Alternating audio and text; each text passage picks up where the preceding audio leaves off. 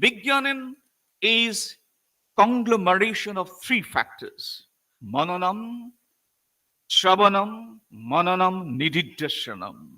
Shravanam is listening. Mananam is churning within yourself. Nididhyasanam is deep meditation through which you live with the ideas that has been encapsulated or that has been conceptualized. So when I talk about Bigyan, it is the composition of three factors: the Shravanam, Mananam, and the Nididhyasanam. And Bhupen Hazarika, the doyen of Assamese singer, he talked about Zilikaba Lui Torepar when he was inaugurating, writing the theme song for Guwahati University. He wrote a song, it's called Zilikaba Lui Torepar. That means education will glitter the banks of river Brahmaputra. And he said, হাসিপাতে ভাষা দিব চিফুঙে আশা দিব ৰং ধৰে মেলিব দুবাৰ সমাজে সাবটিব মহান মানৱতা বিজ্ঞানে আনিব জোৱাৰ. What does it mean? It means Hasipat, the bark tree, will ensure the traditional scriptures. Sifung, the ethnic heritage, we must get inspired from our ethnic traditional heritage. Ranghar, the amphitheater of the mighty Mughals, it will open the knowledge door. And he says, Homaze Habotivo Mohan Manabota. This is a very important component of education. Education without humanity. Education is to know. Education is to do. Education is to be. And education is to live together. In spite of our constraints, deficiencies, we must imbibe this teaching among our humanity, value among our students. And last, he says, Bigyane anibo juar, the logical thinking. The methodology has to be scientific inquiry, scientific thought process.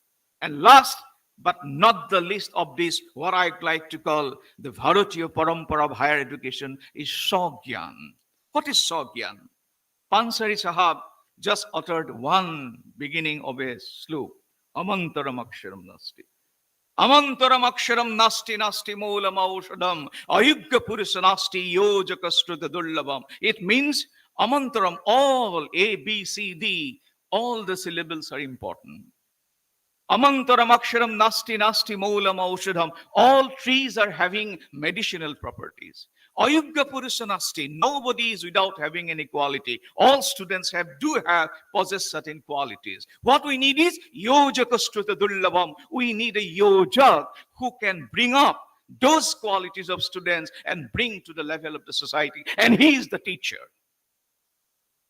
So these are the qualities that we need. So that Sogyan, we need to bring it from our students. I believe we need to focus on Vivekananda's concept of education.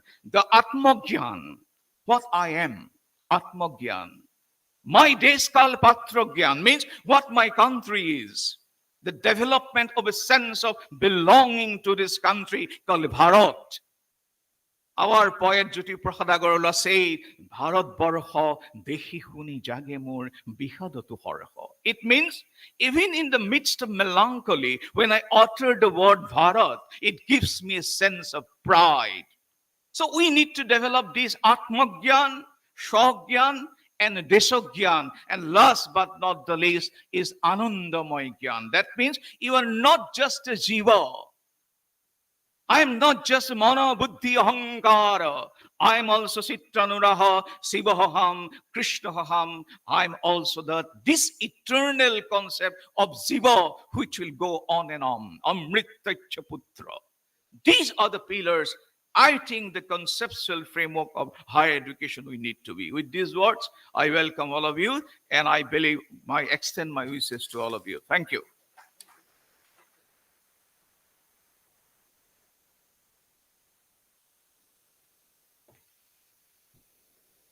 Thank you, sir.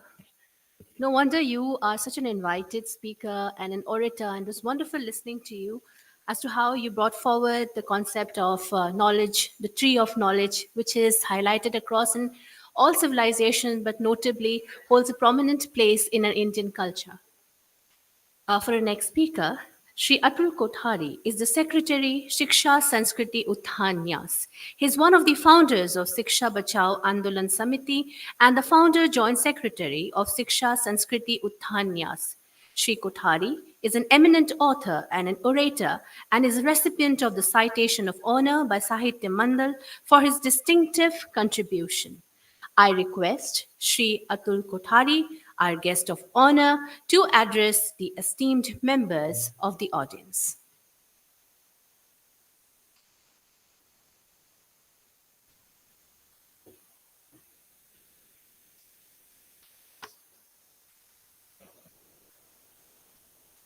पूर्वोत्तर के राज्यों का कुल गुरुओं का इस सम्मेलन के उद्घाटन सत्र के मंच पर उपस्थित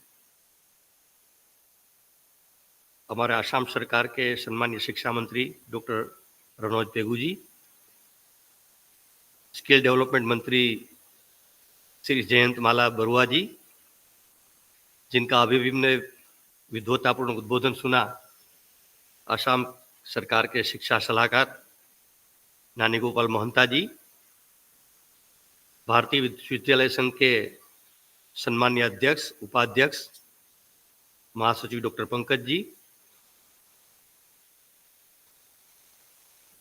आसाम रॉयल ग्लोबल यूनिवर्सिटी के सम्मान्य कुलाधिपति कुलपति, सभागार में उपस्थित सभी सम्मान्य कुलपति महोदय,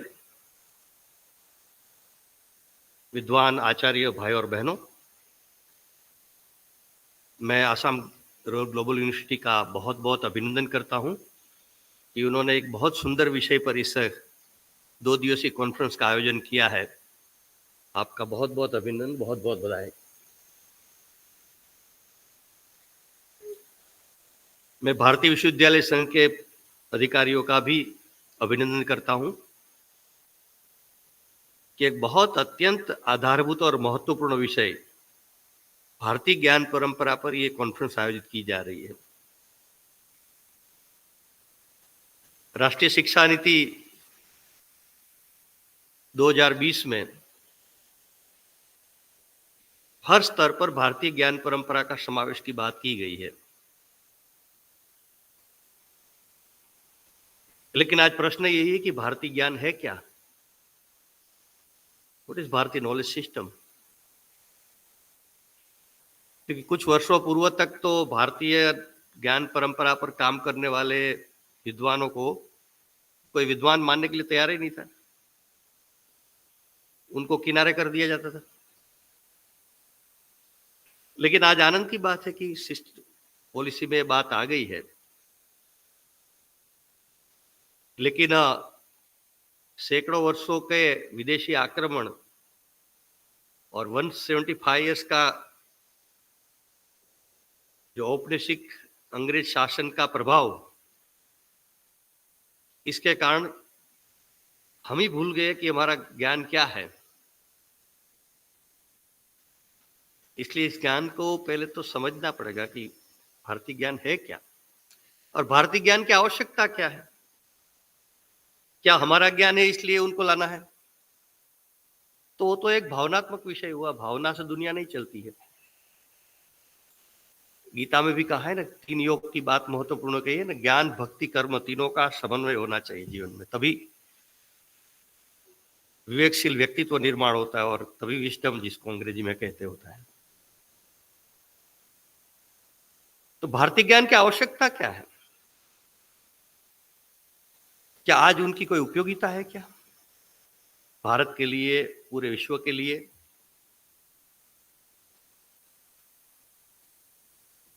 मैं अमेरिका गया था 2015 में, 2015 में, तो मैंने देखा कि भारत से ज्यादा तो योग के सेंटर अमेरिका में खुले हुए हैं।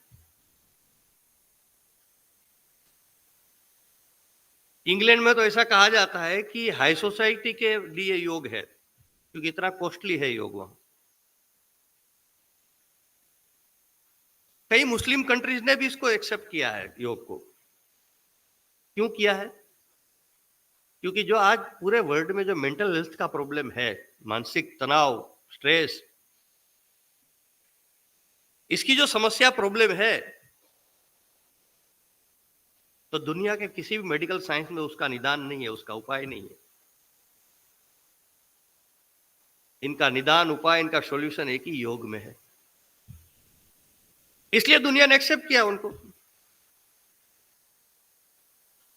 लेकिन भारत में तो हजारों साल से योग की परंपरा है। तब तो कोई मेंटल हेल्थ का, तनाव का, स्ट्रेस का कोई प्रॉब्लम ही नहीं था। तो इसका तात्पर्य क्या है कि दुनिया में आज जो सोच है कि कोई भी प्रॉब्लम क्रिएट होता है तब हम सॉल्यूशन के लिए निकलते हैं, ढूंढने के लिए। कोरोना आया, सॉल्यूशन ढूंढ रहे, अभी तक तो मिला नहीं है। तो भारतीय थिंकिंग, भारतीय सोच, भारतीय ज्ञान, भारतीय दर्शन यह है कि प्रॉब्लम क्रिएट ही ना हो, इस प्रकार की थिंकिंग, इस प्रकार की सोच, इस प्रकार का नॉलेज का क्रिएशन करना। और फिर भी प्रॉब्लम क्रिएट होता है तो सॉल्यूशन हमारे पास हो। इसलिए आज भारत ने, पूरी दुनिया को भारतीय ज्ञान चाहिए।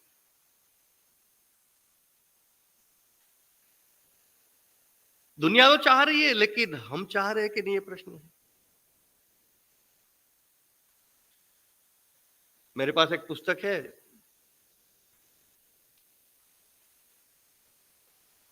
भारत क्या है।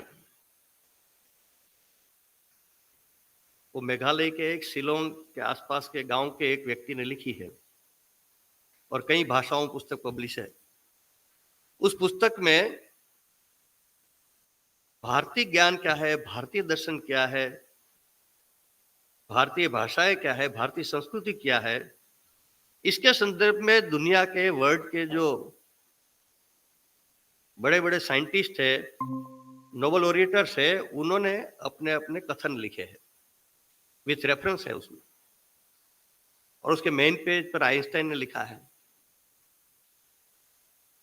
मुखपुष्प पर ही आइंस्टाइन का एक कथन है कि भारत के ऋषि मुनियों ने अगर हमको गिनती, काउंटिंग नहीं सिखाया होता तो दुनिया में साइंस और टेक्नोलॉजी के फील्ड में जो भी आज रिसर्च हो रहा है वो संभव ही नहीं हो पाता। और प्रत्येक विद्वानों ने, अधिकतर विद्वानों ने देश वेद उपनिषद का उल्लेख किया है। इसका तात्पर्य है कि उन्होंने वेद उपनिषद का स्टडी किया है।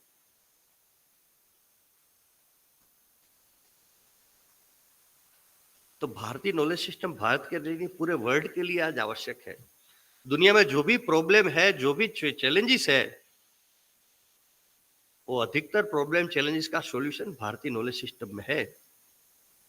इसलिए दुनिया चाह रही है और इसीलिए भारतीय नॉलेज सिस्टम पर हमने काम करना है और इसीलिए राष्ट्रीय शिक्षा नीति में भारतीय नॉलेज सिस्टम को इंट्रोड्यूस करने की बात आई है।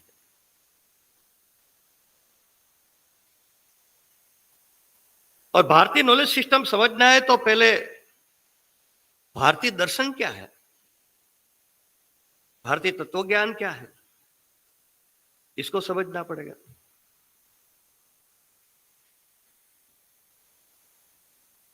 भारतीय दर्शन में सृष्टि, विश्व और परमेष्टि, आत्मा, परमात्मा और प्रकृति, इनके रहस्यों को तर्क और अनुभव, लॉजिक और एक्सपीरियंस के आधार पर संपूर्णता में समझने का लगातार प्रयास चलता रहा है।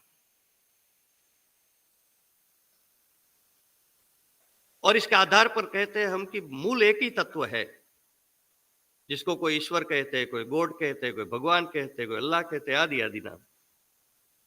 इसी से ही सारी सृष्टि का सृजन हुआ है। जीव, जंतु, पशु, पक्षी, चर अचर, सब इसी एक तत्व से ही निर्माण हुआ है। और इसी से कॉन्सेप्ट आया जिसका उल्लेख हुआ कि वसुधैव कुटुंबकम। क्यों भारत ने ही कहा, दूसरे दुनिया देशों ने नहीं कहा? क्योंकि हम मानते हैं कि इस सृष्टि में जो भी है वो एक ही तत्व से निर्माण हुआ है, तो सब एक परिवार है और इस परिवार के सब अंग है, तो आपस में कैसे झगड़ा?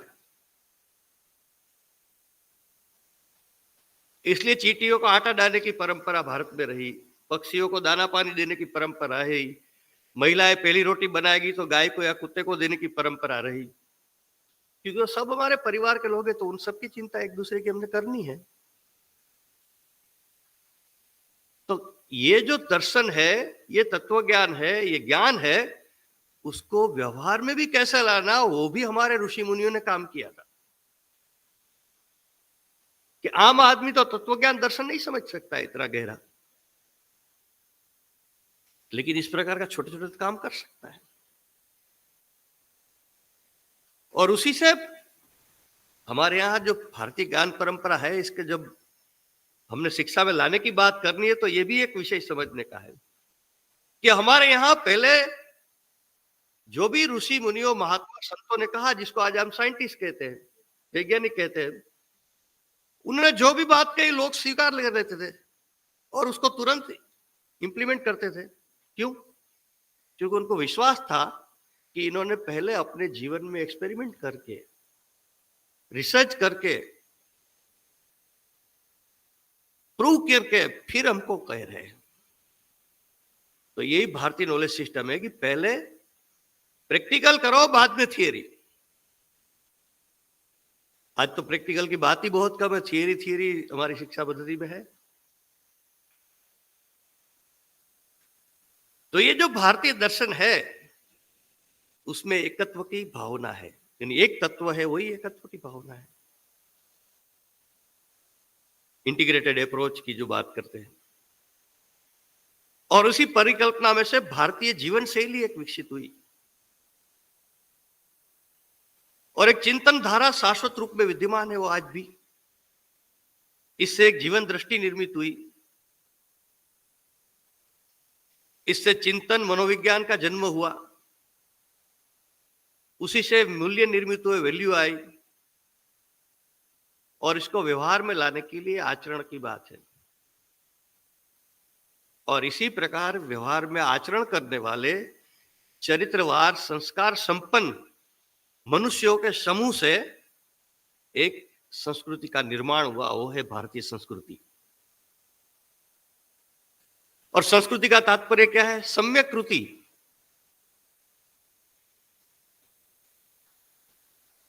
बैलेंस कृति। तो ये संस्कृति है, और हमारी संस्कृति कहते हैं सनातन है। तो सनातन का तात्पर्य क्या है? नित्य नूतन चिर पुरातन। हमारी संस्कृति तो बहुत पुरातन है, हजारों साल पुरानी है, लेकिन वो नित्य नूतन है। वो जो चिर पुरातन है और नित्य नूतन है, उस पर हम लोगों ने शिक्षा में काम करने की आवश्यकता है। कि हमारे ग्रंथों में कॉन्सेप्ट तो सभी है, सभी विषयों के हैं। उस कॉन्सेप्ट को आधार बनाकर आज की मॉडर्न युग की आवश्यकता है, उसके अनुसार एजुकेशन सिस्टम डेवलप करना, यह सनातन का तात्पर्य है। तो नित्य नूतन चिर पुरातन, इस प्रकार की हमारी संस्कृति है। मार्क ट्वेन ने कहा था ना भारतीय संस्कृति के बारे में कि भारत उपासना पंथों की भूमि है, भारत उपासना पंथों की भूमि है, मानव जाति का पालना है, भाषा की जन्मस्थली है, इतिहास की माता, पुराणों की दादी, परंपराओं की परदादी। मनुष्य के इतिहास में जो भी मूल्यवान और सृजनशील सामग्री है, उसका भंडार अकेले भारत में है। और इसके आधार पर हमारे यहाँ समय समय पर विद्वानों ने, ऋषि मुनि जिसको कहते थे, संतों कहते थे, आज विद्वान कहेंगे, उन्होंने अलग अलग प्रकार के ग्रंथों का निर्माण किया। 4 वेद, 18 पुराण, 108 उपनिषद, रामायण, महाभारत, जैन आगम ग्रंथ जैनों का, बौद्धों का त्रिपिटक, सिखों का गुरु ग्रंथ साहिब, आदि आदि। और इसी परंपरा से आज तक कई लोगों ने काम करते रहे हैं। तो इस प्रकार का जो हमारा भारतीय नॉलेज सिस्टम है, इसको आज सिस्टम में लाने की बात करनी है। सिस्टम में सिर्फ लाना है, यानी सिलेबस में लाने की बात नहीं है। सिलेबस में तो लाना ही है, तो मेन है बेस। लेकिन सभी स्तर पर भारतीय नॉलेज सिस्टम को इंट्रोड्यूस करना है। पाठ्यक्रम में तो आएगा ही, शिक्षा अधिगम प्रक्रिया में आना चाहिए, परीक्षा और मूल्यांकन, एग्जामिनेशन, इवोल्यूशन में, रिसर्च में, इस प्रकार के पूरे हमारे शैक्षिक संस्थानों परिवेश में सभी स्तर पर भारतीयता को कैसे लाना है, इस पर यहाँ चर्चा विमर्श होना चाहिए। तो मैं जैसे पूरे समय नहीं है अभी, इसलिए मैं संक्षिप्त में कंक्लूड कर देता हूं कि भारतीय दर्शन तत्व ज्ञान क्या है वो समझना है, भारतीय संस्कृति यानी सनातन संस्कृति क्या है वो बात महत्वपूर्ण है, फिर हमारे इतने सारे ग्रंथों है उसका अध्ययन करने की बात है, फिर उसको सिस्टम में लाने की बात है। बहुत आनंद की बात है कि इस विश्वविद्यालय ने भारतीय ज्ञान परंपरा पर एक अलग विभाग शुरू किया है, इसलिए मैं चांसलर, वाइस चांसलर और इस विश्वविद्यालय परिवार का सभी का बहुत बहुत अभिनंदन करता हूं। भारत सरकार ने भी भारतीय ज्ञान परंपरा पर एक विभाग शुरू किया है।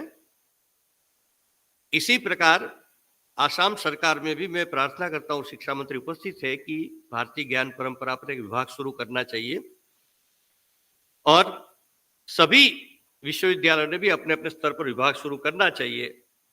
और भारतीय ज्ञान परंपरा को एक विषय नहीं है, भारतीय ज्ञान परंपरा हर विषय में स्वतंत्र अलग अलग है, इसलिए हम सब विद्वानों ने, सभी आचार्यों ने अपने अपने विषय में भारतीय ज्ञान परंपरा क्या है इसका अध्ययन चिंतन प्रारंभ करना चाहिए, तब उसको सिस्टम में लाने की बात आएगी। मुझे इस महत्वपूर्ण आयोजन में बुलाया और मेरा विचार व्यक्त करने का अवसर दिया, इसलिए भारतीय विश्वविद्यालय संघ के पदाधिकारी और रॉयल ग्लोबल यूनिवर्सिटी के सभी परिवार के लोगों का मैं बहुत बहुत धन्यवाद करता हूँ। Thank you, sir. Moving ahead with the agenda, our next speaker, Sri Jayanta Mollo Borua, is currently the Cabinet Minister in the Government of Assam and holds the portfolio of Public Health Engineering, Skill, Employment and Entrepreneurship and Tourism. During his tenure as the chairperson of the Assam Tourism Development Corporation, he drew attention by holding the Filmfare Award show in Assam, the first time that the show was held outside Mumbai in its 65-year history. Truly a dynamic and trailblazing leader, I now request Sri Jayanta Mollo Borua, a guest of honor, to address the esteemed members of the audience.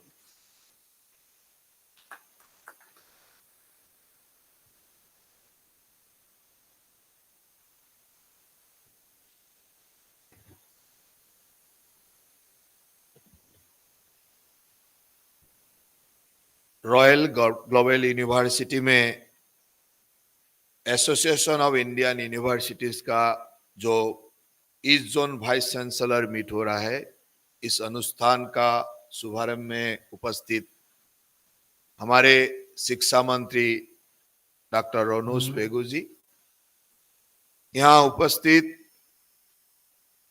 Royal Global university का chancellor, vice chancellor प्रमुख, पूरे university का family, हमारे असम सरकार का शिक्षा विभाग का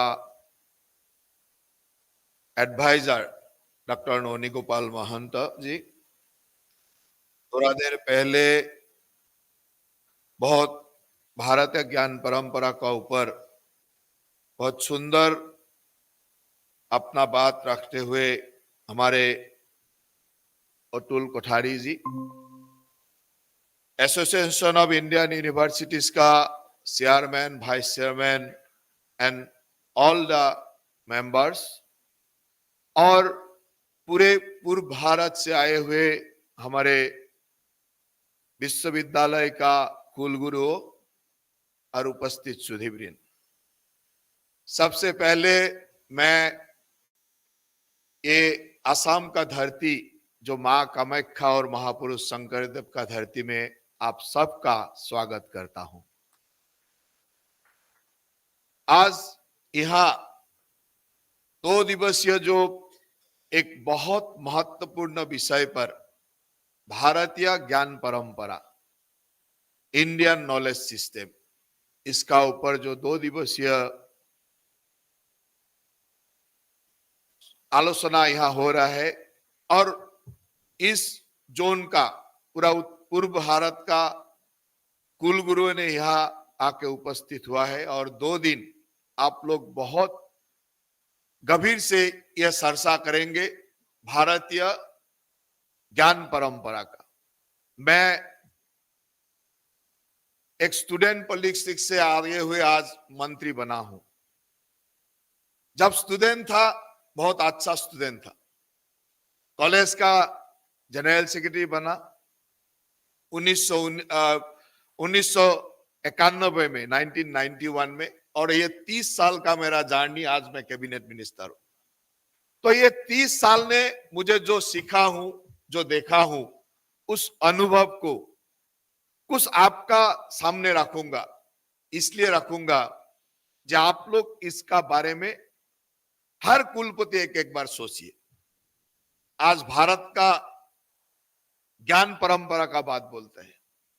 भारत, भारत, भारत, भा मीन्स ज्ञान, उज्जवल पोहर, रत डिस्ट्रीब्यूशन। ये हम लोग भारत, भारत बोलने से बोलता है जे भारत को ज्ञान डिस्ट्रीब्यूट करने के लिए ये भारत का जन्म हुआ था। और यही भारत में आज ऐसा बात है, आज भारत का ज्ञान परंपरा का डिस्कस करने का, विचार करने का समय आ गया है। लॉर्ड मैकल ने जो शिक्षा शुरू किया था, ब्रिटिश ने जो शिक्षा शुरू किया था, आज ये शिक्षा कितना जरूरी है, ये एक बार सोचना है। कॉलेज में, स्कूल में मैं अच्छा स्टूडेंट था। जब मैं पॉलिटिक्स में आया, कॉलेज का जनरल सेक्रेटरी बना, पॉलिटिक्स में आया, जब तक मैं एमएलए नहीं बना 2011 तक, मेरा जितना दोस्त था सब लोग बोलता था ये बहुत अच्छा पढ़ाई में था, ये कहां पॉलिटिक्स में है, इसका जिंदगी बर्बाद हो गया, कुछ बना नहीं। जब एमएलए बना तब बोला है कुछ तो बना है ये। अब मंत्री बना हूं तब हमारा जितना साथी है बोलता है जे हमारा पूरा टीम का, पूरा क्लास का जितना था, सबसे अच्छा आजकल जयंत का ही है। सोचिए, एक ही आदमी हूं मैं। आज ऐसा होता है, हम लोगों का बहुत सारे लोग, गांव में जाता हूं, बहुत सारे लोगों को मिलता हूं, क्योंकि हम लोग 30 साल से पॉलिटिक्स में हूं, समाज में हूं, तो हम तो एक सोशल, या तो आप सोशल साइंटिस्ट ही बोल सकते हैं। हम लोगों को मिलता हूं, एक रिक्शा चलाने वाला का साथ भी बात करता हूं, आईएएस ऑफिसर का साथ हरदम तो काम ही करना पड़ता है।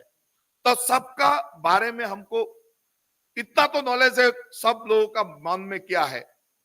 जब गांव में जाता हूं, सब कॉलेज में पढ़ने वाला लोगों को मिलता हूं, बहुत अच्छा स्टूडेंट था, फिजिक्स का स्टूडेंट था, बोलता हूं, बोले क्या कर रहा है। थोड़ा देर पहले नोनिदा ने बोला है, वो बोलता है एलआईसी एजेंट। वो फिजिक्स का स्टूडेंट था, एलआईसी एजेंट बन गया।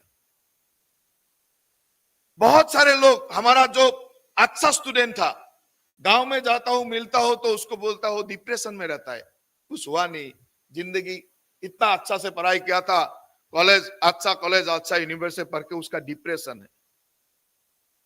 कभी कभी हमारे जो दोस्त है, कोई अमेरिका में सेटल हो गया, सिलिकॉन सिटी में है, वहां से फोन आता है, जयंत बहुत सोचा था, जो मिलना था वो मिल गया, बहुत अच्छा नौकरी भी मिला है, लेकिन जिंदगी में सुख नहीं है, बेटी ऐसा है, बेटा ऐसा है, वो है, वो है। तो क्या शिक्षा का क्या है? उसको सब मिल गया, सिलिकॉन सिटी में अच्छा नौकरी भी मिल गया, लेकिन उसका बीबी के लिए वो बोल रहे हैं जयंत ऐसा है, ये है। तो ये शिक्षा व्यवस्था हमको क्या सिखा रहा है? अभी मैं स्किल डेवलपमेंट का मिनिस्टर हूं, एम्प्लॉयमेंट डिपार्टमेंट मेरा ही पास है, रजिस्ट्रेशन खोलता है, एम्प्लॉयमेंट एक्सचेंज का रजिस्ट्रेशन, ऑनलाइन रजिस्ट्रेशन होता है। कितना रजिस्ट्रेशन? अनएम्प्लॉयड का रजिस्ट्रेशन 12 लाख, 14 लाख। जब कैलकुलेशन करके देखता हूं जो कितना है, ग्रेजुएट कितना है, पोस्ट ग्रेजुएट कितना है, एमबीए कितना है, देखने से डर लग जाता है। इतना लोग, ग्रेजुएट लोग, पोस्ट ग्रेजुएट लोग, क्या हो गया है? हम लोग को क्या करना चाहिए? और जब गांव में कभी जाता हूं, सबसे जो पढ़ाई में खराब था हमारा गांव का, वो था किसी ने थोड़ा बहुत बिजनेस शुरू कर लिया, आज बहुत अमीर बन गया, उसका भी इतना अच्छा साल सलान, उसका लाइफस्टाइल देख के सोचता हूँ अरे ये पढ़ने वाला इतना अच्छा बुद्धि था, वो उसका कुछ नहीं हुआ, सबसे खराब वो पढ़ने का कुछ ये नहीं था, उसका इतना अच्छा चल रहा है। लोग बोलता है भाग्य है, ये भाग्य नहीं है, ये एजुकेशन सिस्टम का क्या जरूरत है, आप कुलपति एक बार सोचिए, ये सोचने का विषय है। 2011 में एमएलए बना था, तब हमारा मुख्यमंत्री जी एजुकेशन मिनिस्टर था। मुझे बोला गया कि तुम्हारा एरिया में एक यूनिवर्सिटी बनाऊंगा, क्योंकि उसका घर भी मेरा कॉन्स्टिट्यूएंसी में है, ओरिजिनल उसका पिताजी का घर, तो उसका अपना एरिया में एक यूनिवर्सिटी बनाने का शौक था। वो बोला है जो यूनिवर्सिटी बनाऊंगा, एक संस्कृत यूनिवर्सिटी। आज कुलपति जी वहां बैठा हुआ है। लोगों ने मुझे बोला जो तुम लोग क्यों संस्कृत यूनिवर्सिटी बनाना चाहते हैं? यूनिवर्सिटी बनाना है तो कोई अच्छा यूनिवर्सिटी, वो संस्कृत का यूनिवर्सिटी क्यों? संस्कृत एंड एंशियंट स्टडीज का यूनिवर्सिटी शुरू किया 11 में। तब लोगों ने मुझे बोला था ये क्या काम का होगा, संस्कृत यूनिवर्सिटी क्या होगा? लेकिन हमारा जो हिस्ट्री था हमारा एरिया का, वो था संस्कृत विद्वानों का एरिया, नलबाड़ी संस्कृत विद्वानों का एरिया। तो संस्कृत का यूनिवर्सिटी बना। आज कुलपति जी बैठा हुआ है, आज उसका बहुत सारे लोगों ने बोलता है जब बहुत अच्छा डिसीजन लिया था यह संस्कृत यूनिवर्सिटी बनाने का।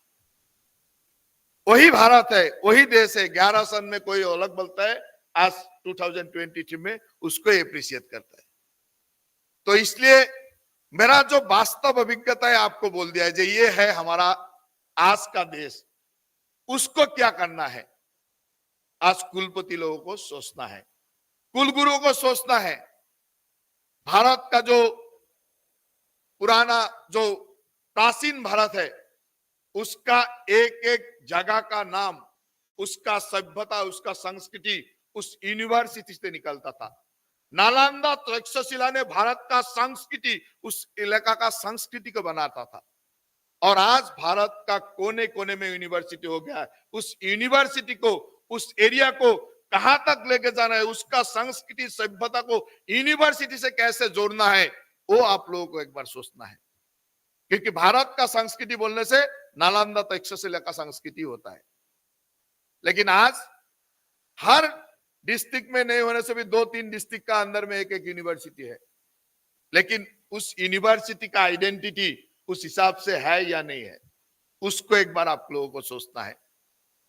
भारतीय ज्ञान परंपरा, इंडियन नॉलेज सिस्टम ऐसा है, आज भी मॉडर्न साइंस में जो निकलता है उसका एकदम ओरिजिनल देखने जाएंगे तो हमारे कई ऋषि मुनियों का ही बात होगा। भरद्वाज ने 5,000 साल पहले जो बोला था, पराशर ने 5,000-4,000 साल जो पहले बोला था, सौरक ने जो बोला था, वही आज मॉडर्न साइंस है, वही के ऊपर हम लोग चल रहा है। लेकिन हमारा ज्ञान परंपरा का जो आदर होना चाहिए था, जो बोलना चाहिए था, वो हमारा पास नहीं है। या तो हम लोग समझ नहीं सका, या तो हम लोग अपना बोल के नेग्लेक्ट किया। अभी समय आ गया है। आज जितना शिक्षित, एक समय था ब्रिटिशों ने सोचा था कि क्लार्क बनाना है, शासन करना है, तो एक शिक्षा व्यवस्था डेवलप किया। थोड़ा बहुत उसको शासन ही करना था, इसलिए शासन करने के लिए तो बनाया था। हमारे लोगों ने इस सिस्टम में आ गया, उसका शासन व्यवस्था में उसको जितना लोगों का जरूरत था इतना ठीक था। अभी 14 साल का नीचे हर आदमी को शिक्षा का अधिकार है, तो 100% लोगों को हमको सिखाना है, 100% लोगों को शिक्षित करना है, और शिक्षित होने का बाद अनएम्प्लॉयड नहीं करना है। शिक्षित हो गया और सब लोग सोचता है जो शिक्षित हो गया तो आजकल जब पोस्ट ग्रेजुएट कर लेता है, उसके बाद उसका दिल में ऐसा आ जाता है कि मैं पोस्ट ग्रेजुएट हूं, मैं ये काम क्यों करूंगा, मैं ग्रेजुएट हूं, मैं ये काम क्यों करूंगा। उसका बाद वो अनएम्प्लॉय बन के बैठ जाता है। और ऐसा देश है, अनएम्प्लॉय जो स्किल आदमी है वो कैसे अनएम्प्लॉयड हो सकता है? आज मैं यहां बैठे हुए सब लोग, सबको एक बार पूछिए, स्किल आदमी का संधान में है सब लोग। हमको एक अच्छा ड्राइवर चाहिए, हमको एक अच्छा कुक चाहिए, हमको एक अच्छा लोग चाहिए, हमको एक अच्छा काम करने का लोग चाहिए, सब अच्छा लोग का संधान में है। हम लोग अच्छा लोग ढूंढते रहता है, लेकिन इस देश में 100 करोड़ 150 करोड़ आबादी में 30 करोड़ अनएम्प्लॉयड, 40 करोड़ अनएम्प्लॉयड। इस आसाम में 3 करोड़ लोगों में 3 करोड़ 30 लाख लोगों में रजिस्टर्ड अनएम्प्लॉयड है 12 लाख 13 लाख 14 लाख। लेकिन हम लोग सब ढूंढ रहा है स्किल आदमी चाहिए। एक अच्छा बाल काटने वाला लोग भी महीने में 5 लाख कमा लेता है, लेकिन एक पीएचडी स्कॉलर बहुत सारे डिग्री लेके भी वो बैठा रहता है, डिप्रेशन में है। क्या होगा मेरा, क्या है मेरा, मेरा कुछ नहीं है। ऐसा हो गया आज का माहौल। इसलिए पूरे पूर्व भारत का कुलपति यहाँ भारतीय ज्ञान परंपरा का डिस्कस करने के लिए आप लोग यहाँ आए हैं। मेरा 30 साल का जो अनुभव है वही अनुभव को आप लोगों का सामने रखा हूं। आप लोग एक बार सोचिए, मेरा अनुभव मेरा कला नहीं है, यह समाज का अनुभव है। इस अनुभव को लेके हम लोग को नेक्स्ट स्टेप क्या करना है। भारतीय ज्ञान परंपरा में क्या दिखाया था, जो वैदिक युग में जो गुरुकुलीय शिक्षा व्यवस्था होता था तब कोई अनएम्प्लॉयड होता था क्या? आज का डेट में कोई भी लड़का पढ़ने का टाइम में उसका अंतर में डर रहता है कि मैं पढ़ने का बाद क्या होगा, मेरा पढ़ने का बाद क्या होगा, कहां एम्प्लॉयमेंट मिलेगा, क्या करूंगा। सब लोगों का यही है, एक अच्छा, सबका फर्स्ट चॉइस है एक अच्छा गवर्नमेंट नौकरी, सरकारी नौकरी। क्यों सब लोग सरकारी नौकरी का पीछे घूम रहा है? क्यों सोचता है कि सरकारी नौकरी उसका सिक्योर्ड लाइफ है? और इतना शिक्षा मिलने का बाद भी उसका बेटा को वो शिक्षित नहीं बना सका। बेटा ड्रग्स एडिक्ट बन गया, बेटी इधर उधर घूम रहा है, उतना शिक्षित बन गया लेकिन उसका घर को ही संभाल नहीं सका। तो उसका शिक्षा का क्या वैल्यू है? कहीं हम लोगों का जो शिक्षा व्यवस्था था, जो अतुल जी ने बोला था, जो गॉड से शुरू होता है, भगवान से शुरू होता है, उसका आज जरूरत है क्या? वो आध्यात्मिक शिक्षा, जो रिलीजियस नॉलेज, उसका क्या जरूरत है? आज का जमाना में इसका कितना महत्व है उसको समझना है। हम लोगों ने तो अपना सक्सेस स्टोरी बताते रहता है, ये मैं सक्सेस हो गया, मेरा ये हो गया, मेरा वो हो गया, मेरा प्रमोशन मिल गया, मेरा नौकरी मिल गया, मैं वहां एस्टेब्लिश हुआ, मेरा इतना पैसा हो गया, मेरा इतना गाड़ी हो गया। तो उस सिस्टम में उसका बाद भी कोई लोग सुखी नहीं है। यूजीसी ने इतना प्रोफेसर को लाखों 1.5 लाख 2 लाख रुपया क्यों तनख्वाह देता है? लोग सोचता है जो उसको गाड़ी खरीदना है, अच्छा लाइफस्टाइल लेना है, इसलिए देता है क्या यूजीसी ने? आज प्रोफेसर लोगों का घर में कंपटीशन चलता है, उसका मारुति खरीदेगा, इनोवा खरीदेगा या फॉर्च्यूनर खरीदेगा, लेकिन उसका घर में एक अच्छा लाइब्रेरी, जो सबसे बड़ा लाइब्रेरी कौन सा प्रोफेसर का घर में होगा, उसका लोग नहीं सोचता है। तनख्वाह देता है 1.5 लाख 2 लाख, क्यों? उसका घर में महीने में 10,000 15,000 रुपया का तो किताब खरीदने का तो मन होना चाहिए। उसका तनख्वाह इसलिए दिया गया है जो उसको तनख्वाह से थोड़ा किताब खरीदे, थोड़ा ज्ञान बढ़ाए, उसको लोगों को फिरे, इसलिए तनख्वाह देता है। लोगों को गाड़ी खरीदने के लिए तनख्वाह नहीं देता है। वो सोचता है मारुति मेरा काम हो गया, अभी इनोवा चलना है, मेरा गैरेज बड़ा करना है, लेकिन मेरा लाइब्रेरी बड़ा नहीं करना है। ये सिस्टम हो गया आज का। बोलने से लोग खराब पाता है, ये लोग ये जाता यही उधर बोल देता है, वो इज्जत उसको बेइज्जत कर देता है, लेकिन सच बात ये है। हम लोग को बोलने से खराब लगता है, बोल देता है ये मंत्री आके ये बोल देता है, लेकिन ये वास्तव है, रियलिटी है। आज का गांव में जाएगा, प्रोफेसर का अपना कंपटीशन रहता है, कौन अच्छा घर बना सकता है, कौन अच्छा गाड़ी खरीद सकता है। इसके लिए वो प्रोफेसर बना है क्या? आज का डेट में ऐसा हो गया है कि हम लोग अपना एम इन लाइफ पूछने से क्या बोलता है? एम इन लाइफ क्या है? डॉक्टर, इंजीनियर, प्रोफेसर, ये उकिल। एम इन लाइफ ये होता है क्या? ये तो आधा एम इन लाइफ है। एम इन लाइफ होने से मैं डॉक्टर बनूंगा और लोगों को सेवा करने के लिए दिन रात काम करूंगा, वही एम इन लाइफ होता है। एम इन लाइफ तो अधूरा हो गया जब मैं डॉक्टर बनूंगा। डॉक्टर बनना तो है, ठीक है, डॉक्टर बन के क्या करेगा? तुम्हारा दफ्तर बनने में तो गवर्नमेंट का 40 लाख रुपया खर्चा हो गया। अभी तुमको जब हम एक रूरल एरिया में अपॉइंटमेंट दे देता हूँ ज्वाइनिंग करने में, तो तुरंत मेरा पास आता है, सर ये तो हमारा गुवाहाटी में थोड़ा देखिए ना। अरे तुमको दफ्तर बनने में सरकार को 40 लाख रुपया खर्चा हो गया, अभी तुमको गांव में जाके सेवा करने का भी मन नहीं है, तो सरकार ने तुम्हारे लिए क्यों खर्चा किया? जब फाइल आता है बहुत सारे लोगों का सस्पेंशन, हम लोग का शिक्षा मंत्री के पास ज्यादा आता है, मेरा पास बहुत कम आता है, फिर भी देखता हूं उसका हिस्ट्री देखता हूं, ये कौन है, ये तो इंजीनियर था और ये मैट्रिक में फर्स्ट डिवीजन मिला था, उस टाइम उसका गांव में पूरा लोगों ने प्रोसेसन किया था उसको लेके। आज वो करप्शन केस में उसका सस्पेंड करना है, फाइल में उसे अप्रूव करना है। दुख लगता है, मन में दुख लगता है।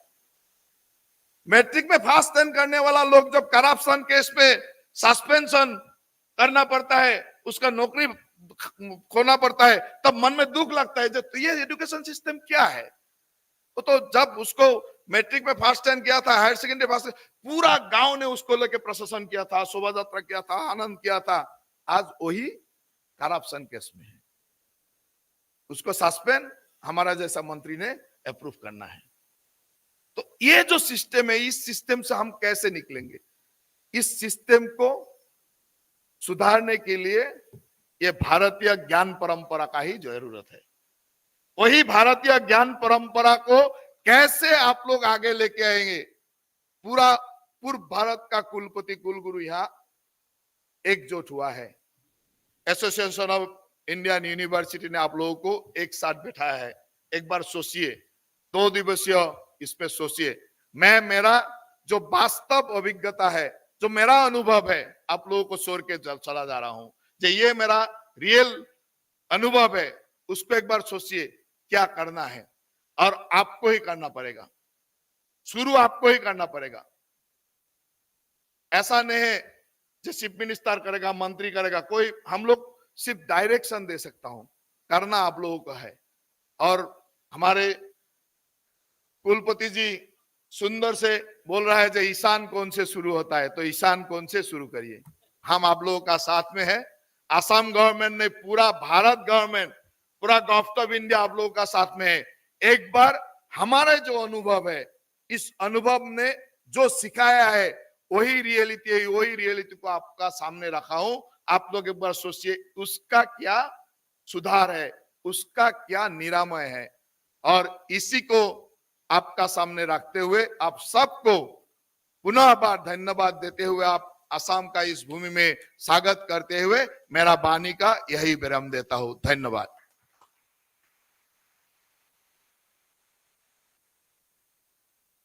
Thank you, sir.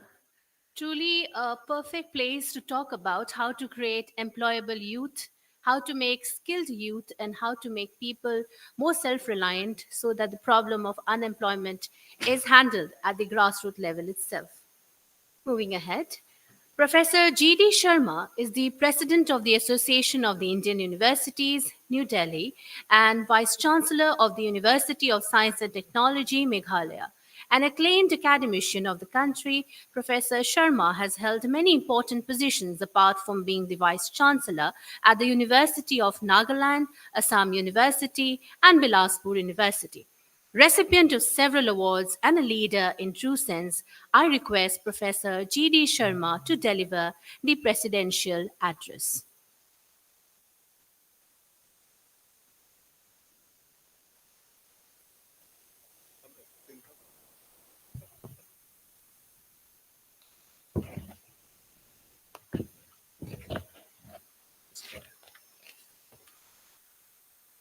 Thank you very much, and good morning to all of you in this inaugural session of East Zone Vice Chancellors Meet on integrating Bharatiya knowledge system into higher education.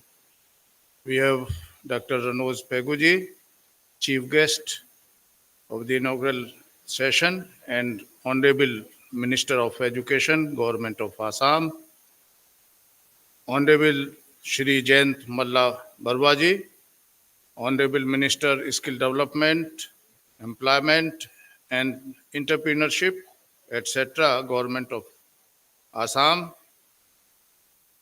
Honorable Dr. Atul Kothari ji, Secretary Shiksha Sanskrit Uthan Nyas, New Delhi, Honorable Professor Dr. Nani Gopal Mahanta ji, Advisor Education, Government of Assam, Honorable Chancellor of Assam Royal Global University, Dr.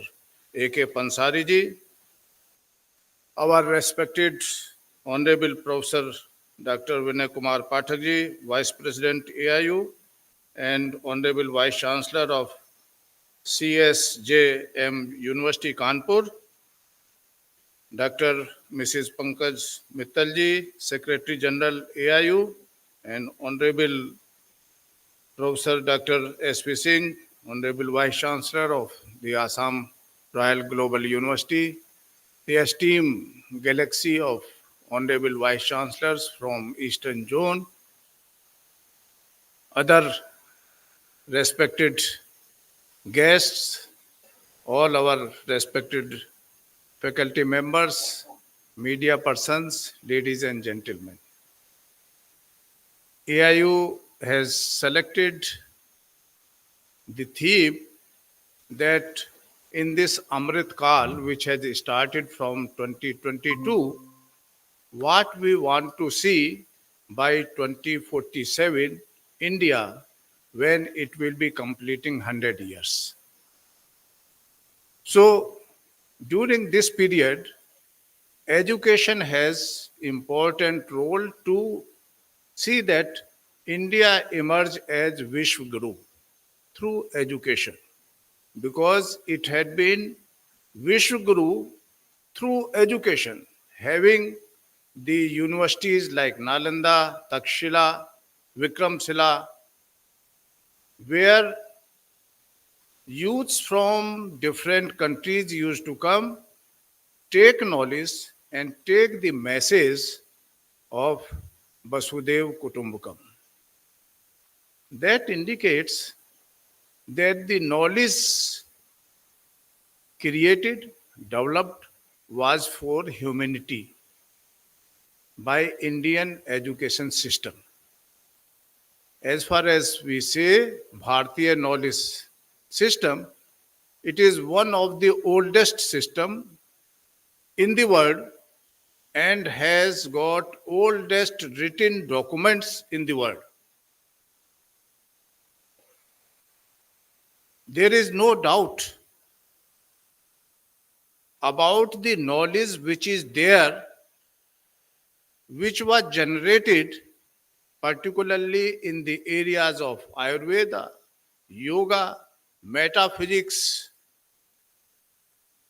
and all related to the total environment conservation, environment development, in which a living being, not only human being, but all living being can live, coexist, and survive and complete their life cycle. And when we say that Atma and Paramatma are all one part, that is why the Indian philosophy believes in community, that means totality, whereas the Western philosophy they have individualistic approach, not community approach. That is the basic difference between our Indian philosophy and the Western philosophy. That is how when we say Bhagwan, the word means every living being is made up of 5 tattva or elements: Bhay, Bhumi, Ge, Gagan, Ve, Vayu, A, Agni, and Ne, Neer. 5 elements. The word, each word in Indian knowledge system has been derived after long discussions and all this. But now, not only since the education is dynamic, system, not stable, and also gets related to the changing world. So now the education needs, particularly our education needs, how this knowledge of Bharat, which has been taken by others, Western people, Germany. Max Muller has translated our English into German, and many of the Bharat Gyan have been converted into scientific knowledge, and now today those scientific knowledge to technology, and this coming area of knowledge, application of technology. That means we need now not only knowledge intensive, which is already in with us, as our honorable minister said, that it is there in language, Sanskrit. This is the only language which is tested by computer grammatically. So thousands of years before given this. So what is required? A great challenge before us as a university. That NEP 2020 gives us an opportunity now not to see towards the only regulatory bodies like UGC getting model syllabus. We are always saying model syllabus is not coming, whereas you are given autonomy. Why don't you develop your own syllabus? 40% now liberty is given. This 40% bring into application. So knowledge should be such which can be scientifically proved, which can be technologically developed, which can produce the product. If these four aspects are taken into Bharatiya knowledge system in our educational system, this will solve the problem of employability. I give few examples, not taking much time, sir, if you allow. Northeast is richest in biodiversity, but we have not thought of converting biodiversity into proving technology, bringing product, and converting this product into the economy. Richest in food diversity, Northeast. We had visited some of the countries. Only on one plant of orchid, their whole economy is there, country's economy. We have more than 950, so much scope. But prove, what are scientifically constituent on that? We were just having this water, but no scientific analysis. If we take this water, how it is going to provide the minerals particular required by the body? Our Adharniya Atul Kothari ji mentioned about our richness, and also that how the yoga has been now accepted by all countries. Why? Because now yoga has proved by doing this scientifically what are the health benefit. 108 types of meditations are known, but can we prove which meditation helps in creating energy in our neuron? If we can create such, then you can produce the product, you can develop and sell it. Today, we have to also see that knowledge should also be related to society and economy. So this is a great challenge, not taking much time because we have technical sessions, we have experts, and I am sure that those things will come now under such our technical sessions, that how these challenges can be obtained, and particularly if for Northeast Eastern region, I just want to say that few years back, there used to be a special train from Guwahati to Bangalore, Chennai for students to go for study. But now our northeast region has such a good universities like here, Royal Global and others, that no special train is available. This is the achievement. I am sure that in future we will also have further achievement in application of Bharatiya knowledge system, as our Honorable Vice Chancellor Dr. S.P. Singh said, Vastu Shastra, but the knowledge of sunrise, everybody knows it starts from Arunachal Pradesh, and the sun energy is the source of life. I am sure that this energy will again start from northeast, having system creating in the higher education where Bharatiya Gyan will give new opportunities, new employability, and also emerge as one of the center of excellence in giving not only the employability to our own use, but also to others. Thank you very much. Thank you, sir, for delivering the presidential address.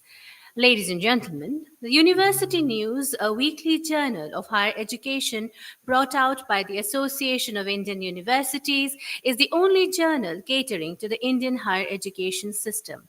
I invite Dr. S. Ramadevi Pani, the editor of University News, on the dais to join the release of the special edition of the journal, and I request Dr. Pallavi Bora and Mr. Tirtharaj Gohai to help in the process of unveiling or revealing the journal.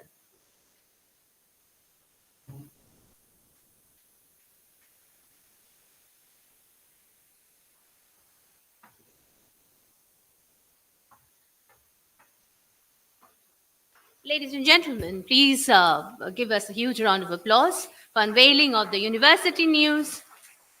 This journal consists of a plethora of articles which have been contributed by vice chancellors, by other faculty members who have contributed on the topic that has been assigned for the AIU East Zone VCs meet.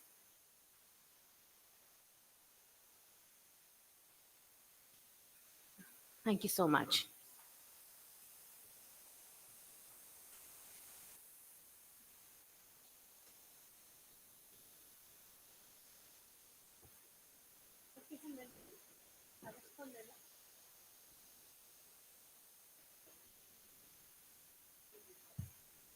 Moving ahead with the agenda, Dr. Ronuj Pegu is the Honorable Minister of Education, Welfare of Plain Tribes and Backward Classes, a seasoned Indian politician and a member of the Legislative Assembly of Assam from Dhemaji. Dr. Pegu's contribution to the development of Assam is commendable. A medical practitioner by profession, Dr. Pegu joined politics at a very young age and became one of the most popular leaders in Assam. His enormous abilities have carved a niche for him in politics and enabled him to achieve important portfolios. I now request Dr. Ronuj Pegu to kindly deliver the inaugural address.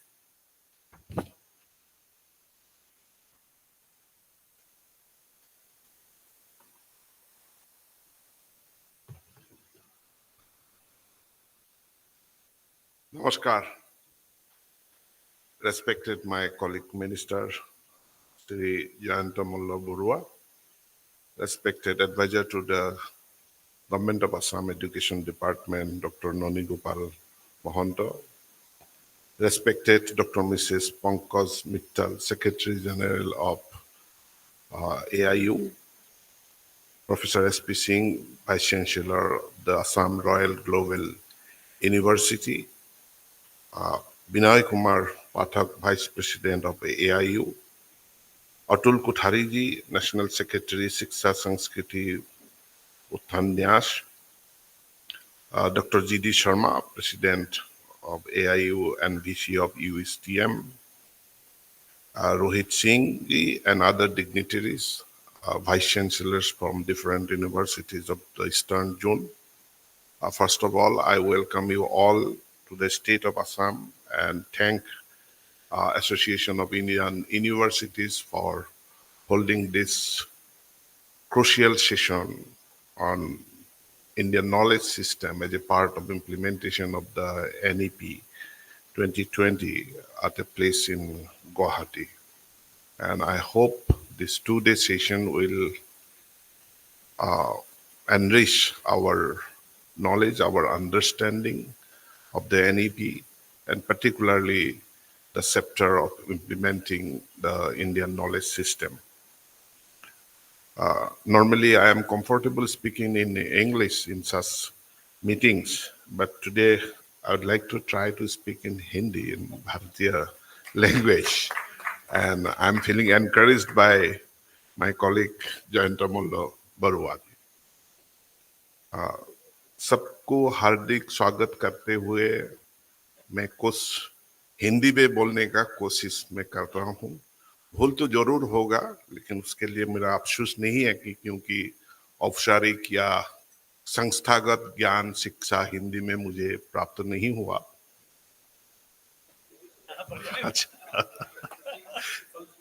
फिर भी ये भारतीय ज्ञान परंपरा का ऊपर एक सभा है, तो इसमें भारतीय भाषा में बोलना मैं बहुत जरूरी समझता हूँ। बुलेट पॉइंट में मैं उसमें कुछ बातें आप लोगों का सामने रखता हूँ। एनईपी 2020 एक ब्रॉड फ्रेमवर्क है, ये कोई रिजिड फ्रेमवर्क नहीं है। ये एनईपी 2020 को हम लोग और इसको समृद्ध करने का जरूरत है, इसको और एनरिच करने का जरूरत है। इसका जो प्रयोग करने जब हम लोग आगे बढ़ेंगे, प्रयोग करने का जो आगे बढ़ेंगे तो बहुत सारे बातें आएंगे, तो उसका ऊपर चर्चा होना चाहिए। हर यूनिवर्सिटी में उसका चर्चा होना चाहिए। बहुत सारे बातें अभी यहाँ रखे गए हैं जो my former speakers, they have already enlightened about the भारतीय ज्ञान परंपरा। जो बात मैं आप लोगों का सामने रखना चाहता हूँ वो है भारतीय ज्ञान परंपरा ये वेद का जो युग है वहां तक सीमित नहीं है, ये संस्कृत भाषा तक सीमित नहीं है। हमारे वेद पुराण शास्त्रों ये ज्ञान का बहुत बड़ा भंडार है, लेकिन एक बहुत बड़ा भंडार जो है, जो प्री वैदिक हम लोगों का नॉलेज सिस्टम है, जो नॉन संस्कृत नॉलेज सिस्टम है। यहाँ के जो आदिवासी लोग हैं, नॉर्थ ईस्ट का जो जनजाति लोग हैं, इन जनजाति लोगों का अपना फिलॉसफी है, उन लोगों का अपना हिस्ट्री है। वो लिखित रूप में नहीं है, लेकिन ऑरल हिस्ट्री उन लोगों का पास है। उन लोगों का पास आज नॉर्थ ईस्ट में जितने सारे भाषाएं हैं उसको गिना नहीं जा सकता। Even in a state like Assam we have more than 100 languages. और लैंग्वेज का मतलब होता है वो एक नॉलेज का, ज्ञान का भंडार, और वो पौराणिक ज्ञान है। तो उसका ऊपर सरसा जितना होना चाहिए था उतना सरसा नहीं हो रहा है। अभी जो तिबेटो चाइनीज लैंग्वेज है, तिबेटो बर्मन जो लैंग्वेज है, उस लैंग्वेज का सबसे बड़ा स्टडी सेंटर कहाँ है? उसका ऊपर सबसे ज्यादा रिसर्च कहाँ हो रहा है? वो भारत में नहीं हो रहा है, वो कोई नॉर्वे में हो रहा है, स्वीडन में हो रहा है। लेकिन उसका ऊपर वो जो हमारे यहाँ नॉर्थ ईस्ट में the Tibeto Burman, Tibeto Chinese जो लैंग्वेज रिसोर्सेस है, उस लैंग्वेज रिसोर्स में बहुत सारे भारतीय ज्ञान परंपरा है। उस ज्ञान परंपरा को का भी चर्चा होना चाहिए। हमारे जो ऑरल हिस्ट्री है, वो ऑरल हिस्ट्री में बहुत सारे ज्ञान परंपरा है, उसका भी चर्चा होना चाहिए। और उसको चर्चा करके हमारे स्कूल में, कॉलेजों में उसका प्रयोग कैसे किया जा सकता है। जयंत मल्ल बरुआ ने जो सुझाव दिया है कि हम लोग एक आदमी को डिग्री दे दिया, he has been educated, he has been declared qualified to be an engineer, but he has not been taught about the society, about the responsibility towards the country, responsibility of सेवा. सेवा उसको सिखाया नहीं गया है कि ये धरती के लिए तुम्हारा दायित्व है, ये कंट्री के लिए, ये देश के लिए, ये समाज के लिए जो दायित्व है वो सिखाया नहीं गया है. शर्मा ने बताया था कि western society it is an individual society, individualistic society, whereas our society is a community based society. One scholar, if I recall her name, she is Sina Iyengar, she had written a popular book, The Art of Choosing. बहुत सारे airport में किताब वो stalls में दिखाई देता है, एक एप्पल है, एक ऑरेंज है. That book is The Art of Choosing. That book is all about the differences of the Western society and our Oriental society. Our Oriental society is a community-based society. So, without educating our children about the community responsibilities, we cannot have the well-rounded human being, well-rounded educated person who will contribute to the country, who will contribute to the society, who will contribute to the community. तो education का अर्थ ये होना चाहिए कि सिर्फ degree देना, सिर्फ certificate देना वहां तक सीमित नहीं होना चाहिए. अभी प्रधानमंत्री जी ने कुछ लक्ष्य रखा है हमारे सामने. ये लक्ष्य इसीलिए रखा गया है, अभी जो बातें हो रहा है, we are talking so much about the demographic dividend, but we all should remember that demographic dividend, it has an expiry date. It has an expiry date, and that is why time is limited.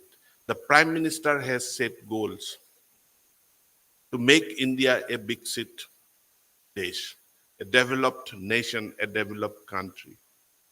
To double the income of the farmers, ये लक्ष्य रखा गया है. ये लक्ष्य रखा गया है कि भारत विश्व गुरु होगा. ये लक्ष्य रखा गया है कि भारत विश्व का एक बहुत बड़ा इकोनॉमी होगा. एक लक्ष्य रखा गया है कि our economy will be a $5 trillion economy. Now, how to achieve these targets? These targets are to be achieved, and we have the benefit of demographic dividends. But how to utilize that demographic dividends? Now, when I talk to some of my higher education colleagues, and when I talked about demographic dividends, they just brushed aside that this is all about the productive force and we have nothing to do with that. We are mostly concerned with our scholars, research, top-notch research and all. हम लोग higher education है, higher education में इसका ज्यादा role नहीं है, इसका role skill education में ही है. ये हम संपूर्ण गलत चिंता है.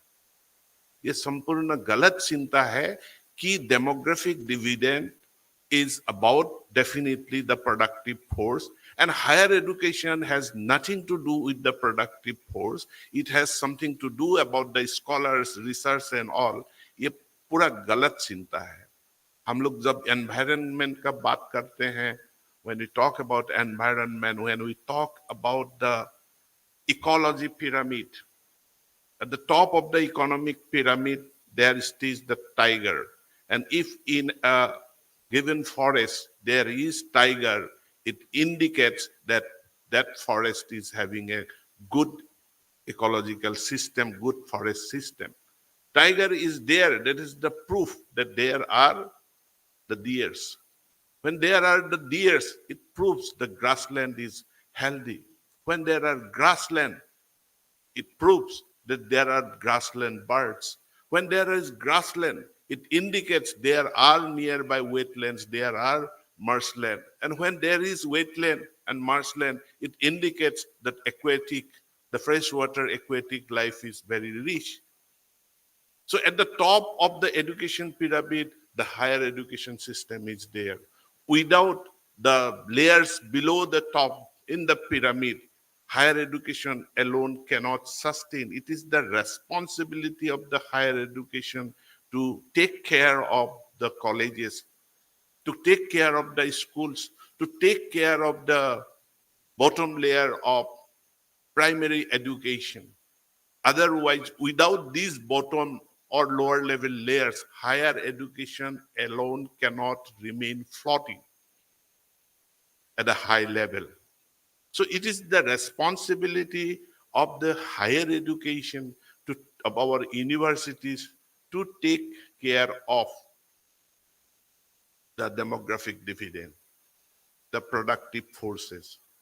And accordingly, if we are targeting to become the big economy of the country, of the world, if we are targeting to become a $5 trillion economy, then everyone, all our educational institutions will have to, all our universities shall have to work towards that. Take the benefit. Sharma has very rightfully says, why you look up to the UGC? Why we wait for a UGC circular? All the universities are autonomous. A framework has been given. You can draw the curriculum, you can select the syllabus, you can design the course. You have all the freedom to do. And doing the freedom, utilizing your freedom, you must keep the target fixed that my contribution, my university shall work to make our youth employable, to make the youth entrepreneur, so that they can generate employment, they can contribute towards the economy. So right now I appeal to all the Kulpatis, all the vice chancellors, keep in mind the targets set by the Honorable Prime Minister of India. He is a visionary leader. He has transformed India like anything, and he is going to transform it further. We need to support him. And in order to support him, we are now sitting at a time of redesigning, redefining the higher education sector. And our target should be we have the benefit of we have a large working productive force, how to make them more productive, how to make them employable, how to convert them into successful entrepreneurs. Coming to one point, the point was raised that every university should open a Indian knowledge system department. I do not oppose, but I do not support either. My concept is, in every department, every subject, they should incorporate Indian knowledge system into their syllabus, into their curriculum. Otherwise, if we are feeling compelled that this NEP has been given and we are to follow and let us open a department and there will be a few students in that department, Indian knowledge system will remain confined. It remain confined to only the few. Everyone will not learn about Indian knowledge system. Whereas the objective is everyone, every student, every teacher, we should all know what is Indian knowledge system. We are talking about, we have a history of thousands of years of the civilization. We have a knowledge system of pre-Vedic period. And we should be aware about it. We should be implementing it into our lifestyle. It should be there in every subject, every department. We have our own philosophy. The orientation of learning something, the orientation of teaching something, it should be guided by our value system. It should be guided by our history. It should be guided by our own knowledge system. Otherwise, the Western system will influence us. And once all our students are influenced by the Western individualistic society, we are going to fail. We should, at all times, we should be proud that we are a community-based society. We should be proud that we are different from the Western society. And we should be proud that the community-based society are progressing very well. They are doing very well. We should be proud. We should be aware that the individualistic society of the West, they are now plagued with so many problems of lifestyle, whereas we are not facing those kind of problems. So that community orientation should be given to our students. It should be incorporated into our education system.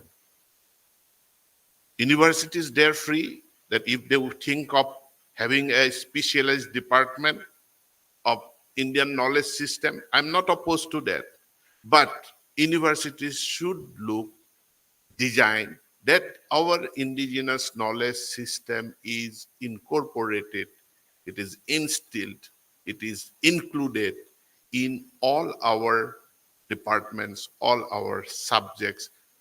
Then only we will be able to design, we will be able to uh, have a successful and different kind of educational system. Yesterday I was with Padma Shri Jadab Payeng, who has been honored by most of the Western countries because of his role on environment, on global warming and climate change. So he was in a hurry. He said that I will have to return to Jorhat tonight itself because there are some students have come from America to study my forest. So he's now a teacher, he's a professor. So students from America are coming to study the kind of forest he has developed. So I want to point out that because this is Eastern Zone has been entrusted to discuss with the Indian knowledge system, we have a huge knowledge system of indigenous people in protecting, preserving nature, our ecosystem, and we have a large forest cover, and the coexistence with nature, we have a very specialized art, very specialized knowledge of the indigenous tribal people with coexisting with nature. This needs to be documented. This needs to be theorized, and this needs to be taught to every children in our education, so that the question of sustainable development, the question of global warming, the uh, climate change can be adequately addressed. And if we again leave it, if we again leave it to a Department of Environmental Science, that it is the responsibility of the Environmental Science Department, then again we will fail. This departmentalism is to be demolished under NEP. Why NEP is talking about multidisciplinary, interdisciplinary education? It is only because of sensitizing every student about everything. They should not be expert on everything or 2, 3 multidisciplinary subjects or topic, but they should be aware about it. Whenever I visit some colleges, they come with an application that UGC has given us some direction that we need to open environmental science department. Sir, please sanction a few posts. I asked them, where is that letter to open environmental science department? It is not about opening an environmental science department. It is about sensitizing everyone about the environment. And who will teach that environmental studies paper? It is the general professor, assistant professor, associate professor, whatever may be his or her subject. Why a mathematician cannot be aware about the global environmental threats? Why a professor of Assamese department, why a professor of physics may not or cannot know anything about the global warming? It is mandatory compulsion for every citizen on earth to be aware about global warming, aware about climate change, aware about threat to Mother Earth. Not a few environmental science professors. So like environment science, that every faculty, every teacher of higher education must know, must be aware, must be capable of teaching their students about global warming, climate change, environmental issues. The same way every professor, every faculty, every teacher must be aware, capable of teaching our children about Indian knowledge system. That is the orientation, that is the objective, that I understand the importance of Indian knowledge system in higher education. Am I right or wrong? If any one of you have objection, you may raise your hand. That is my understanding of Indian knowledge system in higher education.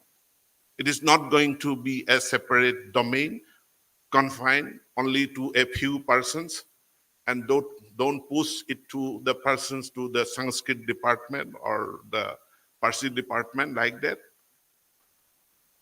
Everyone will have to embrace. And that way it is important. I hope we have technical sessions, and this will be very challenging, how in physics, how you are incorporating Indian knowledge system. It will be very challenging how to economics, political science, philosophy, we are going to include the Indian knowledge system. It is not that there will have to be a separate paper, but the designing the curriculum, designing the syllabus, that is, I think, important, and this is, I think, you all are capable of doing it. आप लोग ये काम कर रहे हैं, लेकिन ये एक मौका है, सुनहरा मौका है आप लोग सबके लिए कि हम ऐसे समय में सर्विस देश के सेवा कर रहे हैं एस कुलपति, जब एनईपी लागू हो रहा है, जब ये नए नए चिंताएं हमारे बीच आए हैं कि जो भारतीय ज्ञान परंपरा को हमारे पाठ्यक्रम में, हमारे शिक्षा में इसको अब शामिल करने हम लोग जा रहे हैं। ये बहुत महत्वपूर्ण समय है, ये मौका है आप लोगों के लिए।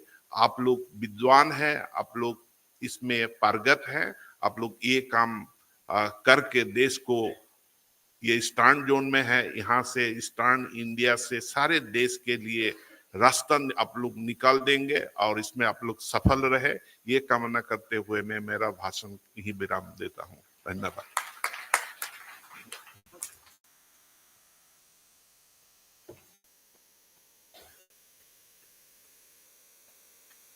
Thank you, sir, for the inaugural address. And thank you for bringing forward the ancient history, the present, and the future.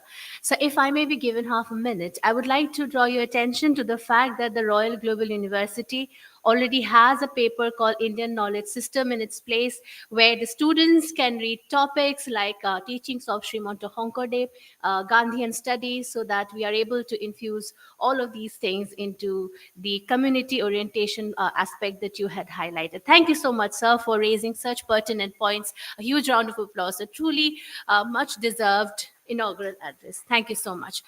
Now, to officially wrap up the proceedings of the inaugural session, I request Professor Rohit Singh, Pro Vice Chancellor, Assam Royal Global University, to deliver the vote of thanks. Thank you, RP.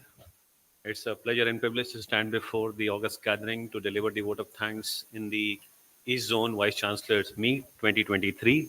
To start with, the Honorable Chief Guest of the meet, Honorable Minister of Education, Ranoj Peguji, who has very well entrusted a responsibility on higher education, how the layers of education and the major responsibility lies with the higher education. And the state of Assam has to play a dominant role. Sir has also emphasized upon the center of IKS. Just to bring to your notice, sir, that we have very well integrated, embedded, and included the various aspects of integral knowledge system within the different curriculums which are being running into the different programs. Currently, we have 24 schools and 130 programs, and we have embedded into all those. The other important guest with us, and I would like to thank from the core of our heart, the Honorable Minister for Skill Development with us, Jayant Malbarwaji, who has very well given his experience, how his experience has led him to move to bring changes into the implementation, being the minister, and then his experience as a student leader. I'm sure, sir, many of the vice chancellors who are here, they being a teacher earlier, now they are trying to implement those experience of being a teacher into their universities in the existing domain. The Honorable National Secretary for the, we have with us the Shiksha Sanskriti Utthhan Nyas, Atul Kothari ji. He has very well emphasized upon the various ancient texts which are available and how we need to bring them into the regular curriculum teaching pattern. Honorable Education Advisor to the Government of Assam, Professor Nani Gopal Mahantaji. Sir, your relation to the root, the trunk, and the fruits is very well linked to the students, the teachers, and the institutions which are there, and they have to play a larger role in the dissemination of the knowledge and the gyan to citizen. The Honorable President of AIU and the Vice Chancellor of the USTM University, J.D. Sharma ji, he has very well emphasized, and we thank him for all the support he has bestowed of this conference. The Vice President, Honorable Vinay Kumar Pathak ji, and the Vice Chancellor of CSGM University. I, on behalf of my faculty members and teachers, can ensure that yes, we had a path turned in, on the basis of which we are going to create a future which will be more reflective and will be glittering with the achievements from the students and the faculty members. Honorable Secretary General of the AIU, Dr. Pankaj Mittal, ma'am, she has very well emphasized upon the holistic development. Would like to place on record, ma'am, that the Royal Global University is focusing upon the different aspects of the student development, bringing the holistic development into picture. And we not only focus upon the mental well-being of the students, but we also focus upon the spiritual, the physical, and the psychic development of the students through our curriculum and the courses. Thank you so much for emphasizing upon the overall holistic development of the students. Honorable Chancellor, sir, who is always there with us, with the vision laid out in the form of this Royal Global University, and equally making the provisions so that all our aims and goals, which has been laid down to make this university as one of the most premium in the northeast of India, is always there to support us and to help us to move forward with confidence. Honorable Vice Chancellor of the university, Honorable Professor S.P. Singh, sir, and he's always there with us in each thick and thin of the events, the programs, and on to the daily well-being of the students and the faculty members. And like to place on record to the House that he is one of the individuals who has emphasized that the integration of the knowledge system, the values, the skill-based courses, the value-added courses should not be run into the specific centers, but it has to be integrated across the different schools. Thank you so very much, sir, for emphasizing upon that and helping us to move forward with confidence. Our ever reachable and lovable Executive Vice President of the University, Mr. Ankur Pansari, sir. Thank you so much for being with us in executing this East Zone Vice Chancellor meet. Chairperson Academic, Professor Kumar Borogahin, sir, who is always there as a mentor to us, helping us to design and define how the event should move forward, taking into consideration the academic inputs that is needed to make it more relatable to the university as such. Registrar, who is not there, he is one of the members who have been the convener for this conference. And thank you so much, sir, Dr. Dinganto Munshi, Dean Academics, one of the important members of this committee, and all other deans, heads of the different schools. We have a special observer, Professor Gilke from Somaya Vidya Vihar, who is there to see how the things are moving. Thank you so much for coming to us. And last but not the least, members from the AIU official team, Professor Mishra, Professor Pani, and the other delegates coming from the different parts of the country. And last but not the least, my core committee members, team, and the student volunteers who have helped us to move in confidence to bring this East Zone Vice Chancellor meet to this level. Thank you so very much for being here and working with us. Thank you, sir, for your vote of thanks.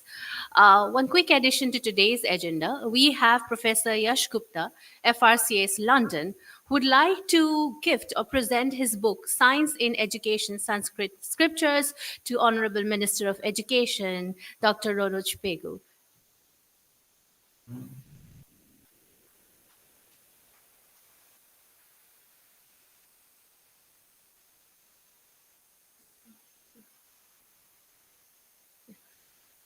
Thank you, sir. Thank you, sir. And without any further delay, we come to the official end. I request the members of this August gathering to kindly rise for the national anthem.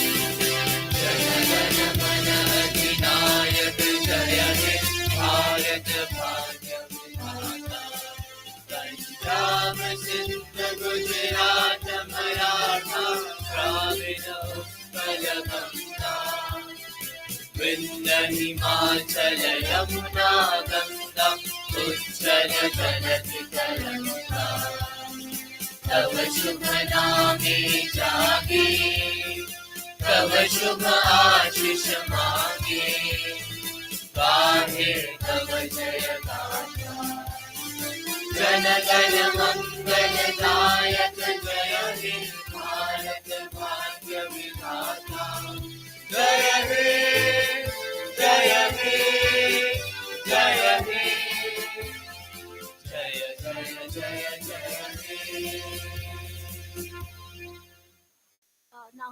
Now we have a group photograph, after which there will be a tea break, short tea break of 10 minutes, immediately after which we will resume with the interactive session with the apex bodies. I request the concerned committee to kindly arrange for the group photograph immediately. Yate ho, sir. Here, this is the venue. We will get the photographs clicked here itself.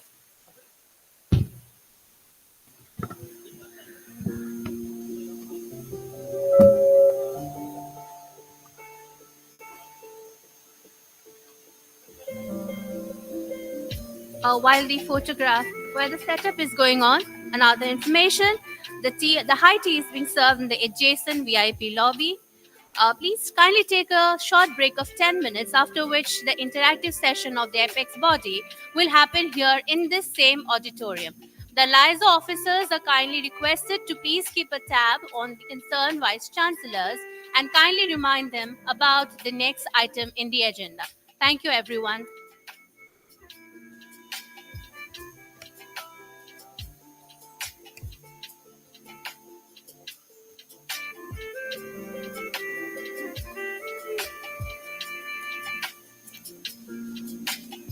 The chancellors are kindly requested to join. The vice chancellors are kindly requested to join us for this photograph. This is an official photograph with our guests of honor, our chief guest, and the other dignitaries. I request all the vice chancellors to kindly join us for this photograph. I request the faculty members and the liaison officers present here to kindly assist in the standing arrangement.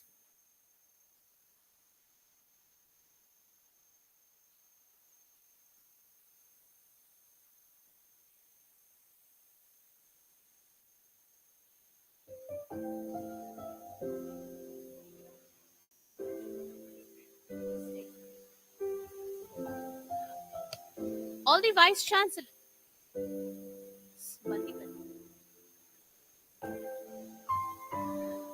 All the vice chancellors are requested to please join us, and also the other members of AIU. There is space on the top of the stage also. Please join us on the top of the stage so that we have a better picture and more clarity. All are requested to please join. The vice chancellors are requested to please join us.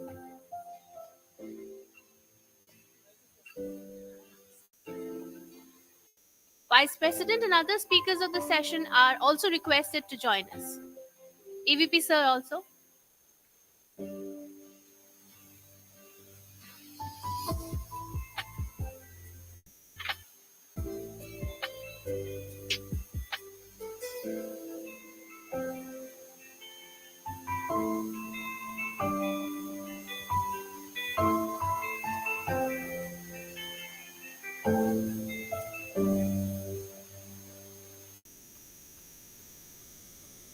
Please proceed to the VIP lawn. Tea break. Please join us for a short tea break of 10 minutes. The VIP lounge is just towards the end of the corridor. We have volunteers and liaison officers to guide you. The next session will start within the next 10 minutes. Kindly have a quick break.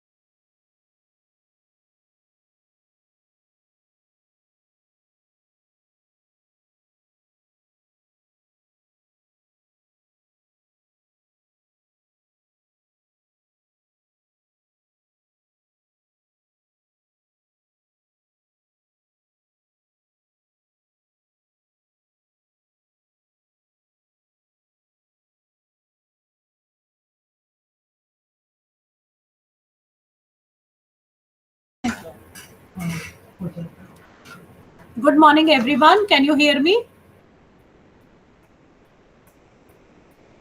Mic testing, please. Can you hear me? Good morning. We can't hear you, ma'am.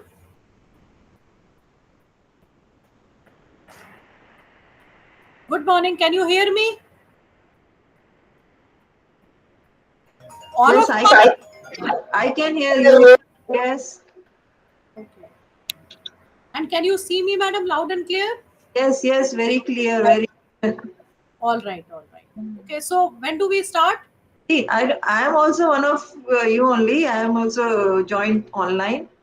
Actually, So I don't know. I have no idea. I was just asking them how to share the screen, and the screen is not being shared. I have to share the screen, yes. Just you see whether your PPT is okay. I am not able to do it. We have to, I also have to share my screen, ma'am.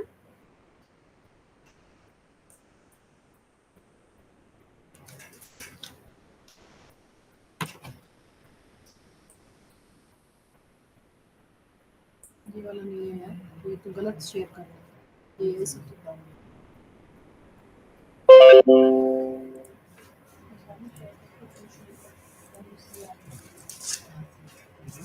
problem है। हाँ, ये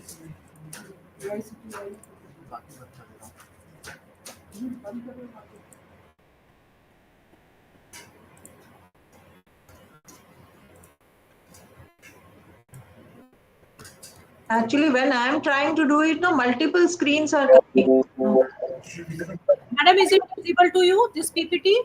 Yeah, this is okay. I'm able to see. But how you have shared, just tell me also. I also have to do the same. Hello hello आपने जो किया अपनी तरह steps बताएंगे मैंने तो किया तो मल्टीपल स्क्रीन्स आ रहे हैं present now no present now आपने Ma'am, just click on this button, ma'am. which one And this one. Are you able to view my share screen, ma'am? yes Ma'am, there is a mouse cursor. Is it visible to you? yes yes So just click on this button, ma'am. हाँ उसके बाद आपने window लेना है कि screen लेना है Ma'am, you can do the window, ma'am. Window after selecting the window multiple windows are coming Ma'am, just a minute. Ma'am, it will reflect. Just a minute, ma'am. है ना, वाइस प्रेसिडेंट है, vice professor जी शर्मा है ना, और उसके बाद है vice president में है आपके प्रोफेसर विनय पाठक है ना। अच्छा, और आपके चांसलर कौन है?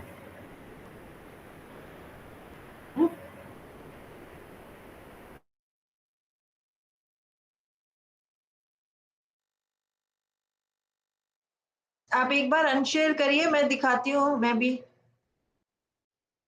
See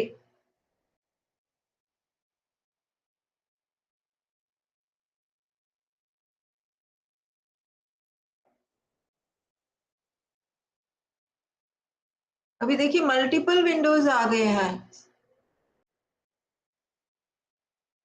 how to select from here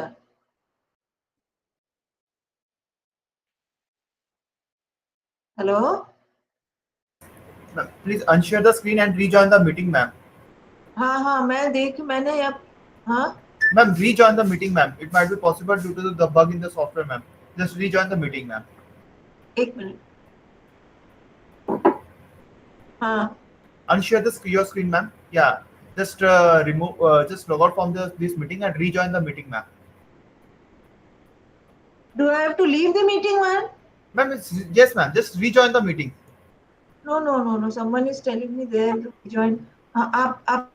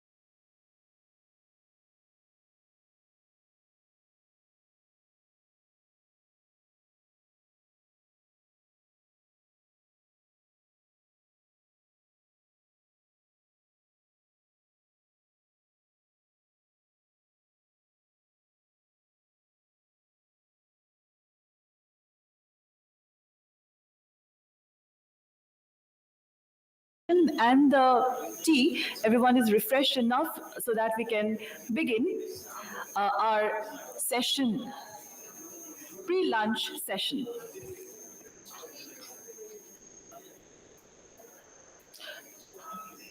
We have already been joined by our two speakers, and we shall very shortly begin. Ma'am, no ma'am.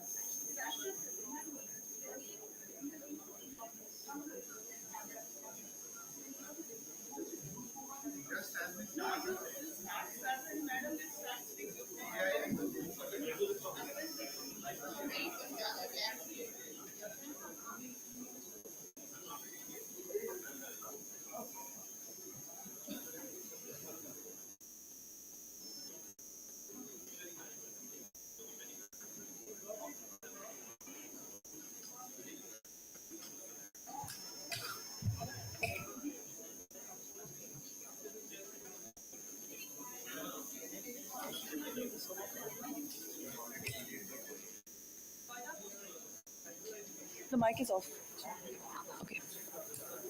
Roida, this one. Thank you. I request all the esteemed vice chancellors to kindly take their seats, and for the final time I request all the liaising officers to please accompany your respective vice chancellors to the auditorium. So we begin with our session, interface with officers from apex bodies. Namaskar. সন্মানীয় অতিথিসকল আৰু এই সভাগৃহত উপস্থিত প্ৰতিগৰাকী ব্যক্তিলৈ শ্ৰদ্ধা জনাই মই doctor স্তুতি গোস্বামীয়ে আপোনালোক আটাইকে এই সভাগৃহলৈ পুনৰবাৰ স্বাগতম জনাইছো। On behalf of the organizers, I, Dr. Stuti Goswami, welcome all the distinguished members of the audience once again to the Royal Auditorio for this important session, Interface with Officers from Apex Bodies in the East Zone Vice Chancellors Meet 2023, organized by Association of Indian Universities and hosted by the Assam Royal Global University, Guwahati. The Association of Indian Universities is one of the premier institutions of the country, working for the cause of higher education since its inception in 1925. Vice chancellors of different universities often face several issues and that they would like to discuss with the heads of apex bodies face to face. Keeping this in view and to facilitate the fulfillment of the objectives of AIU, the Association of Indian Universities organizes interface session with heads of apex bodies in its vice chancellors meets. The purpose of this session is to enable the officers of apex bodies also to communicate their views and convey requisite information about their respective bodies to the vice chancellors. Each speaker will talk about the latest developments, schemes, policies, etc. of their respective organizations and put forth their expectations from the vice chancellors as well. Vice chancellors may also raise their queries and give their suggestions for each apex body respectively. In this vice chancellors meet, organized at the Assam Royal, hosted by the Assam Royal Global University, this session will be chaired by respected Professor Vinay Kumar Pathak, Vice President, Association of Indian Universities and Vice Chancellor, Chhatrapati Shahuji Maharaj University, Kanpur. So we are really honored to have you here as the chair.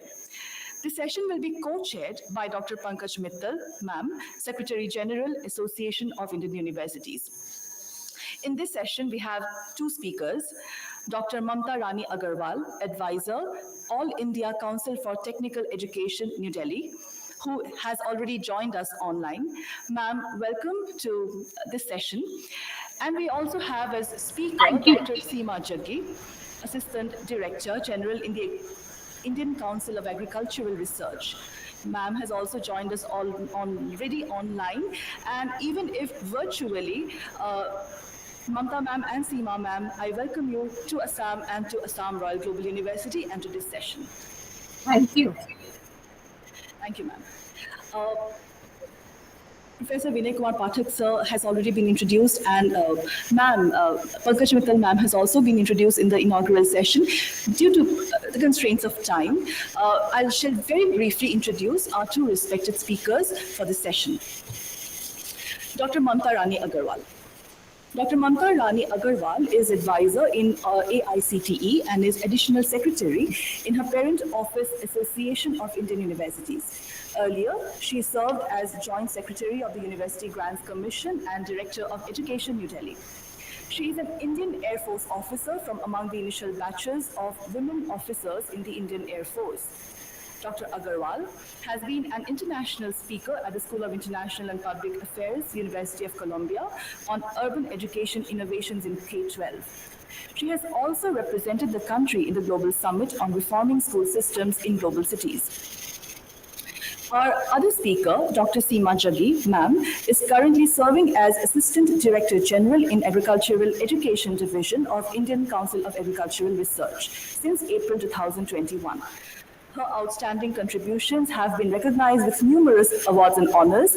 A few of these include ICAR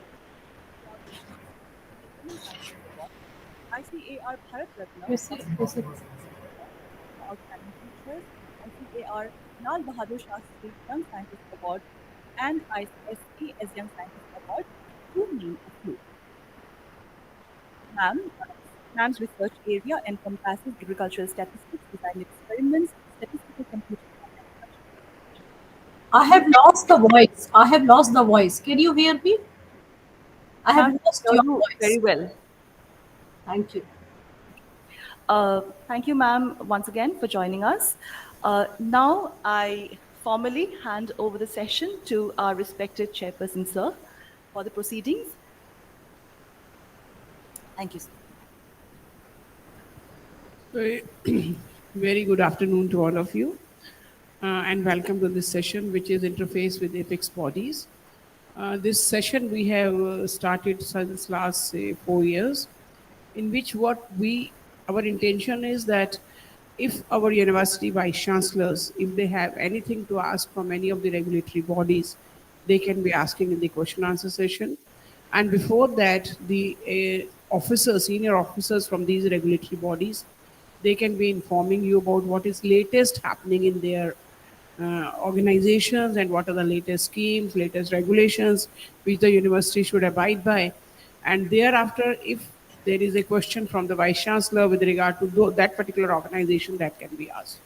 So this particular session is basically to have a interface between our member universities and the apex regulatory bodies. We generally invite 4 apex regulatory bodies, that is UGC, AICTE, NAC and ICAR. UGC for some reason could not come.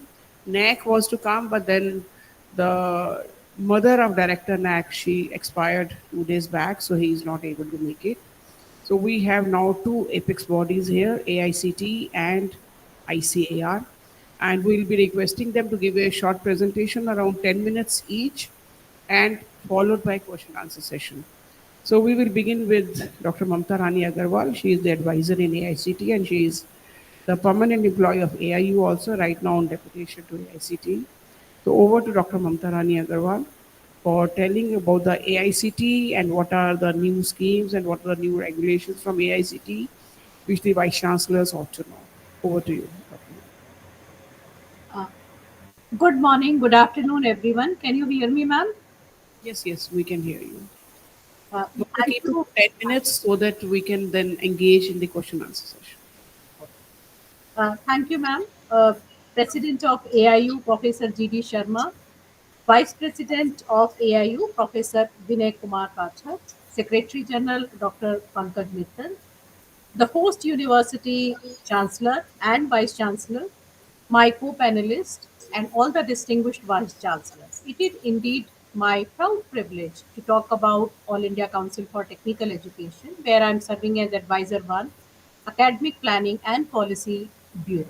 So I shall start with a small presentation as Madam has said. I shall be apprising you about various schemes, student-centric schemes, faculty-centric schemes, and all other schemes. And then subsequently, should you have a question, we can engage in that. Let me know if you all can see my slides. Can my slides, if my slides are visible, if someone can tell me that? Yes, yes, it's visible. You can go ahead. Okay. So the All India Council for Technical Education, as you know, established as a statutory body by an Act of Parliament, guides and navigates the future of technical education and its quality pan-India through various regulations and policies. Though it has primarily been functioning as a regulatory body, however, it has also positioned itself as an enabler, as a facilitator for coordinated and well planned development of the technical and management education pan India. These are the six bureaus which are actually headed by an advisor one. Uh, and here we function, and some of our bureaus are also headed by advisor two. These are our bureaus. Straight away, I will go to various schemes, student centric schemes, faculty member centric schemes, and all the schemes that make that our education is accessible, inclusive, and provides equal opportunity to all. These are actually, this is the summary which has enlisted all the schemes that are available for students. So as you can see, Pragati scholarship scheme is for girl students who are pursuing either the degree or the diploma up to Doctor, 50,000. your slides are not moving. If you are moving them, we are still on the first slide. Ma'am, my slides are not moving. No, no, only one slide. Yes, now we can. So you have to change your slides from there. I have changed, sir. I have changed 4 slides. So So can you see? now we are on the second slide, I think. Okay. So And make it a full screen. No? Then, I yes. actually made it a full screen and kept on changing. Can you see the third slide, ma'am? We can see the slide on which scholarship schemes are written. All right. So these are the scholarship schemes that have been enlisted, and these are for specifically girl students, specifically specially abled Divyangjan, Swanat for orphans, and then postgraduate schemes and PM triple S's for Union territories of Jammu and Kashmir and Ladakh. If my slide has moved, I'm sorry, I'm checking up because last time you said it did not move.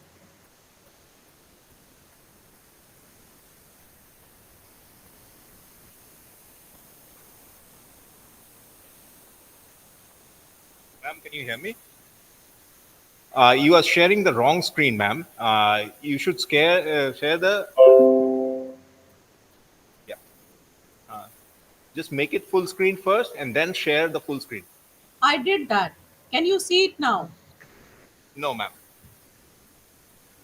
Give me a moment. I'll just get.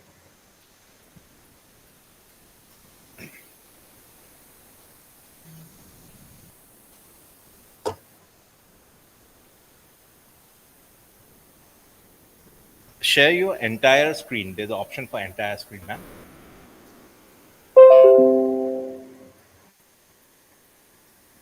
Okay. Yes, you're good now. All right. So, Pragati scheme is for girl students who are pursuing either degree or diploma in any of our approved institutions, and all the modalities and the eligibility of the scheme is already enlisted. Next one is Saksham. It is for specially abled or Divyangjan to ensure that we promote and we deliver inclusive education. This Saksham scholarship, and all the eligible Divyang students get this scholarship. So now the scholarship, it started after COVID. All the students who have lost their parent either due to COVID, or who are the wards of armored forces, paramilitary forces, and wherever they are studying, either in first year or second year, third year, fourth year, they are also provided scholarships under Swanar. Postgraduate scholarship is to those GATE and GPAT qualified students who are pursuing their post graduation. It is an endeavor. How can quality of education be ensured in all our institutions? And these scholarships are providing opportunities to students. The earlier scholarship was for their post graduation, and this one is if they are pursuing their doctoral level program, and in any of the research fields, either in the main domain, that is their core domains, or even in the emerging areas, they are provided. For the doctoral fellowship, we provide this scholarships. Then this one is that 31,000 for the first 2 years, 35,000 subsequently for the third year, and then this is that AICT collaborated with the Canadian University to provide research internships, and it is in STEM disciplines, whether it is in science, technology, engineering, in mathematics, and number of internships is 300 internships are provided, and there is a fierce competition among students for these coveted research internships, which are based out of Canada. Then that tunnel, Atal Tunnel, which was built up, and also other about 20 more UNESCO or UN identified sites have been identified. So, if students are taken for exploration for uh, those which are marvel engineering and technology marvel in themselves, are also provided, institutions are provided financial assistance for exploring those sites. Now, student-centric scheme is that the curricula is in all the domains, in their core domains, in the emerging areas, the new areas that are coming up continuously. It is revised, and it is revised including equal number of people from the industry to make sure that it is industry aligned and relevant. Minor degrees in all the disciplines, whether it is robotics or it is AI or it is IoT or it is AR, VR, even in Honorable PM's Gati Shakti mission, even in logistics, even a student who is pursuing his education in the core domain of, say, mechanical engineering can also do a course in AI and can get a minor degree if he or she has actually accrued 80 to 20 credits. And the syllabi for all these minor degrees has been framed. Up to 40% credits can be earned through MOOCs courses on SWAM platform, twinning degree which we have with various universities. All these schemes that have been enlisted here, I shall also talk in my preceding slides as and when I cover about it. So this Parak is that AICT did a collaborative program with Stanford University, where a question bank was developed and built in different domains of engineering and technology to ensure that there is a holistic and comprehensive assessment, not only for students, even for research scholars and faculty members. Para can be taken, it can be taken at one's own pace, and one understand that how deeper, how penetrative the learning has been. I'll come to National Education Alliance for Technology in my later slide. Indian knowledge system has been various concepts of Indian knowledge system, various research proposals have been actually initiated by the IKS cell that operates from AICTE, so that we provide cutting edge technical education that is deeply rooted in Indian ethos. Hackathons are crowdsourcing of solutions, and AICT has been one of the pioneers, and we have created world's largest hackathon ecosystem in the country. This year itself, a placement portal has also been launched specifically catering to the institutions that are established in rural and tribal areas. More than 2,000 companies are onboarding on this placement portal to handhold the students for their job requirements. For inclusivity on the front of linguistics. So, a linguistic inclusivity, we have ensured that outcome based, model curriculum based textbooks are first developed in English and then are translated in 12 Indian regional languages. The work for translation for the first year of diploma and first year of engineering has already been completed, and right now we are doing it for second year onwards. All these books are uploaded on website, on a portal that has been in-house developed by AICT, which is called Ecom, and you will be happy to know that across the globe our regional language books, quality regional language outcome based books have been delivered.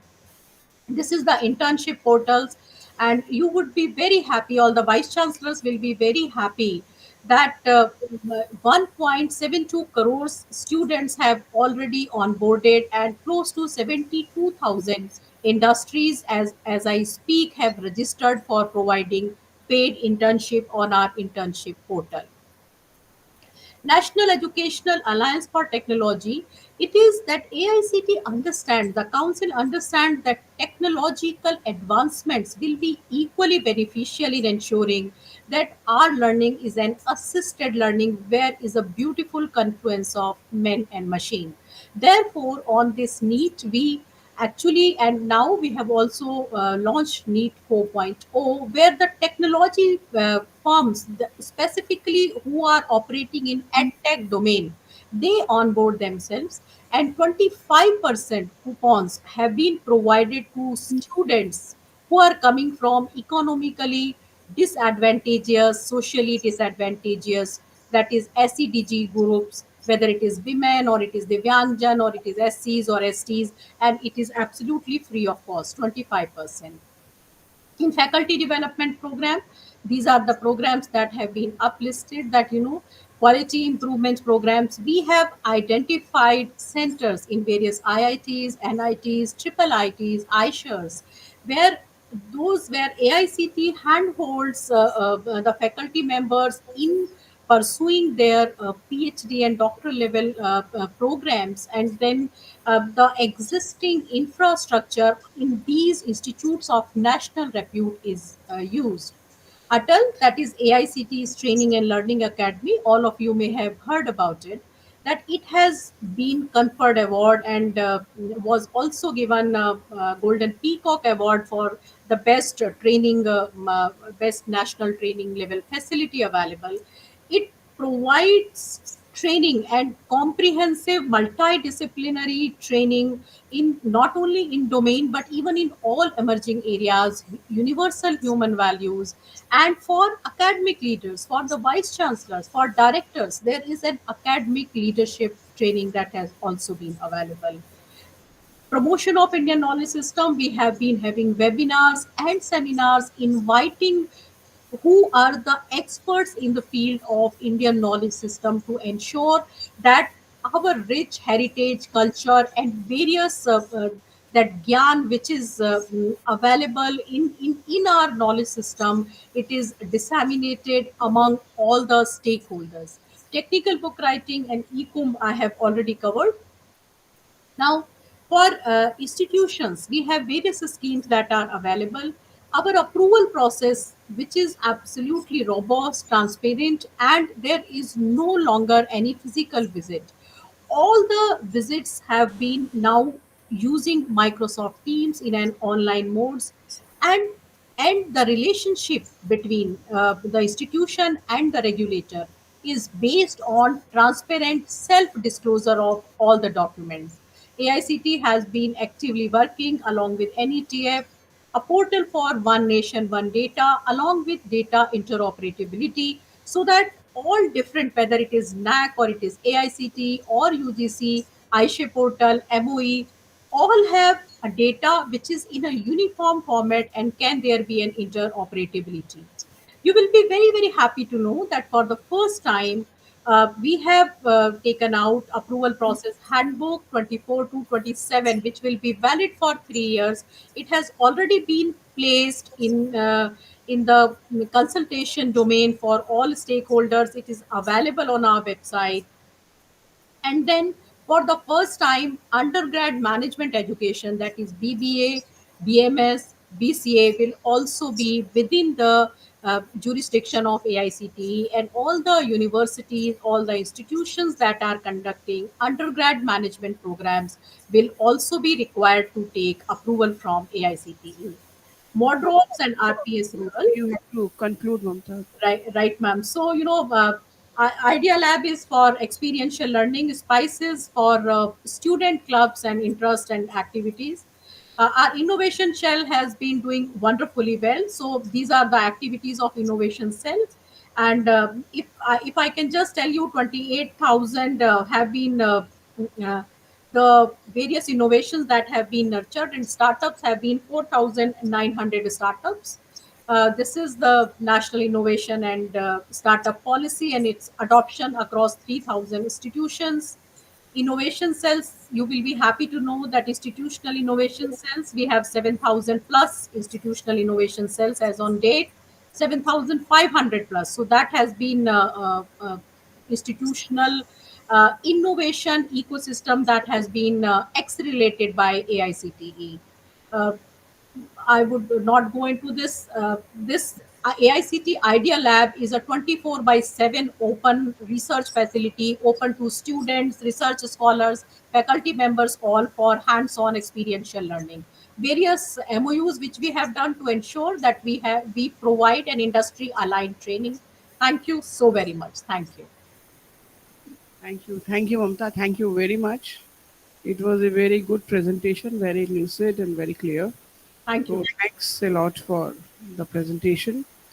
Before we open for question and answer, we'll have the second presentation from Dr. Seema Jaggi, who is from ICAR and who will be telling you about the agricultural universities and practices being followed by ICAR to improve the quality of agricultural education. Over to Seema. Seema. Thank you, ma'am. Just I hope screen is finish in 10 minutes so that we can then take up the question. okay. Thank you so much, ma'am. I hope my screen is visible, ma'am. Yes. Thank you so much. So, good afternoon to all. Respected chair, the co-chair, and the delegates of this very important meet which is being organized. First of all, thank you so much for making us a part of this important event. What I'm going to present is what are the various strategies and planning which we are undertaking in the agricultural higher education. So as you know that Indian Council of Agriculture Research, it is a very unique and an apex research organization undertaking research, extension and education system in the country. And agriculture education is a very important component of our overall education system and very important for the country. It helps us to build a strong agriculture workforce for the future. So under the Indian Council of Agriculture Research Gamut, we have different research institutes spread across the country, around 100 research institutes, including the national research centers. And then we have around 740 Krishi Vigyan Kendras, which is again in every district you will have the Krishi Vigyan Kendras for the extension of whatever technologies or whatever methodologies are being developed at the research stations to be disseminated to the actual users. And now I will be focusing on the education aspect, that is our agricultural universities. We have total 74, in fact, 2 more have joined. So there are total 76 agricultural universities. Again, in every state, we have one or the other agriculture university.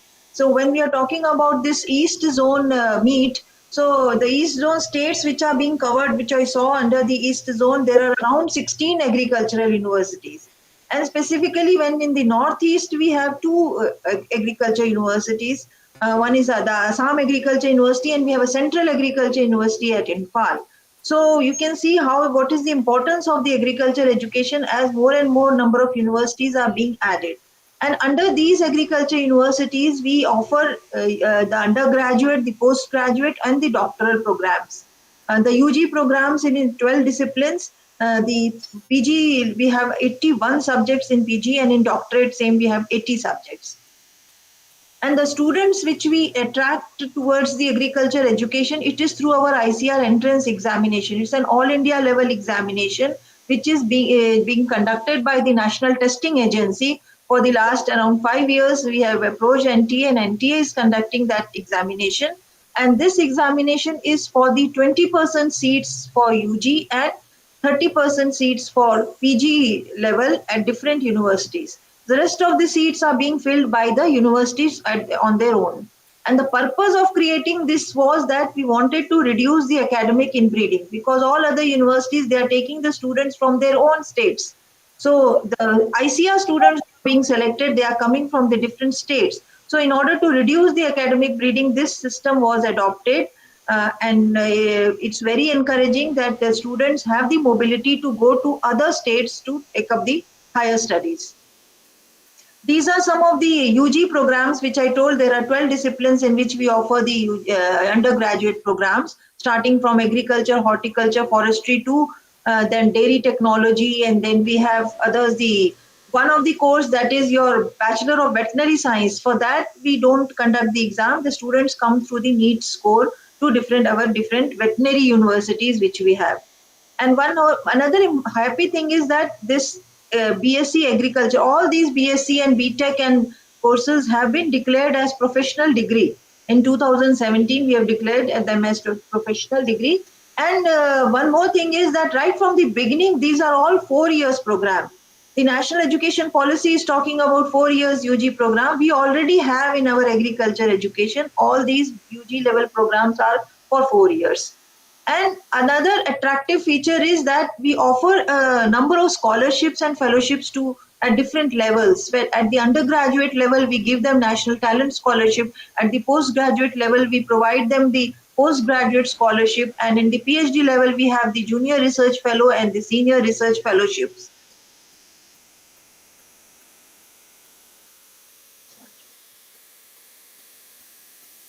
Even your voice has gone all of a sudden. Yes, it was not changed. So now the ICR admissions, as you can see that from the last year onwards for UG admissions, we have now joined with the Common University Entrance Test, CUET, conducted by NTA. And because of this joining CUET, the number of applicants which we have received this year, the admissions this year have been done based on the CUET examination. And there was a 5-fold increase in the number, around 5 lakh students. It was earlier 1 lakh, 5 lakh students have opted for different subjects in agriculture. So this is one of the important reform which we have done. Then for the quality assurance of these courses, we have a separate board, the National Agricultural Education Accreditation Board. So all the agriculture universities offering different programs, different colleges, they have to be accredited by ICR NAEAB. And there are set standards which they have to maintain, which they have it. And some of the parameters which we have taken is from what we have from the NAC, and additional some few more parameters have been added in this in order to include the extension part also. Then we have a model act for all agriculture universities. All agriculture universities do follow these model act, which is the standard setting an act with where all standards have been set with respect to opening of a college, how much should be the minimum land requirement, what should be the minimum faculty, and all that has been provided in this model act, which is being revised from time to time.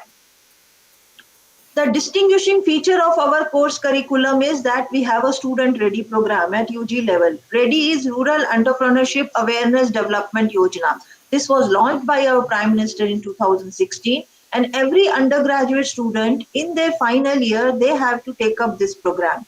The student ready has different components. One is your student project, they take up projects or they go to some industry, and some have in-plant training. Then we have the experiential learning programs. But there are more than 500 now, the number has increased, the 500 experiential learning units across the different universities. And then the fourth component is rural awareness work experience, the RAWE program. The students go to the villages, they stay with in the villages for around 3 to 4 months, and they interact with the farmers, they listen to their what techniques they are adopting, and then they also give what is lacking, what is the gap there, and they bring that to the universities so that in future some work can be done on that aspects. See, these are the different experiential learning units which we have around with respect to different broad subjects, like we have for community science, we have for agriculture, we have for fisheries, for dairy technology, and for all this we have different experiential learning units. And the support which we provide to these, the last year which I said that the students go for their student ready program, we do give them the internship.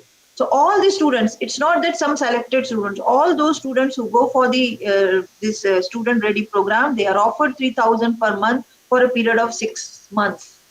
Same way the veterinary students, they go for some veterinary internship. So those students are also provided this financial support. These are some of the snapshots or the photographs of the experiential learning, what the students are doing. Now, when we come to the national education policy, as you can see that it is the national education policy highlights on the skill development, which we have been doing for the number of years. And now we are also adding some more experiential learning units based on that. Then technology in teaching learning.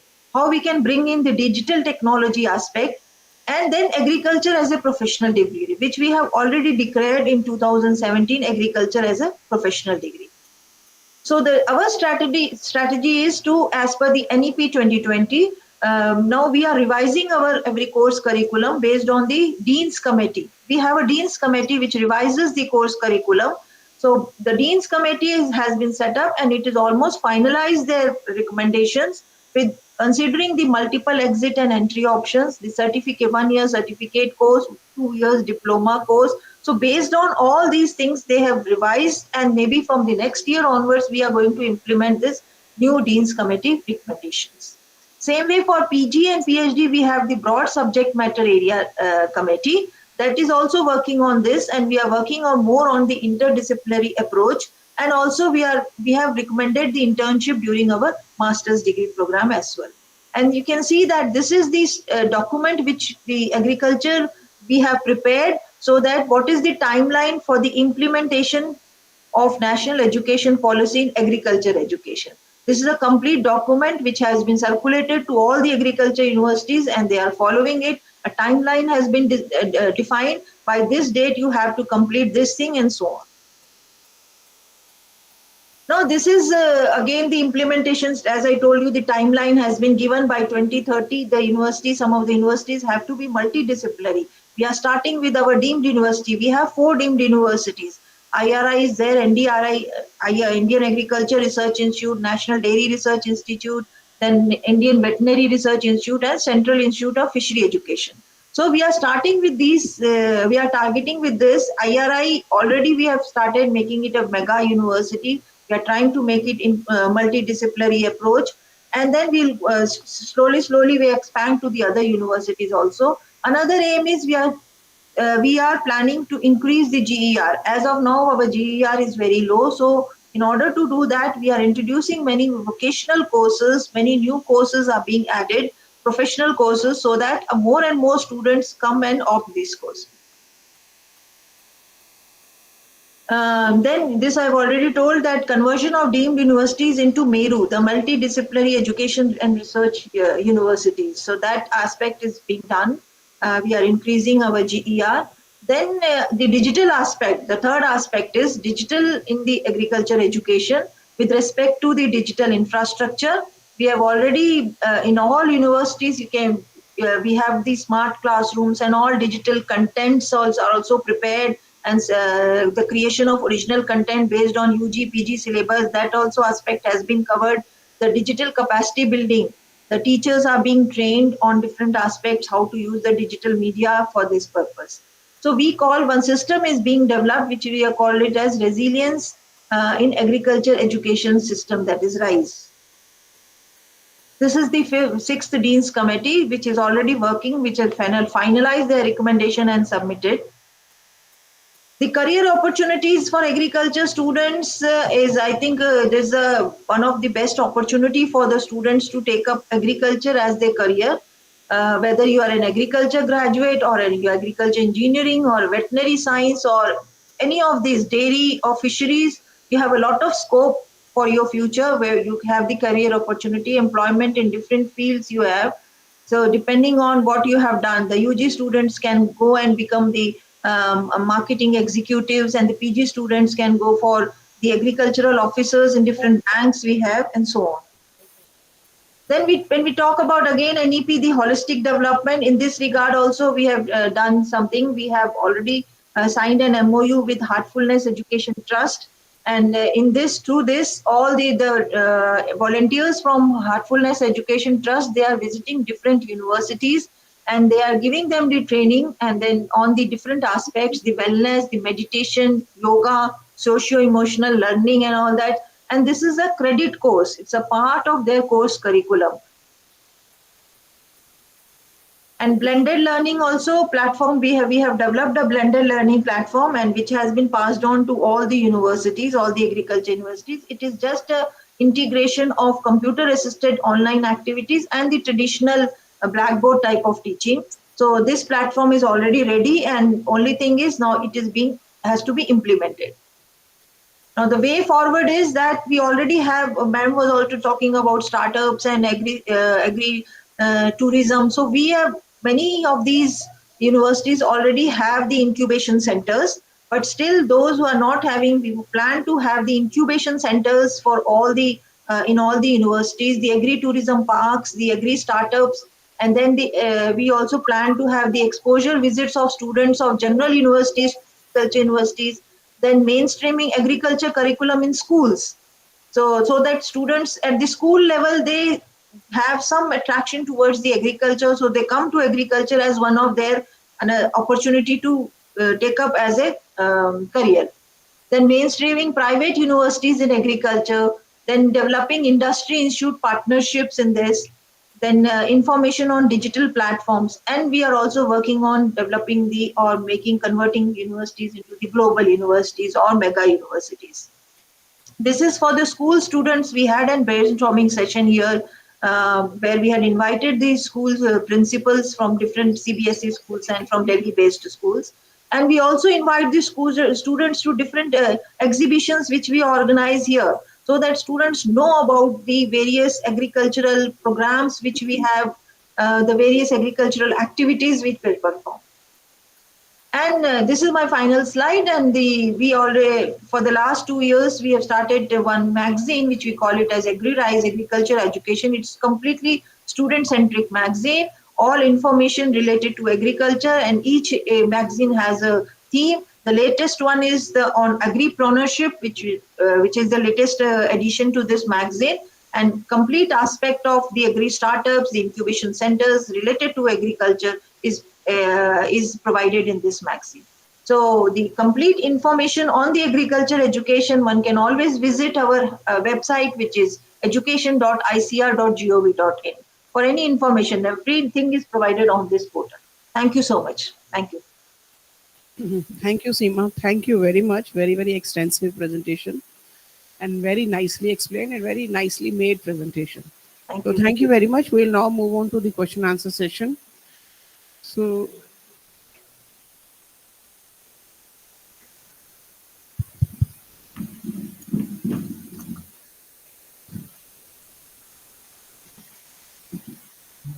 any question from anyone?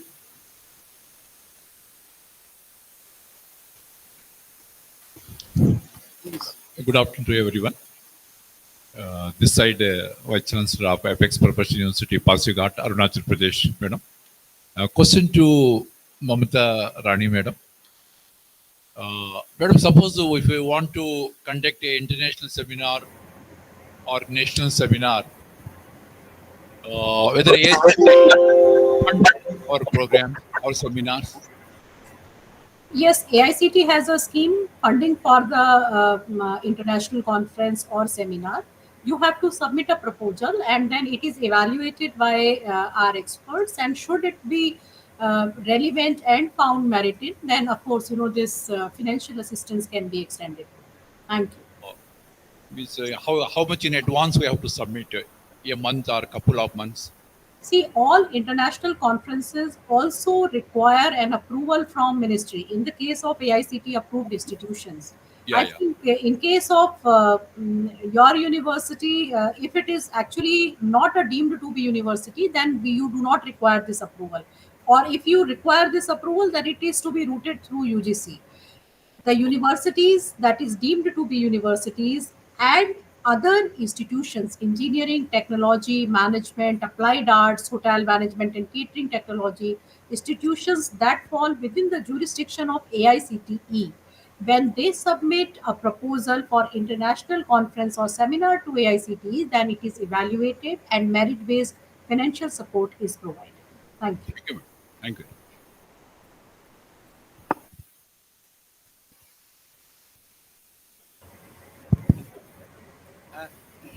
This is to Dr. Mamata Ma'am. Please introduce yourself. Yeah, I am Professor Bhattacharya from JS University, Kolkata. My question is related to the Idea Lab. In its first version, the Idea Lab was partially funded by AICT. I understand that it was 50% funding given by AICT. In its second version, it has been withdrawn. It has been made totally funded by the institutions. Uh, This yes. is a discouraging thing. Would it be prudent to go back to the earlier version?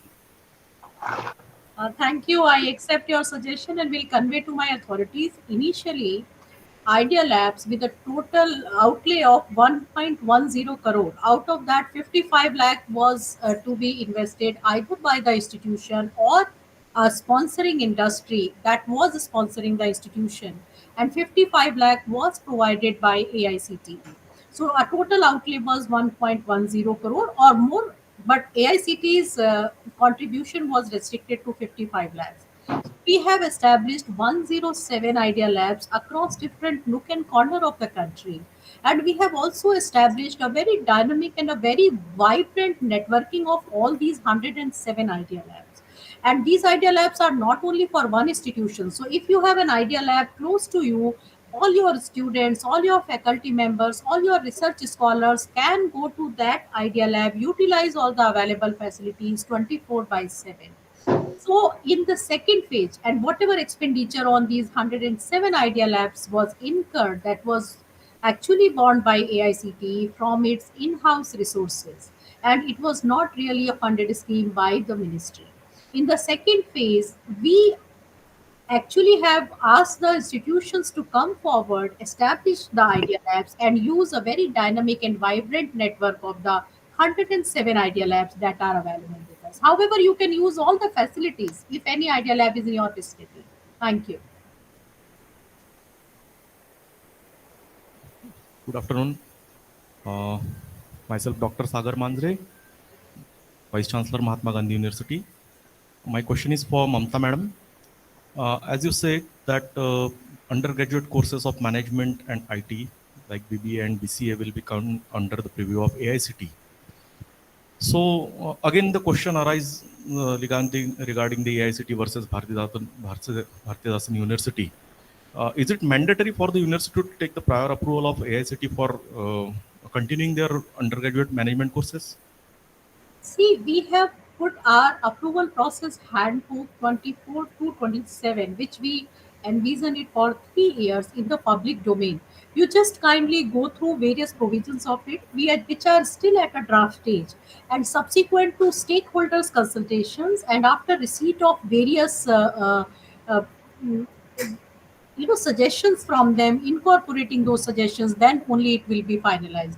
But yes, all the institutions that are running undergraduate BBA, BCA and BMS programs will have to take approval from AICTE. A very nominal fee, not really much, has been levied on it. So you can have a look at those, and then if you have a specific very specific to your university, you may write to me. In line to this question again, uh, previously AICT have the rule that MBA should be a standalone institute, MCA should be a standalone institute. So how can the standalone institute can merge with or take over the undergraduate courses, and what will be the approval process, whether it should be by the governing university or directly from the AICT? Same with the PGDBM courses. They don't have any approval from the university. They are directly approved by the AICT. So there should be some clarities, so we can proceed or we can prepare ourselves in for that compliances. I think, sir, have you read the last year's APH? It has been very categorically allowed that, if the institutions or colleges, any standalone, forget about only management, but even others, if they are in a standalone mode and belong to the same trust or society within the city limits, can merge together and form one institution. And this year, we are also exploring the possibilities. Can we also allow merger or making unification of institutions that are being run by different trust and societies, as long as they have the same academic objective of running the colleges? So definitely, and NEP also advocates that standalone institutions will not be as preferred as compared to vibrant, dynamic, multidisciplinary institutions where different disciplines are operating within the same premise. So definitely you can, and then when you are talking about the conferment of degree, that is always within the domain of a university, whether a central university or a state university, public or private funded. So see, affiliation for conferment of a degree is a separate thing, and taking approval from AICTE is a separate thing. Okay, thank you. You would need both. Thank you. So thank you very much. Thank you for all the questions, and thanks to Dr. Mamta and Dr. Seema for replying to them so well. Thank you, Dr. Pankaj Mittal, and thank you, Vinay Pathak, sir. My heartfelt gratitude and thank you so much. Jai Hind. I'll request Dr. Vinay Pathak to summarize the session. I think some of our friends mail or can give us, so we can give it to them. 15th, so lunch time is over by the schedule. Yeah. So this was a wonderful conference and wonderful presentations, especially made by Jaggi Madam on the agriculture. I think the agriculture courses are one of the popular courses, which is actually increasing from many folds, which she has told, and even I am experiencing in my own university. Mamta ji also spoken well and told about AICT. I think these are all regulators, and the AIU has made a hard efforts to present everybody's. Everybody should be present before all of you to just see that what new things are coming. I don't know whether in the next conference Heiki will be there or AICT will be there or all those things, because the government of India is thinking to have one body of regulations and one body of accreditation. These are the two important things, and recently I think the cabinet has also approved. So I thank all of the speakers. Also, I want to thank all the vice chancellors. Let us have a short lunch, and then after this break, we will come again for the next session. Thank you very much to everyone. Thank you so much, sir. I have given my name and my email ID in the chat box. So if anyone wants to write to me on Thank it. you. Thank you. Thank you so much, sir. Thank you so much, our respected chairperson, sir, and co-chairperson, madam. This indeed was a very riveting session. Mamta, ma'am, a big thank you to our respected speakers also who took out time from their busy schedules for the session. Mamta, ma'am, has already shared her email ID. However, a recommendation form has already been circulated on all the tables. So all the esteemed vice chancellors, whatever queries you have, kindly jot them down there, and we shall collect it from you either today or tomorrow, so that those recommendations, queries, and suggestions can be taken up by the Association of Indian University authorities in their further deliberations. Once again, thank you so much, everyone. And like Sir has very rightly said, we break for lunch for 45 minutes, and then we come back for technical session 1 in this venue itself. So we shall all, yeah, so the next session will start at 3 p.m. sharp. The lunch will be served at VIP Lounge, which is about 10 steps away from this auditorium. Once again, thank you so much. Namaskar.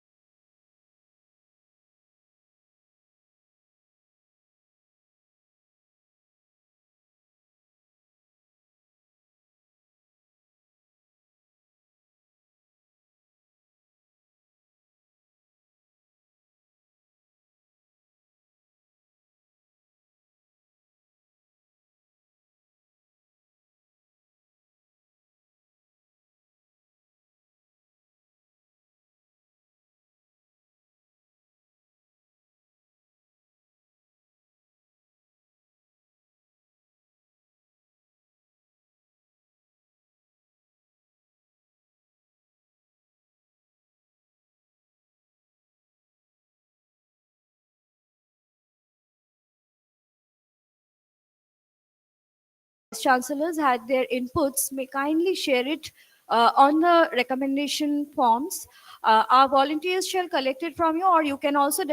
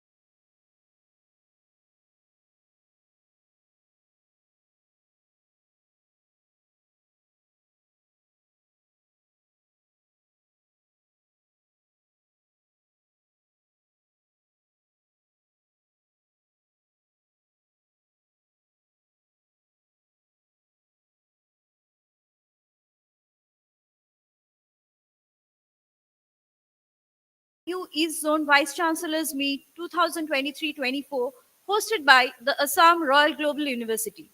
I, Dr. Payal Chaudhary from the Royal School of Business of the Assam Royal Global University, take this privilege to welcome you once again to the first technical session of this event.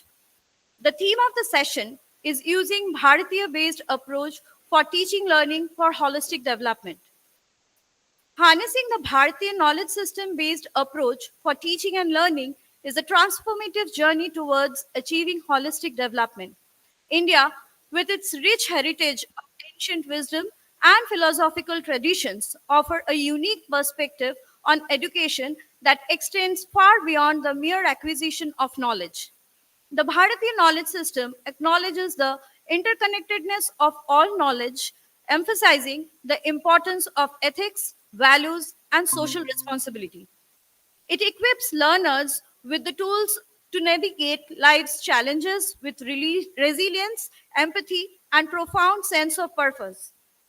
In a world that often prioritizes material success, the Bharatiya knowledge system reminds us that true wisdom lies in the holistic development of the self, a timeless lesson for both students and educators alike. To deliberate on this, today we have amongst us eminent speakers, Professor Parameshwar Krishnan Nair, former director, IIT Guwahati, Dr. Yash Gupta, consultant surgeon, FRCS, Professor Dr. Madhulika Kaushik, Vice Chancellor, Usha Martin University, Ranchi, Jharkhand, Professor Rajiv Mohan Pant, Vice Chancellor, Assam University, Silchar. I request my fellow colleagues to kindly escort our guests to the dais.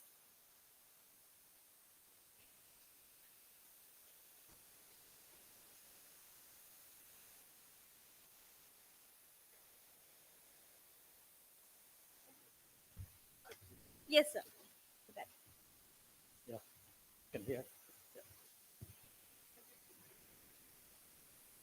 Thank you. Thank you.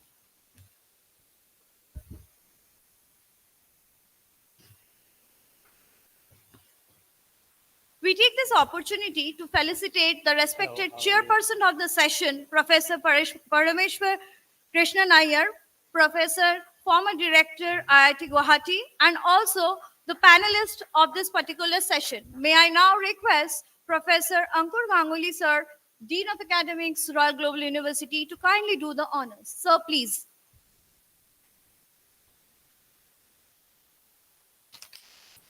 I take this opportunity to introduce you to the chairperson of this particular session, Professor Parameshwar Krishnan Iyer. Professor Iyer is a reputed academic and former director, IIT Guwahati. He served IIT Guwahati in various positions, including professor at the Department of Chemistry and Center for Nanotechnology. He is an expert in organic and polymer synthesis, bio and chemosensors, and optoelectronic devices. Professor Iyer is the associate editor of ACS Applied Biomaterials, Nature Scientific Reports, and Frontiers in Medical Technology, and editorial advisor board member of ACS Applied Nanomaterials and ACS Sensors. He is the recipient of Fellow of Royal Society of Chemistry, MRSI Medal, CRSI Bronze Medal in Chemistry, the INSA Medal of Young Scientists in Chemical Sciences, and IAAM Scientist Award. He also headed the Max Planck India Partner Group. He also has 240 international publications, 30 patents, and 10 technology transfers, and 3 startups. So we are extremely glad to have you amongst us. May I now request Ganguly sir to felicitate Dr. Yash Gupta, Consultant Surgeon, FRCS.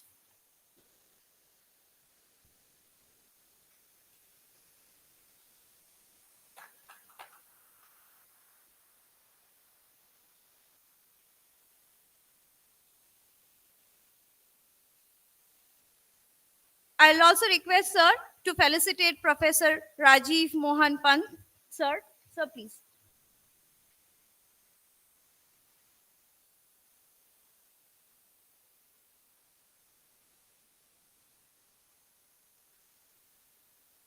I request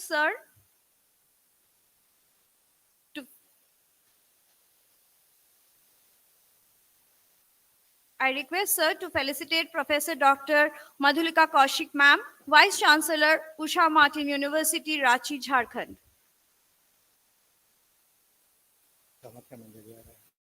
Beautiful.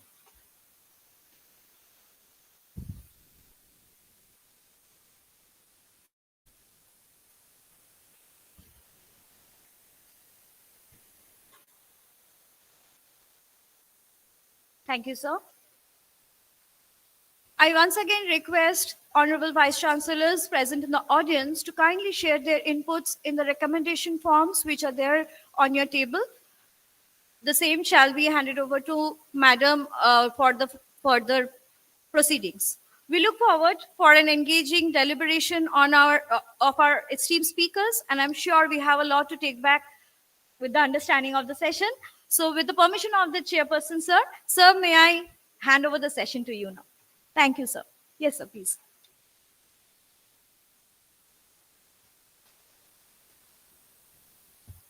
I think this is better. So thank you, Payal Gupta. It was very nice that you gave a very detailed introduction and opened up the session post lunch today. So good afternoon, everyone. It's a great honor and privilege to be here amongst you all. And definitely it's a very important topic that we're likely to discuss, the Indian knowledge system or the Bharatiya knowledge system that has been in focus for now quite some time. And it's our responsibility to take this initiative forward. I'm sure that every university, every institution in the country has this as one of the thrust areas where we need to ensure or we need to focus on reviving a lot of things that the hidden knowledge or traditional knowledge that we have. And Northeast especially is really rich with a lot of different tribes, a lot of different languages, very diverse culture. You go from district to district, not just state to state, you see a very different culture, very different tribes and traditions that they follow. Okay, at IIT Guwahati, we have been working on reviving a lot of different languages, working with different tribes to understand, what are the traditions, what are the medicines, or what are the culture that they follow, and how we as an institution, we as a region can help them, preserve them, revive them, and see how we can benefit from this rich traditional knowledge that exists, and use it for understand our past as well as see what we can take it as our future as well. And in fact, a lot of these traditional medicines or traditional herbs, traditional plants, or the knowledge that is there, it helps us in so many ways, which definitely needs a lot of discussions, a lot of deliberations, and in fact, we really need to involve ourselves into a lot of research. I think with these few words, I would like to open up this session. We have three eminent speakers. I will just briefly read their biodata that has been given to me, but definitely, their contribution over their lifetime has been really remarkable. So the limited words that I have here is not sufficient to really describe, their contribution. And also, it's my privilege to introduce our three speakers. I'll start with Dr. Yash Gupta. Welcome, sir, to this session. And we hope to hear from you more. I'll just briefly read through the small paragraph that has been given to me. So Dr. Yash Gupta, he's a consultant surgeon, FRCS, and he has been a committed researcher on the Indian knowledge systems in the area of medicine. An MBBS from AIMS, Dr. Gupta achieved the fellowship of the Royal College of Surgeons and was trained in plastic and trauma surgery at esteemed institutions like Oxford and London. Dr. Gupta's commendable contribution to the country is reflected in his ongoing research endeavors. He authored a book, Science in Sanskrit Scriptures, where he shared the remarkable findings of his decade-long study and research on Sanskrit scriptures, on astronomy, medicine, and surgery, atoms, mathematics, theoretical physics, etc. He also uncovered a wealth of wisdom in revered works like the Bhagavad Gita and Srimad Bhagavatam Puranam. Thank you very much, sir, for sparing time and being part of this session. Our next panelist is Professor Dr. Madhulika Kaushik. Madam is the Vice Chancellor of Usha Martin University, Ranchi, Jharkhand. Welcome, Madam. Professor Madhulika Kaushik is the Vice Chancellor at Usha Martin University, Ranchi. A renowned professor of management, Professor Kaushik served as a Pro Vice Chancellor of Usha Martin University, Deputy Vice Chancellor of Wawasan Open University, Malaysia, Higher Education Specialist, Commonwealth of Learning, and Professor at IGNOU. Madam is also a recipient of the prestigious Indira Gandhi Priyadarshi Award for Higher Education. Congratulations, Madam. An expert in distant education and e-learning, she is skilled in Moodle, distance learning, instructional design, educational technology, business development, etc. Her current research interests include technology-supported learning, quality assurance, and use of open education resources in higher education. Welcome, Madam, once again to this session. Our third panelist today is Professor Dr. Rajiv Mohan Pant. He is the Vice Chancellor of Assam University. Welcome, sir. The sir has also served as a Professor of Management and NERIST from 1997 to 2014. He was the Director of the National Institute of Rural Development and Panchayati Raj Northeastern Region Center for more than 5 years, where he streamlined rural development and panchayat administration through extensive training and research in the villages of Northeast India. He worked on organizational development and change management, rural development, marketing of rural products and services, and policy in the Indian Himalayan region. He served as a professor at BIT Mesra, NIFFT Ranchi, where he conducted executive development programs for Coal India Limited, Power Grid, and NTPC. So this is about the three panelists. I welcome you all once again. And as per the guidelines given by the organizers, each panelist is allowed to speak for 10 minutes. So 30 minutes total we have, and then 45 minutes, we allow our audience to interact with you all. So with these few words, I would like to request Professor Dr. Yash Gupta to please start the session. Thank you very much. And let us have a great session. Thank you. Thank you, sir. Thank you. Thank you. Can everybody hear me? Can you hear me all at the back? Yeah? Raise your hands if you can hear me in the back. Yeah? Thank you. So I'll start with a ancient sloka prayer. Sarve bhavantu sukhina, sarve santu niramaya, sarve bhadrani pashyantu, ma kaschit bhag bhave. हे नाथ सब सुखी हो, कोई न हो दुखारी, सब हो निरोगी भगवन, धन के भंडारी, सब भद्र भाव देखे, सन्मार्ग के पथिक हो, दुखिया न कोई होवे, सृष्टि में प्राणधारी। So now I'll give you a little bit of background.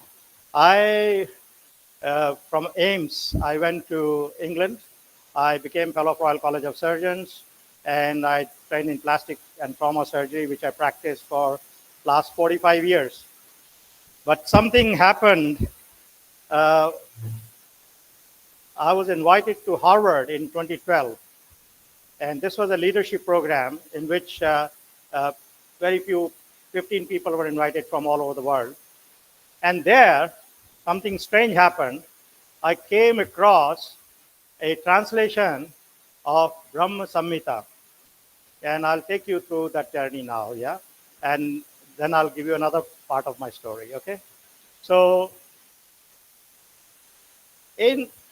I found a fascinating series of shloka in that Brahma Samhita.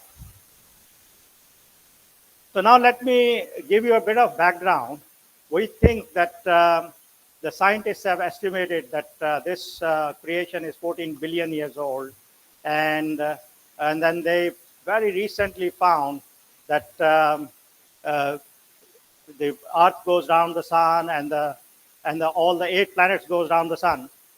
But they did not know until 100 years ago in modern science that sun, along with all its planets, also goes down in its own orbit, in own revolution. Okay? And then I came across this shloka, which is like thousands of years old. Brahma Samhita is a very, very old scripture.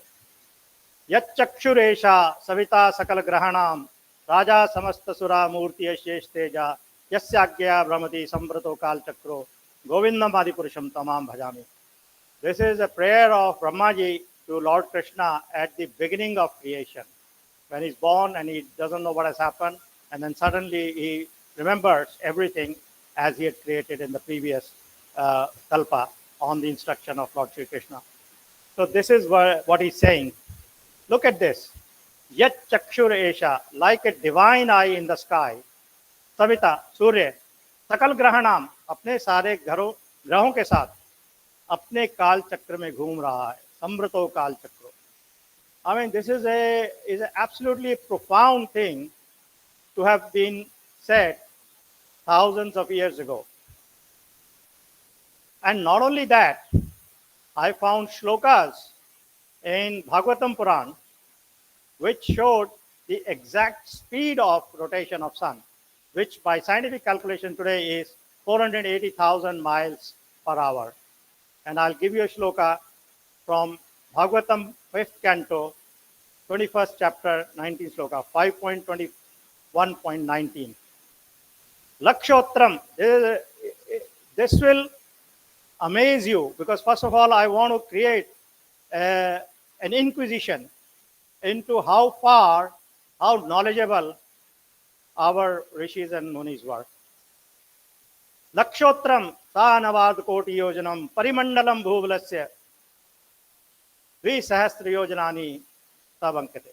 अब आप ये देखिए कि इसमें बताया गया है योजन is 8 miles.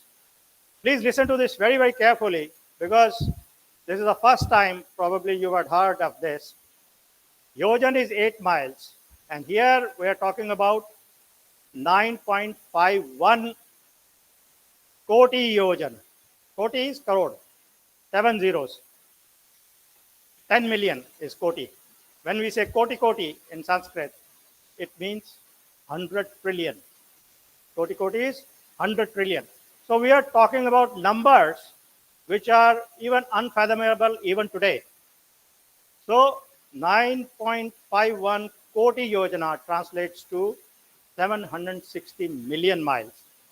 So they observed the rotation of sun over a period of 760 million miles, and they calculated the speed to be 480,000 miles per hour. This is absolutely unbelievable knowledge which existed long before it was discovered. Then another shloka which I came across in Brahma Samhita, and if you note that this is 47. So what is 5.47? 5th chapter, 47th shlok. And I'll tell you how I've written my book, in which I've documented everything by chapter, cantos, chapters, and shloka number. This is a very interesting slope.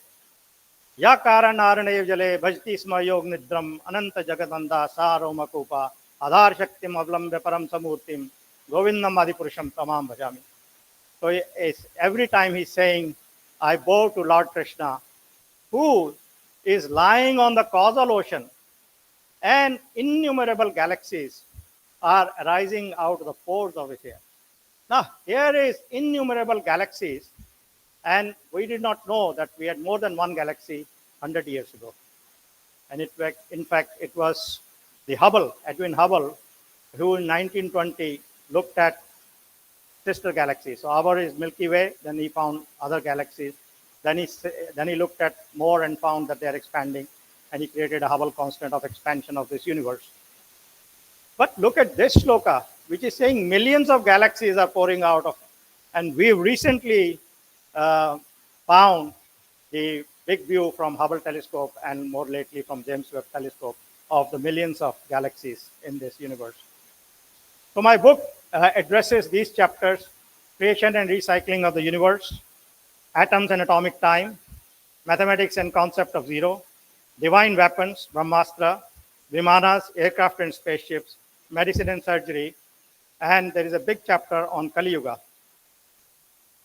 And I'll come to that in a minute. So this is how the book is written. So if I say BG, that means Bhagavad Gita, it has 18 chapters. So Shloka 9.7 would be chapter 9, Shloka 7. So everything is fully referenced. Bhagavatam Puran, which is SP, has got 12 cantos. So this will become first shloka of the first chapter of the first canto will be 1.1.1. So anybody who looks at that has an easy reference to go back to and see what the. Similarly, Brahma Samhita 5.47 is chapter 547 shloka. Isha Upanishad has only got 18 shlokas. So Isha 1. Sushra Samhita has division chapters and shloka. I'll take you quickly through some of these. So this is a quintet galaxy, trillions of miles away. This has recently been taken, and this is now they're discovering multiple galaxies, which we've already seen in Brahma Samhita. Now I'll come to a very, very important, because I could speak for hours, but time is very limited. So this is a shloka, Om Purnamadaya Purnamidam Purnat Purnamudachyate Purnasya Purnamadaya Purnameva Shishyate. This is a very common prayer from Isha Upanishad. This is Isha Upanishad, first mantra. So that is complete, this is complete. Complete arises from complete, and complete taken out from complete, complete remains. This is essentially our philosophy. Sanatan philosophy is that everything which is complete is in perpetuation. So linear will end somewhere. Whereas cyclic will go on forever. Like for example, in body, we have blood which keeps going round and round. We've got cycles, carbon cycles, oxygen cycles. So unless it is cyclic, Earth goes around the sun goes around the center of galaxy. It is very, very cyclic, everything cyclic. So if you look at numbers, 1, 2, 3, 4, 5, 6, infinity, that's a linear. So if you apply the cyclic concept, it has to start where it's ending. So before 1 comes the 0. So infinity and 1, 0 unites that. And that is why it is denoted with a circle, because it's a cyclic concept. Now if you say, you take 1 out of 1 is 0, 2 out of 2 is 0. So 0 is the only number in which you take out 0, from 0, 0 remains. So Purnasya Purnamadaya Purnameva Vishyashyati. 0 taken out of 0, 0 remains. So people think that this is Aryabhatta. Aryabhatta was only 580, 1500 years ago. Whereas these concepts have existed for thousands of years. So to modify this shloka, Shunyamidam Shunyamada Shunyat Shunmutachyate Shunasya Shunmadaya Shunameva Vishishyate. 0 take out 0, out of 0, 0 remains. I also described some missiles, and this is a photograph taken by somebody, amateur photographer, of the 2 missiles colliding. The counter missile, and look, a big ball of fire has been generated. And this is, so SB is Srimad Bhagavatam 1.7.30. Amatyanonyam ubhyo tejasi sharsamrate avratterodasi kamcha vavruddhat vahinivat. When the rays of two Brahmastra combined, a great circle of fire, like the disk of sun, covered all the outer space and whole firmament of planets. Now, this description has been given when Ashwatthama fires a Brahmastra and Arjuna fires a counter Brahmastra. This is described in Bhagavatam by Vedyasji. So how accurate is this description? And this is going back to 5,500 years ago. And I'll quickly tell you about the chronology as well. And now something very close to my heart. This is the work I done when I was at Department of Plastic Surgery in Oxford. This is a chap called Guwahati. And this is a real presentation. It's a publication, 1794, Gentleman's Magazine. His name is Guwahati. He was a bullock cart driver. And he used to work for the resident of Pune, governor of Pune. And he went to South, and Tipu Sultan said, "You work for a traitor." So he chopped his nose off. So he comes back to Pune and with a nose chopped off. So the governor of Pune said, "Well, this is a slap on our face. So I've heard that there are some surgeons here who can reconstruct the noses." So they called Kumar, potters. It's been in their family for generations, this art. And this is the actual drawing which was made. So the potter comes and raises a forehead flap from the forehead, like 1, 2, 3, and it puts it in the nose. And this was recorded and lithographed and published in the Gentleman's Magazine. So this started me on this path, and I presented this paper at the Royal College of Surgeons, Origin and Propagation of Rhinoplasty. So this is 500 BC. Sushruta described the earliest known works on plastic surgery, and it was translated later in Arabic, Kitab-e-Sujrut around 800 AD, and by Latin, German, and then Vishkatna, and then Single. And this is a map of whole India, and you can see he was a surgeon in Kashi. Kashi. This is Banaras, Varanasi. That's where he worked 2,500 years ago. And I'll show you some of his techniques described in Sushruta Samhita. So this is a conceptual drawing of Sushruta, and he insisted on clean theater, everybody having a shower, good light, all the principles that we use today in surgery. Patient comfortable, maybe give them some opium or something to calm them down and make them feel less pain. And then he wrote this Sushruta Samhita, and look at this: surgery, medicine, ophthalmology, ENT, obstetrics, psychiatric, pediatrics. This reads like a textbook of modern medicine and surgery. Then I traced the propagation of rhinoplasty from India here, through trade routes, silk routes to Arabia, where Kitab-e-Sujrut, and then it went to Greece, Rome, and then eventually to whole of Europe. So this is what it looks like. Sushruta Samhita, Sutra Sthana, Prathamodhyay, Chapter 1, Origin of Ayurveda. So this is all in black and white, all in black and white. There is no recollection, hamare yahan ye hota tha, hamare yahan wo hota tha. You have to show which Samhita, which Puran, which Bhagavatam, wherever Gita, where is it written, which is the reference. So look at the holistic definition of Ayurveda: to cure those who are afflicted with disease and to maintain the health of the healthy. This is the definition given by Sushruta from Ayurveda. In chapter 16, he describes specifically the reconstruction of lost ear lobule using a piece of skin attached to the cheek, which is alive by its continuation. Now, I have underlined this. Sanubandhena jivita. Now, look at this. This was the first ever description of a flap in the whole world literature. This has never been described. And this is the basis of most of plastic surgery reconstruction, is a flap, a piece of tissue which is alive by its connection. Sir, we are out of time. Oh. Oh. Only 10 minutes. चलो फटाफट दिखा देते हैं फिर, और क्या. तो ये आप देख लीजिए, फिर राइनोप्लास्टी है, ये उसको डिस्क्राइब किया हुआ है. अच्छा, आउट ऑफ टाइम तो फिर कुछ है ही नहीं, बचा नहीं कुछ का ना. I wanted to show you all these are my drawings which I made on the techniques of, these are his instruments.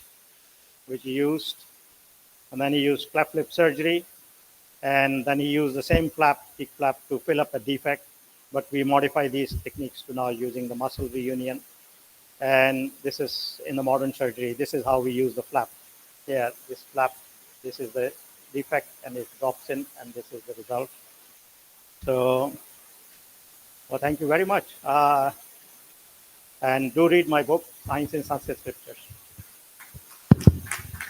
Thank you, sir. I now request our next speaker, Madam, to take over. Yeah.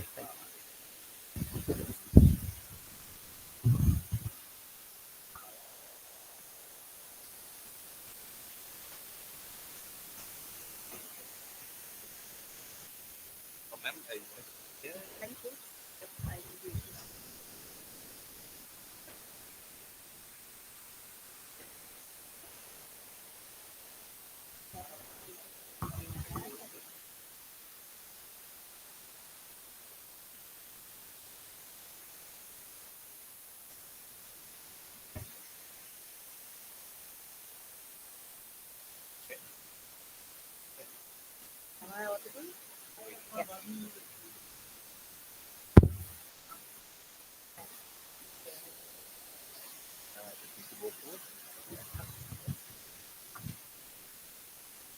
Thank you, Professor Iyer. Good afternoon, all of you. Um, I'm facing two challenges. One is a post-lunch session. The other is speaking after a very, very eloquent speaker. I'm going to talk about something more, uh, relevant to our day-to-day lives. That is teaching, learning processes. The uh, the learning that we take from the Bharatiya knowledge system, and how does that become relevant to us today. So every slide that I present, I wanted to pause for a minute, but now I don't have that 1 minute because I've been told to wrap it up in 10 minutes. Just introspect for 1 minute. Which of these can we still practice today, and what is it that we'll have to actively modify? I've tried to call this presentation. We're trying to, Atulji in the morning said, Nit Nutan Chit Puratan. So we're nurturing tradition, but we're also trying to empower tomorrow by integrating the learning from learning about teaching learning system from the Indian knowledge system. So the introduction is something that we've been talking about since morning.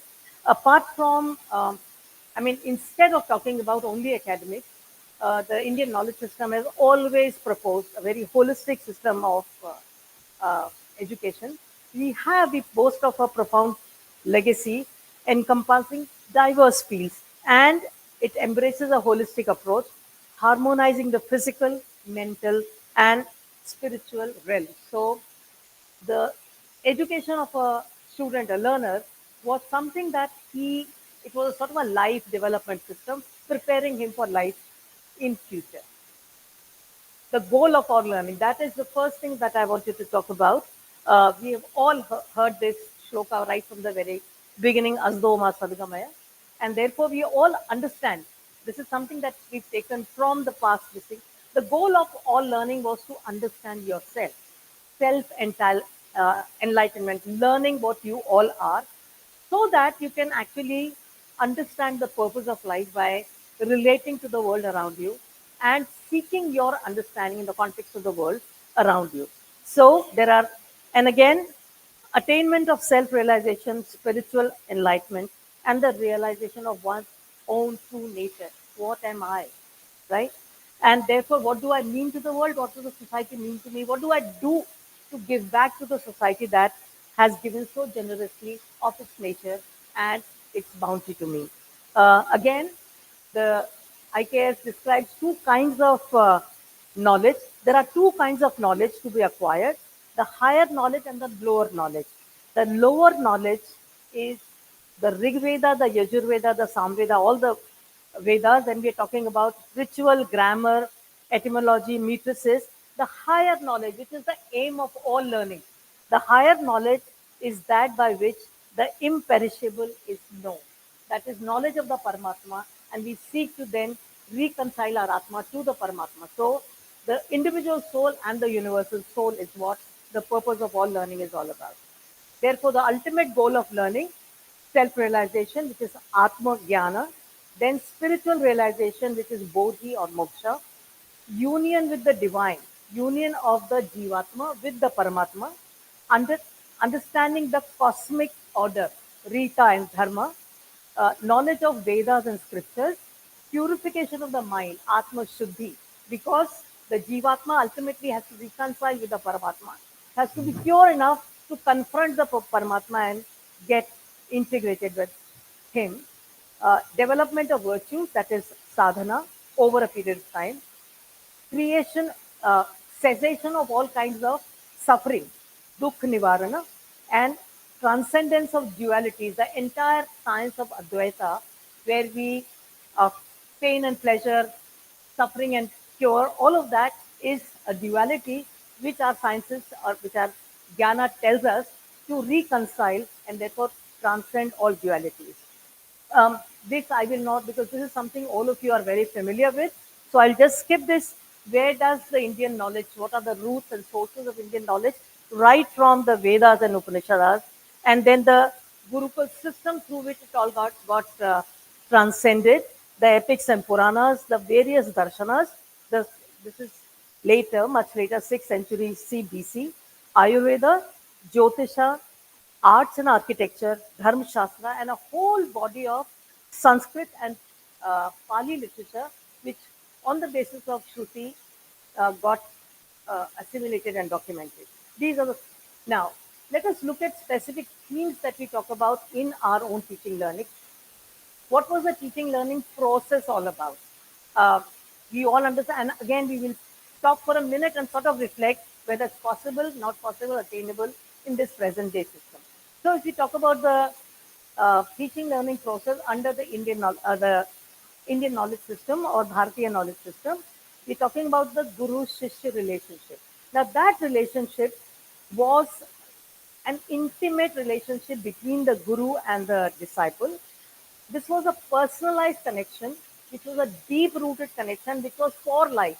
So it was mentorship, diksha, everything together. And this was something that once a guru was always a guru.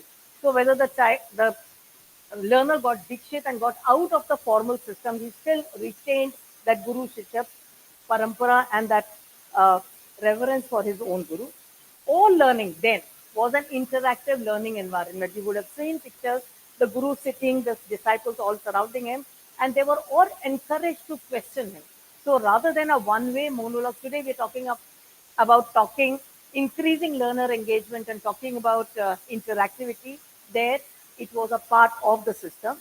Again, everything that was learned needed to be practiced and into the real world. So experiential learning was a big part.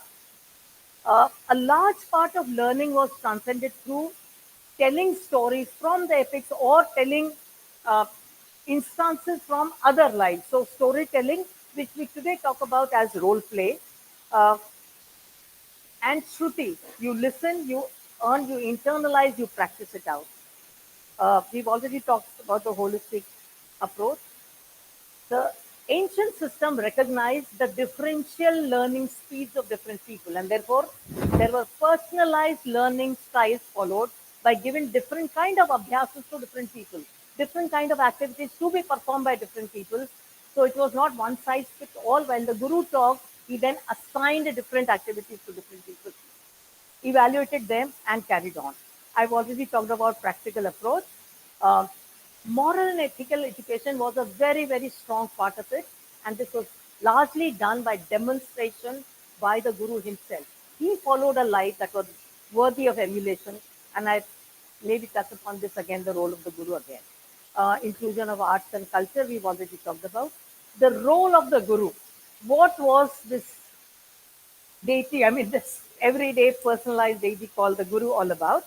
Yet, his primary role, of course, was that of an imparter of knowledge, the Shikshak, guide and mentor, which was exemplified as Acharya. That means providing not only systemic academic guidance, but also personal and spiritual mentorship to people. Custodian of tradition, parampara dharak, facilitator of personal growth, that means adhyatmic vikas Karaka. Then evaluator and corrector, which we today call the evaluator or the parikshak. Then providing inspiration, being a prayer to people to excite them and motivate them to higher orders in life. And initiator, that is Dikshit. There were several aspects of life, especially professional education, like music, like archery, where they were formally initiated. दीक्षा दी जाती थी, जिसको हम कहते थे आज आपकी दीक्षा है. बाद में म्यूजिक सिस्टम है, अभी भी हमको बोलते हैं उनका एक बांधा जाता है, गंडा बांधना कहते हैं उसको, जिसमें वो दीक्षित होते हैं. तो कुछ परंपराएं चली आ रही हैं, पर उसका प्रारंभ वहां से है, एंशियंट गुरु सिस्टम, जहां फॉर्मल किसी प्रोफेशनल ट्रेनिंग के लिए जब आपको दीक्षित किया जाता था तो दीक्षा दी जाती थी.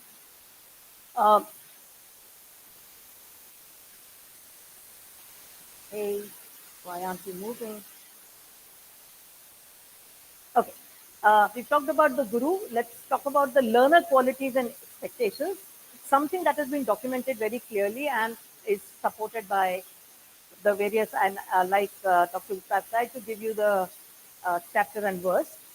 First was, and I've combined 2 or 3 together, intellectual curiosity, active participation and inquiry. They were encouraged to constantly question, inquire, question the guru in the spirit of being a seeker of knowledge, seeker of the truth.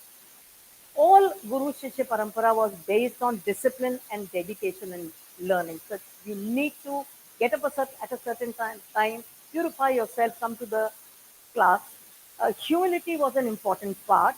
Learn the truth by approaching a religious or a spiritual master. Inquire with him with submission, humility, and render service unto him. The self-realized soul, which is the Guru, can impart knowledge upon you because they themselves have seen and experienced the truth. So it is because they've gone through that themselves, they can easily impart it to you. Again, critical thinking, all aspects of practical knowledge was to expose you to different fields, and therefore you can learn how to become a critical thinker and a seeker. Effective communication. Excuse me, madam. Yes. Yeah, here, Professor Ayyar. Yes, Professor. Out of time. Okay. So you will have to. Okay. I'm really sorry, but I'll take 1 extra minute. Okay. The learner qualities, again, self-reflection, realization, perseverance.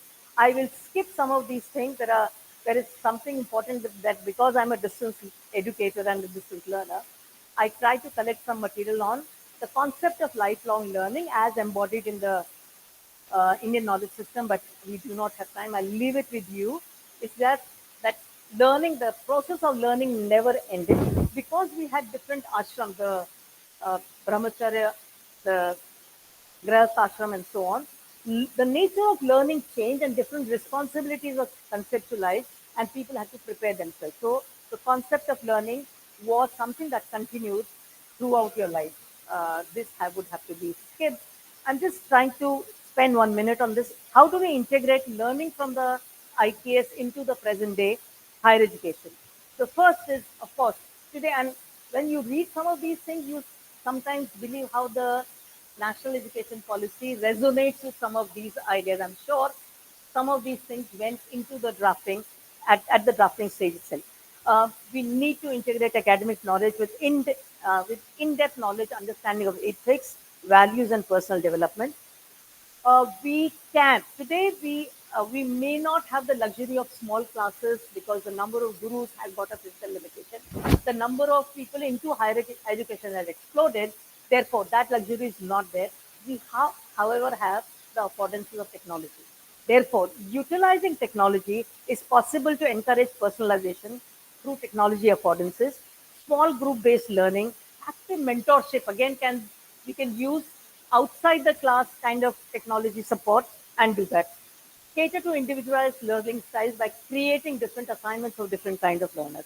Ethics, values, and social responsibility is something that has to be encultured right from the school education, higher, all the way up to higher education. Focus of practical application. All the people here are very familiar with this, so won't spend time on that.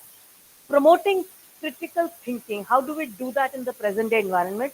Both through design and delivery of curricula. When we design curricula, can we put what is called ambiguities to encourage, questions to encourage, use The learning management system and the discussion group there to put in questions and encourage peer interaction. Uh, Problem solving and give them issues on analytical thinking where marks are there for finding different paths rather than arriving at a correct solution. Encouraging collaborative and peer learning, role play and action research, finding solutions of emerging problems right in the class. Uh, Nurturing learner curiosity. This is a pet hobby horse that I have. Today we have the world of open education resources.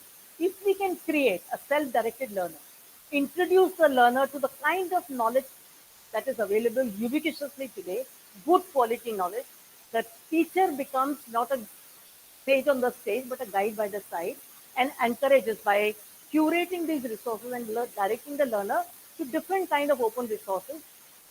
We can create a learner for life. He can then have this when he looks for one thing, it's like an Aladdin cave, and you get excited and you start learning.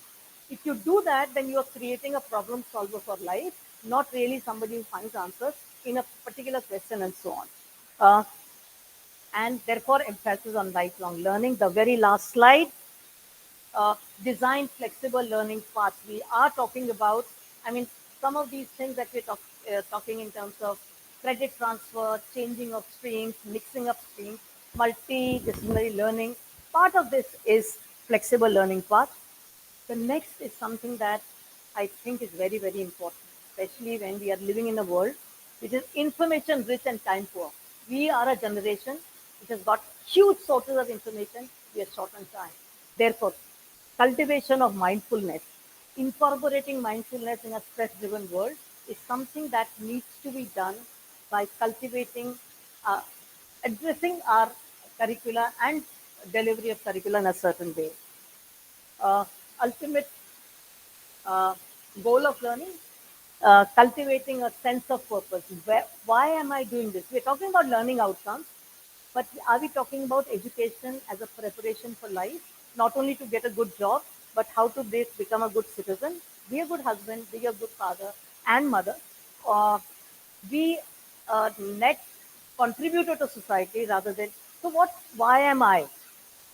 Those questions do we need to cultivate right from the very beginning. Inclusive education is something enough has been talked about, and I'm really short on time. Encouraging service learning. We were talking in the morning about somebody on whom 40 lakhs has been spent is shy of giving back. So, what is again not only for an individual, for everyone? What is the purpose of life? Are we living for ourselves? Are we living for the community? Are we living, or are we living for this whole uh, body that we call our country, India? So how do I give back? How do I serve the people? How do I integrate with the Paramatma by serving people because they are all his embodiment? How do I do that? So do I inculcate that purpose, sense of purpose in my own learners? Uh, the ancient knowledge system taught us to live in harmony with our nature. Therefore, the whole science of Ayurveda, the whole science of plant breeding, plant cultivation, protection of species, and so on. How do we then, therefore, sustainability comes out of living in peace with nature. And last, but very, very important, cultivating emotional intelligence. How do I create things like empathy, desire to serve, feeling as the other person does, and how do I make people emotionally intelligent? That is the challenge I think all higher education educators would have, and I would like to end here. I'm sorry I took 2 more minutes than I was supposed to. Thank you, madam. Bye. Thank you so much. I request our third panelist now, Dr. Pant, to please. Thank you, madam. सभी को मेरा नमस्कार, अभिनंदन। सबसे पहले मैं professor Pankaj Mittal जी का आभार व्यक्त करना चाहूँगा कि जिन्होंने हम नई राष्ट्रीय शिक्षा नीति में अपनी भाषाओं की बात करते हैं, उसी भाषा में अपना उद्घाटन सत्र में संबोधन किया और उसी को मैं आगे बढ़ाना चाहूँगा। बहुत बहुत आभार आपका। एक कहावत है कि if you are planning for a year, we plant rice. If you are planning for 10 years, plant trees, and if you're planning for 100 years, educate.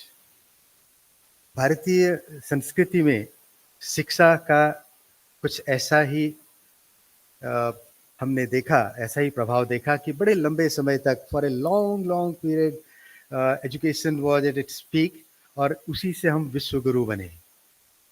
Bharat को पूरी दुनिया ने माना कि शिक्षा के क्षेत्र में, इंटेलेक्ट के क्षेत्र में India is number 1 and Bharat became a विश्व गुरु. यदि मैं इस यात्रा को, भारत से इंडिया बनने की यात्रा को मैं यदि समय कालों में विभाजित करूं तो मुझे 3 समय काल नजर आते हैं. स्वर्ण काल, विषाद काल और अमृत काल. स्वर्ण काल वो समय था जबकि हमारी शिक्षा पद्धति, हमारा लर्निंग सिस्टम और जो एजुकेशन सिस्टम था, it was at its peak. Gurukul थे, गुरु शिष्य परंपरा थी, बड़ी सक्षम, बड़ी समृद्ध परंपरा थी. बड़े आविष्कार हुए, विज्ञान की प्रगति हुई, संस्कृत भाषा का, नीति, किसी भी विषय पर भारतीय पद्धतियों, भारतीय शिक्षा अपने चरम स्तर पर थी. और बड़े अच्छे अच्छे इंस्टीट्यूशंस का जन्म हुआ. हम सभी जानते हैं कि ये नालंदा विश्वविद्यालय उस समय मुझे लगता है कि विश्व का सबसे बड़ा विश्वविद्यालय था. लगभग 2000 शिक्षक थे, आचार्य थे और 10,000 शिष्य थे.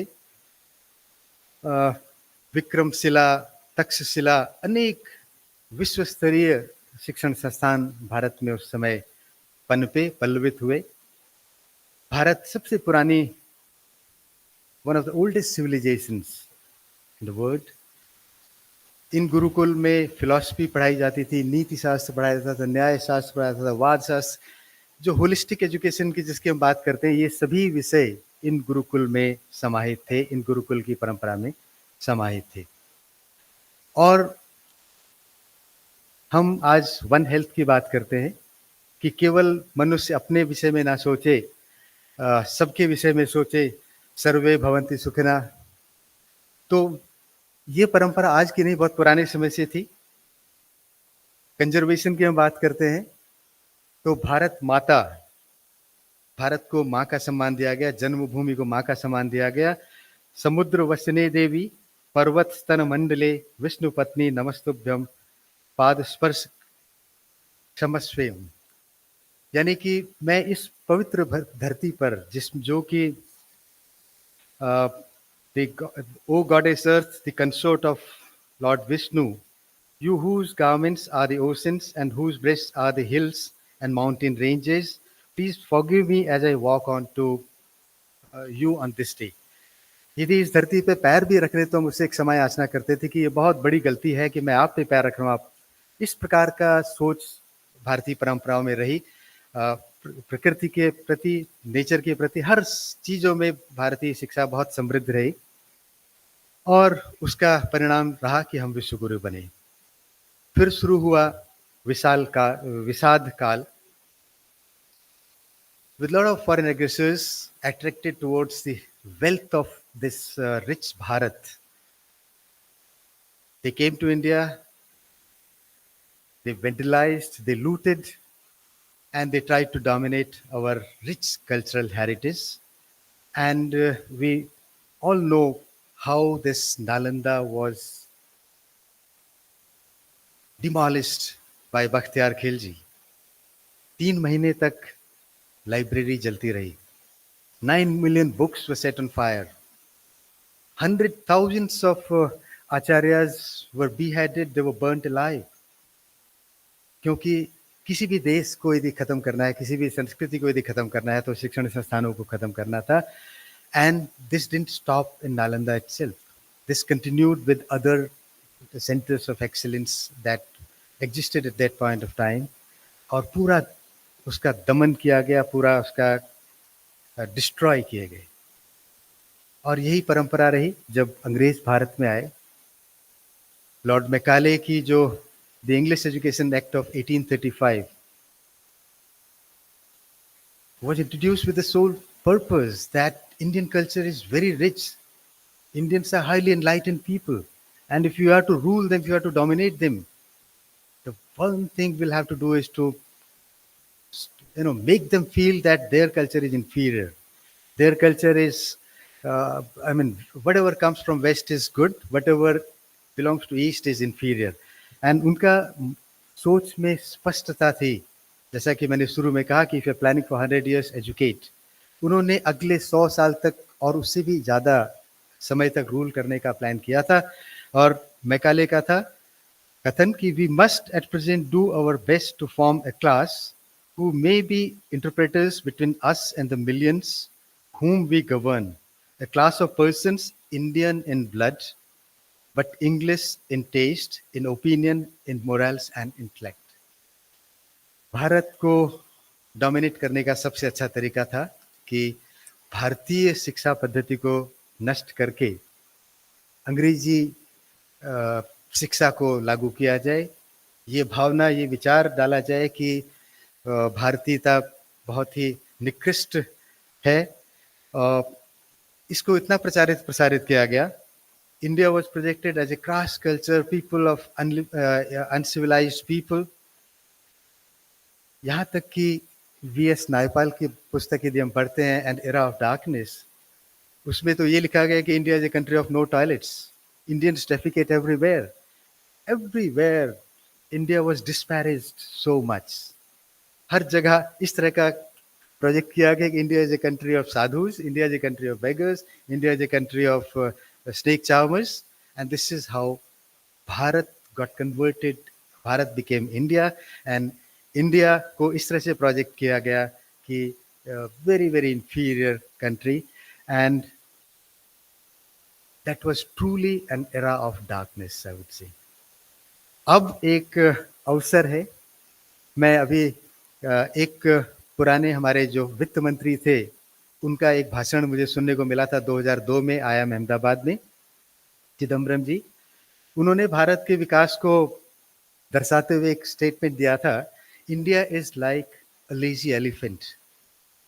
It takes few steps forward, falls down, we cajole it, we hit it, it stands again and falls down again.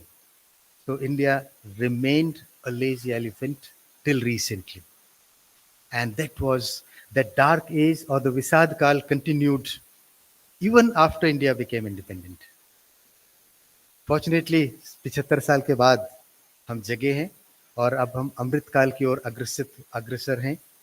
2047 में हमने अभी new education national education policy, राष्ट्रीय शिक्षा नीति को आगे लेकर चल रहे हैं. हम 47 के लिए हमारा स्वप्न है कि भारत एक बार फिर से अपने को विश्व गुरु के पद पर स्थापित करेगा. और ये जो है भारतीय नॉलेज सिस्टम, जो भारतीय परंपराएं हमारी जो इतने अरसों तक रहे, टाइम टेस्टेड जो हमारी परंपराएं थी, उनको हमें फिर से अपने शिक्षा पद्धति में लाना होगा. रिवाइवल ऑफ भारतीय भाषा. हमें हमारे दिमाग में ये विचार डाला गया कि भारतीय भाषाएं बहुत समृद्ध नहीं रही. Sanskrit is a dead language. आज हमारे संस्कृत विश्वविद्यालय के कुलपति जी मेरे सामने बैठे हैं, और ऐसे बहुत सारे प्रयास हमने भी, हमारे विश्वविद्यालय ने भी एक धरोहर करके एक डॉक्यूमेंट्री बनाई है. असम में हमारे यहाँ 2 गांव हैं जहाँ की पूरे लोग संस्कृत में बात करते हैं, और आनीपुर गांव, पटियालापुर गांव, 2 गांव हैं असम में जिन पे कि हमारे असम विश्वविद्यालय ने डॉक्यूमेंट्री बनाई है धरोहर नाम से. आप उसको देख सकते हैं यूट्यूब पर. और ऐसे में बताया गया कि संस्कृत मृत भाषा है. यहाँ पर जितने भी लोग बैठे हैं, मेरे ख्याल से we all start our day with recitation of shlokas. हम संस्कृत में पूजा करते हैं सवेरे उठते उठते, और उसको हमने बोला कि मृत भाषा है. प्राकृत, पाली, इतनी समृद्ध भाषाएं थी, इतने ग्रंथ उसमें लिखे गए, आज धीरे धीरे उनको खत्म कर दिया गया. What a big loss to our intellect. हमारे 4 वेद हैं. 4 वेद में 1137 शाखाएं हुआ करती थी. 4 वेदों में हम सब जानते हैं ये 4 वेद जो थे उनमें 1137 शाखाएं होती थी, और आज केवल हमारे पास 11 शाखाएं उनकी बची हैं. What a huge loss, because we forgot our own languages, we forgot our own strengths. और हमने वही स्वीकारा जो वेस्ट से परोसा गया। आवश्यकता है कि हम वी लुक बैक। न्यायावली जिसमें कि एक न्याय है कि सिंहावलोकन न्याय, कि हम जब आगे बढ़ते हैं तो थोड़ा सा पीछे मुड़ के देखें। जब हम 47 की बात कर रहे हैं, 2047 की बात कर रहे हैं, जब हम अपने को विश्व गुरु के पद पे स्थापित करने जा रहे हैं, तो आवश्यकता है कि एक बार हम पीछे मुड़ के देखें कि हम कितने समृद्ध थे और वो क्या कारण थे जिन्होंने हमें इतना समृद्ध बनाया। वो क्या कारण थे that put us on the pedestal of विश्व गुरु। यदि शायद उन्हीं को हम रिवाइव करें तो मुझे लगता है कि हम फिर से एक बार इस पर उस विश्व गुरु के पद पर पुनः अपने को स्थापित कर सकें। समय है 2 मिनट का। Very good. समय की कमी है इसलिए संक्षिप्त में बात करूंगा। मल्टीलिंग्विस्टिज्म जो है हमारी अनेक भाषाएं, जो कि हम केवल एक भाषा पे केंद्रित न करके अनेक भाषाओं को, भारतीय भाषाओं को हम प्रोत्साहित कर रहे हैं। ये हमारी नई शिक्षा नीति की स्ट्रेंथ है और ये हमें देश को आगे ले जाएगा। इंक्लूजन, जेंडर इंक्लूजन और कोई भी डिप्राइव ना हो, flexible education, multi disciplinary education, affordability, ये सारी चीज़ें हमारी जो राष्ट्रीय शिक्षा नीति में अभी हमने समाहित करी हैं, यही एक हमें बहुत आगे विश्व गुरु के पद पर स्थापित करेगी। चूँकि समय बहुत कम है और मैं नहीं चाहता कि एक्स्ट्रा समय लो।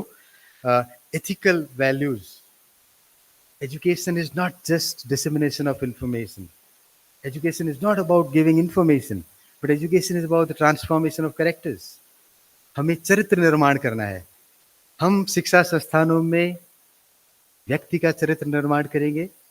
चरित्र व्यक्ति निर्माण से समाज निर्माण होगा और समाज निर्माण से देश निर्माण होगा और एक ऐसे भारत देश का निर्माण होगा जो कि हमेशा विश्व हित में काम करता है। तो ये हमारी नई शिक्षा नीति की कुछ अच्छी चीजें हैं। संस्कार जो है बहुत आवश्यक है। जो हमारी परंपराएं रहीं, जो संस्कार हमने अपनी पास्ट से समाहित किए गए, उन संस्कारों को लेकर आगे बढ़ेंगे। और जो एक लेजी एलिफेंट की जो बात की गई थी, आज भारत जो नई इंक्लूसिव एजुकेशन, भारतीय शिक्षा पद्धति जो ला रही है, स्टूडेंट सेंट्रिक एजुकेशन है, क्वालिटी एजुकेशन जो हम देने का प्रयास कर रहे हैं, ये हमें फिर से विश्व गुरु के पद पर स्थापित करेगी। और हमें किसी बाहर से सर्टिफिकेट लेने की जरूरत नहीं है। भारत विश्व गुरु अपने प्रयासों से बनेगा, शिक्षकों के प्रयासों से बनेगा, छात्रों के प्रयासों से बनेगा। मैं यहीं पे समाप्त करूंगा अपने वक्तव्य को एक श्लोक के साथ। ना अभिषेको न संस्कार है, सिंहस्य क्रियते वने, विक्रमाजयता सत्य स्वयमेव मृगेंद्रता। हमें स्वयं को ही सिद्ध करना पड़ेगा, स्वयमेव मृगेंद्रता। The lazy elephant now is ready to transform into a fiery lion, and India now is going to be back to its Bharat status, and Bharat अब फिर विश्व गुरु बनने जा रहा है, अपने दम पे बनने जा रहा है, क्योंकि अब हमें ये विश्वास होगा कि स्वयं मृगेंद्रता। धन्यवाद, नमस्कार। Shukriya, sir. So on behalf of organizers, I thank all the three panelists for their wonderful lecture and also enlightening us on various aspects of Indian knowledge system, the healthcare, surgery and other things. Madam told about the teaching learning resources, and sir, our final speaker, spoke about languages plus the culture, how, what are the difficult stages that we pass through, what were the efforts made by our forefathers, and how the Westerners as well as other invaders, they tried to crush our traditions, our language, our heritage, our knowledge heritage, and still how we still continue to flourish, and what is the effort that is needed from our side to revive them. With these few words, once again I thank you all, and I now open the session for question and answers. Please raise your hand, and probably there are people with the mics. They will come and ask questions. You please tell which speaker you would like to address, and we will request them to give an answer. Thank you. Mr. Madhulika, madam. Yeah.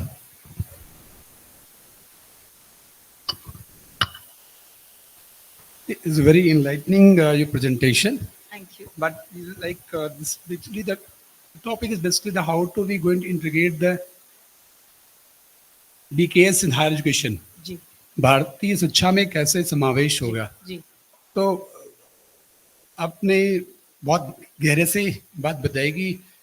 अथा तो ब्रह्म जिज्ञासा जी पहली जो चीज है शिक्षा में होनी चाहिए वो है वह ब्रह्म जिज्ञासा कैसे पैदा करेंगे। नॉलेज आज पूरे इंटरनेट पे व्हाट्सएप यूनिवर्सिटीज चल रही हैं। जी ऐसे कंडीशन में नॉलेज तो कहीं से मिल सकता है, लेकिन जो ग्राह्य करने वाला है मतलब जो ब्रह्मसूत्र की पहले ही उसमें इसका कहा कि पहली शर्त है कि जिज्ञासा पैदा करना। तो वो शिक्षा में जिज्ञासा और हायर एजुकेशन में जिज्ञासा इसके लिए पैदा हो, हायर एजुकेशन के लोगों के लिए वो एमबीए कर रहे हैं बट जिज्ञासा भारतीय नॉलेज सिस्टम को समझने की हो, ये जिज्ञासा कैसे पैदा हो। जो कॉमर्स पढ़ रहा है उसके अंदर कैसे चीज हो, मतलब वेद में ही उसमें भी कहा कि वो ब्रह्म सत्यम जगत मिथ्या जियो ब्रह्मो ना परा, लेकिन इस ज्ञान को क्या वह जानना चाहता है अपनी जिज्ञासा के लिए, और वहीं पे वो कहते हैं कैसे होगा इसको भी व्याख्यायित करते हैं। तो मेरा कहता है ये जो हम लोग डिस्कस कर रहे हैं उस डिस्कशन को उनमें यह जिज्ञासा का जो भाव, प्रथम नचिकेता को प्रथम ज्ञान कहते हैं, तो इनको इन दो बिंदुओं पे चाहते हैं कि वो आपने टीचिंग के क्या गुण हैं और शिक्षक के क्या गुण, मतलब जो ज्ञान प्राप्त करे उसके लिए क्या गुण हैं, तो इसको इंडिकेट कैसे, जिज्ञासा कैसे पैदा कराएंगे। मुझे अच्छा लग रहा है कि आपने ये क्वेश्चन पूछा, क्योंकि जो लास्ट वाला पोर्शन था इंटीग्रेटिंग, हम बेसिकली सब चीज़ को हमें रिलेट करना पड़ेगा गोल ऑफ ऑल लर्निंग। मैं लर्न क्यों कर रही हूँ। अभी क्या हो गया, पिछले कई दशकों से जब मैं स्टूडेंट थी और मैं जब अपना एमबीए कर रही थी तो हम सब की चिंता ये थी how do I land a good placement, मुझे अच्छा प्लेसमेंट कैसे मिलेगा। लेकिन पर्पस ऑफ लर्निंग जो है हम थोड़े से उससे भटक गए हैं कि शिक्षण को या लर्निंग को अगर हमने सिर्फ जीविका उपार्जन का साधन बना लिया तो वो तो एक बहुत ही लिमिटेड गोल ऑफ लर्निंग है। गोल ऑफ लर्निंग जैसे कि हमें बताया कि अपनी जागृति, मतलब अपनी रियलाइजेशन में क्या हूँ, मैं किस परिप्रेक्ष्य में हूँ और उस परिप्रेक्ष्य में मैं क्या कर सकता हूँ। अभी थोड़ा वेस्टर्नाइज्ड एजुकेशन से हम सबका ध्यान इस पर चला गया, मैं सिस्टम से क्या प्राप्त कर सकता हूँ, मेरे एंटाइटलमेंट क्या है, देयरफॉर अगर मैंने इतना पढ़ लिया तो मुझे ये तो मिलना ही चाहिए। मतलब बच्चे जाते हैं 10 फिगर 5 फिगर सैलरी होनी चाहिए। ये जो रियलाइजेशन है, हमें बच्चों को ये रियलाइज करना, और ये हायर एजुकेशन में ये बचपन से शुरू करना पड़ेगा। गोल ऑफ ऑल लर्निंग, मैं दीक्षित क्यों होना चाहता हूँ, मैं पढ़ना क्यों चाहता हूँ, मैं कौन हूँ, मैं मतलब जो एक बहुत छोटी सी मैंने बात कही थी कि जीवात्मा की डिस्कवरी इसलिए कि उसको यूनिवर्सल सोल के साथ हम इंटीग्रेट कर सकें, क्योंकि उसके साथ इंटीग्रेट करना है इसलिए मुझे अपने को शुद्ध रखना, अपने को आचारित रखना जरूरी है। सो पर्पस ऑफ लाइफ जो एक पर्सन हम बात करके चलते, purpose of learning to get a good job is a less than 1/10 of the portion. It is preparation for life, preparation for a meaningful life, preparation for a contributing life. Madam अगर ये हम समझा मैं यहाँ पे सकें आपसे जोड़ना चाहूंगा जी। मैं आपकी ये बेसिक लेवल पर एजुकेशन भारतीय शिक्षा की जो ज्ञान जिज्ञासा है, अगर बच्चा 12वीं में नहीं पढ़ के आया, बहुत अच्छा उद्घाटन सत्र में बोला कि हमारी रिस्पॉन्सिबिलिटी हायर एजुकेशन की रिस्पॉन्सिबिलिटी पहली है कि वो अगर स्कूल में पढ़ के नहीं आया है, वो कॉलेज में पढ़ के नहीं आया है, प्राइमरी से नहीं आया है, अचानक हायर एजुकेशन तो बड़ा स्किल्ड है कि वो मैनेजमेंट पढ़ने जा रहा है, इंजीनियरिंग करने जा रहा है, ये स्पेशलाइज है, वो प्रोफेशन के लिए है। बट भारतीय शिक्षा जो व्यक्तित्व विचार ज्ञान चीजें हैं, ये तो और डाउन लाइन से व्यक्तित्व में पिरोने वाली बात आपने रखी, वहां से होना चाहिए। उपनयन संस्कार होता है, ज्ञान का विस्तार वहां से होता है। Can I answer this? I think this is a very important question कि जिज्ञासा किस तरह से जागृत की जाए। अगर मेरे को 2 मिनट दीजिए तो मैं आपको एक्सप्लेन करता हूँ। 1 मिनट में तो नहीं होगा क्योंकि so if I asked you, I'm asking generally, what is the concept of time? Give me a small unit of time. Anybody? Nanosecond. चलो सेकंड कर ले, सेकंड से शुरू करते हैं। What is second? 1/60th of a minute. What is a minute? 1/60th of an hour. What is an hour? 1/24th of a day. What is a day? A rotation of Earth around its axis. इस तरह से हमारा time का concept है। But हमारी जो watches वगैरह हैं ये एटॉमिक टाइम से सिंक्रोनाइज रहती हैं। If I ask you what is atomic time, what will you tell me? What is atomic time? Does anybody know what is atomic time is? नहीं पता, कोई बात नहीं. If I asked you, if you don't know, where are you going to look it up? Where are you going to look it up about atomic time? Any answers? Google करिए, आप देख लीजिए, आपको ये बताया जाएगा कि कैलिफोर्निया में या कहाँ पर भी एटॉमिक क्लॉक लगी हुई है, उससे atomic time. But they'll never be able to tell you the concept of atomic time. If I ask you to look up Bhagavatam, Canto 3, Chapter 11, Shlokas 1 to 20, it gives you the concept of atomic time. What would you say to that? और मैं अभी आपको 1 minute में prove कर देता हूं कि वो क्या है. So atomic time is the smallest unit of time described in Bhagavatam is a truti. Tasyanu trikam bhankate sakalena truti samrate. The time it takes for fusion of 18 atoms. This is in black and white, and I'm quoting directly from Bhagavatam Puran. Time it takes for 18 atoms to fuse is called a truti, and that is calculated to be 1/1675th of a second. That is 500 microseconds. This is atomic time. This is what we are talking about. This is jigyasa. Thank you. Sir, to Dr. Yash Gupta, sir. Sir, यहाँ. Yes, sir.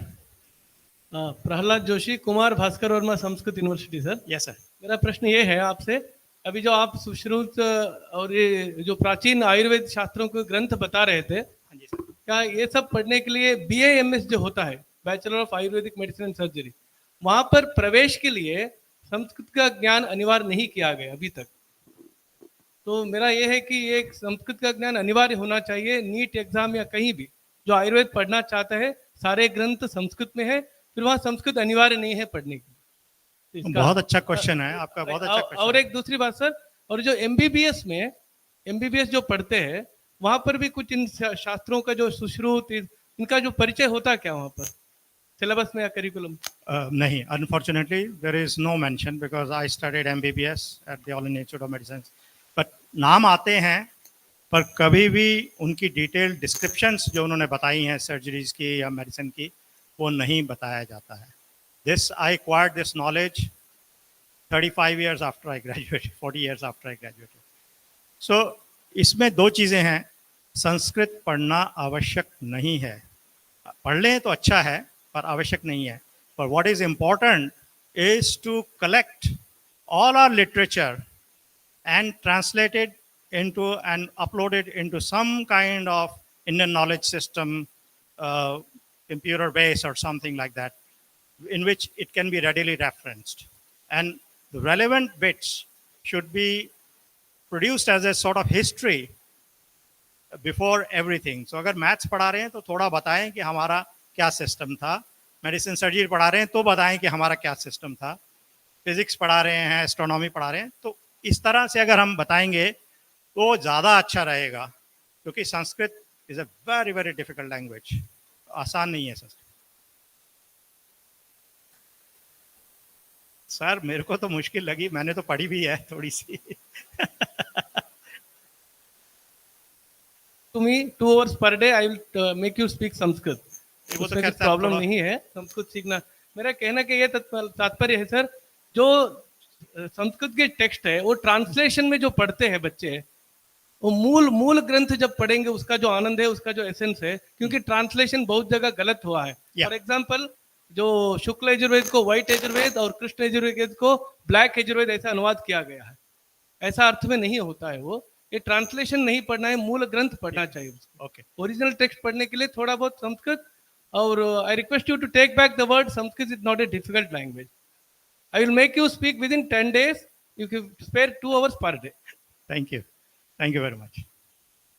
Shall I answer that question? A quick response I want to give is what we need to give modern kids a grounding on how incorrectly our Indian knowledge system has been portrayed. For example, there was a professor of history, a European professor of history, met me recently, and I talked to him. I said, when was Mahabharata war fought? ये सुनने की बात है. It is a very important thing. क्योंकि ये relevant भी है अभी Indian knowledge system के context में. So he's a history professor in Oxford. He says, Mahabharata war, that's a myth, isn't it? That's written by somebody about, it's a kalpana. And I go, no, it was fought in 3139 BC. Mark this date, 3139 BC. आप कहेंगे ये कैसे पता आपको? This has all been proven now. We have re-established the history of our Shastras, Puranas, Itihasas. Everything has been re-established.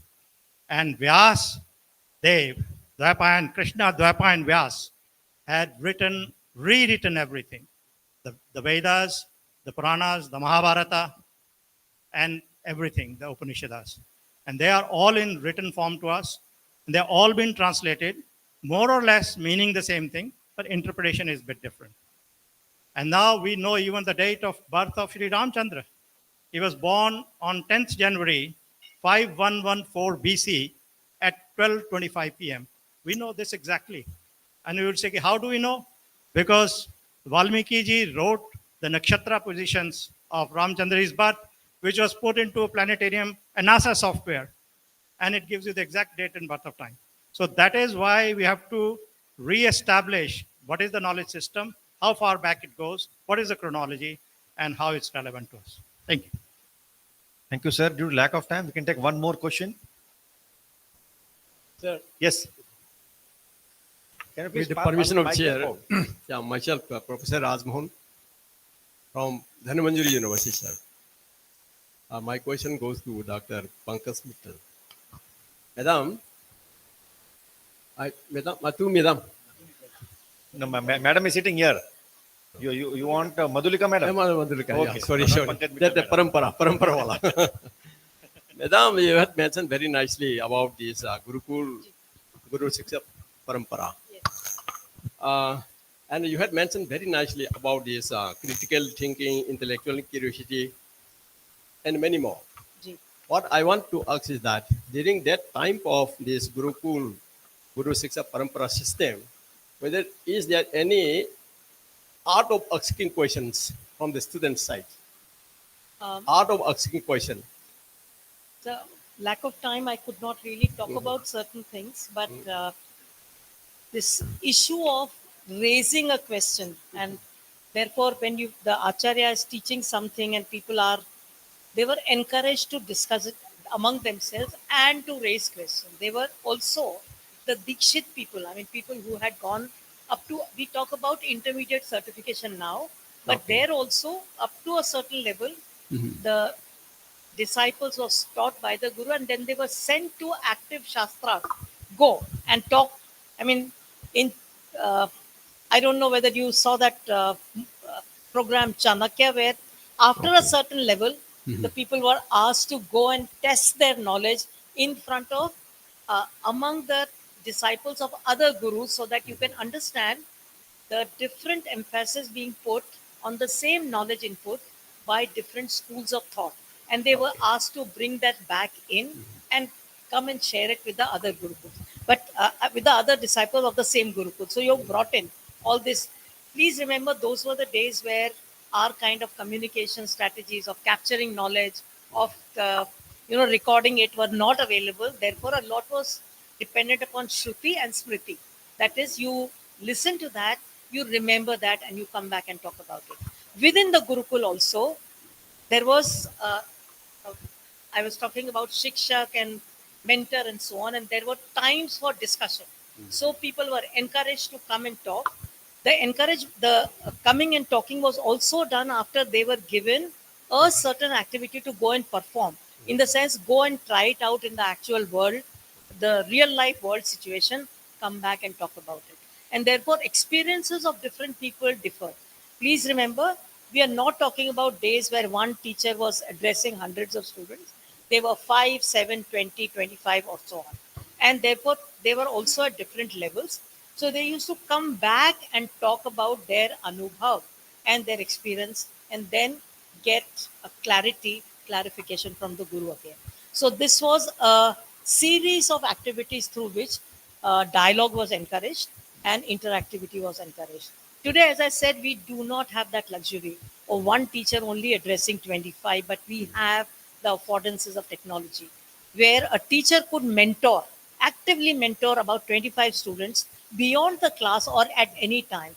We have the affordance of a learning management system where you can leave a discussion issue and let the learners discuss it ad nauseum, discuss it, and the teacher comes in only when he sees that the discussion is going out of hand or it is not going uh, towards any generating any new knowledge. So we should now try to utilize the affordances that we have and make that possible. Small group interactivity, uh, the dikshak, the prerak, the mentor, all these things are possible because because we do not have that teacher student ratio that was there then, we can utilize the tools that we have. Thank you so much. Thank you. Yes, yes. So this kind of wasn't heard at the back. So, you're talking about art of asking a question. So nowadays, when you use Chat GPT, it is basically that how you phrase your question, or even when you go to Google, how you phrase your question. So what prompt you give to the computer. So there is a full-fledged courses on prompt engineering. That what prompt should be given to the computer or the Chat GPT or artificial intelligence for getting the desired or whatever you feel the answer you are looking for. So therefore, art of asking question is now in a new avatar of prompt engineering. You want to say something?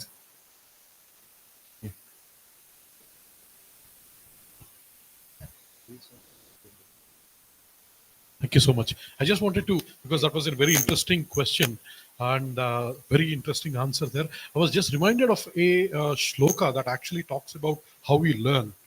So it says, Acharya Padamadhatte Shishyam Padam Swamedhaya Padam Sa Brahmacharibhyah Padam Kala Kramenacha. What that means is, there are 4 padas, that means 4 quarters of how we learn.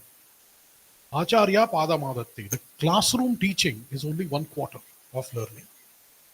Shishyam Padam Swamedhaya. Another quarter is by the self-study by the student. And then Padam Sa Brahmacharibhyah. And then another quarter is with the interaction of others. So that is essentially what we call as peer-to-peer learning these days. And then finally, Padam Kala Kramenacha. That is essentially with time. That is the experiential learning that we are talking about. So the paradigm that we had was we learn 1 quarter from our teachers, 1 quarter from our own self-study, 1 quarter from peer-to-peer learning, and 1 quarter from basically time, basically experiential learning. And that was essentially the model that was followed. And this is from a commentary of Mahabharata given in some 12th or 11th century, or even before that. And then this is exactly something that Dharampalji mentions it based on the chronicles of Britishers who were studying the Indian education system across India, especially in the Madras presidency and in the Kolkata presidency at that time, because they were trying to understand how is it that Indians are so well educated. And there, I would like to beg to differ with the student ratios there. In fact, it was about 1 to 25, 1 to 30, even at that point of time. So it was basically by using a combination of all of these things, which was called Madras method of education, which was transferred back to England, and it became the Cambridge or Oxford method of education, and then we are importing it as a Montessori and other forms of education. Thank you.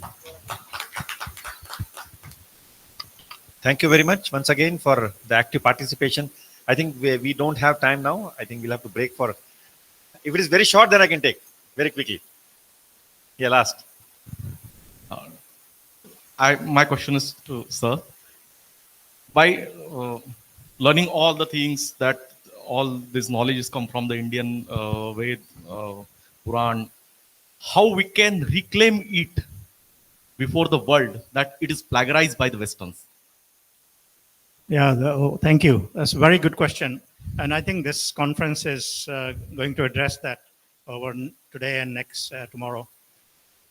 I think the important thing is, first of all, we should know that this actually happened, that Ramayana and Mahabharata are itihasas. It does happen. Itihasa, it does happen. So they are real. And no longer we should be thinking that their mythology is written by somebody.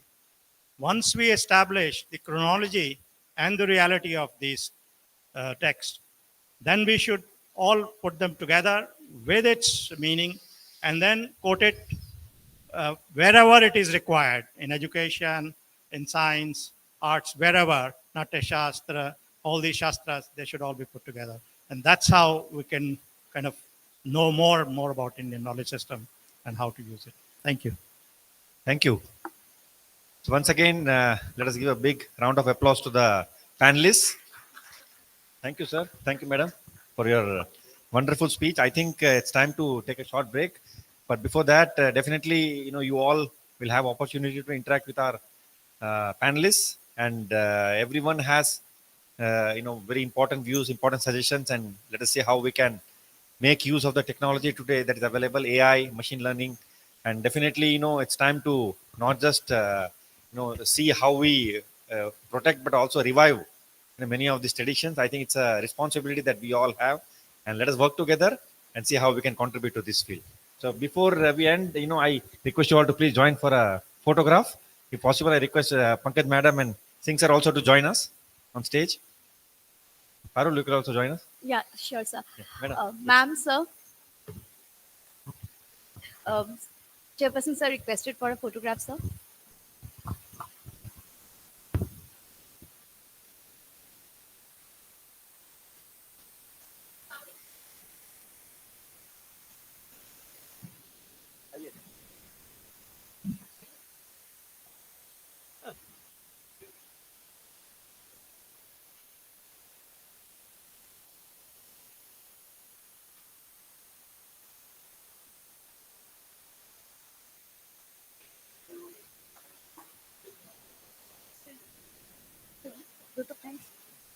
Okay. Thank you so much. And I'm really sorry I had to intervene when the house was just getting warmed up with the questions on this interesting topic. But anyways, we have a paucity of time. So it was absolutely a privilege to hear all the eminent speakers here. I extend my heartfelt thanks to Professor Iyer, Professor Kaushik, Professor Pant, Dr. Gupta for deliberating their insightful deliberation. And I also extend heartiest thanks to the participation, which was here from all the honorable vice chancellors of different from the different universities. I extend my thanks to the reporters, Dr. Siddharth and Mr. Jugal. We also humbly request, before I officially close this, to kindly write your recommendations and inputs in the recommendation form, which I'll forward it to Rama ma'am post this session. All the LOs will be collecting the same. And now we will next proceed to our next technical session. And before that, we have CEO of Divinity, Mr. Tapas Malik, who would be interacting with you for 2 minutes. So may I now request sir to kindly take it up. Yeah. Sir, please.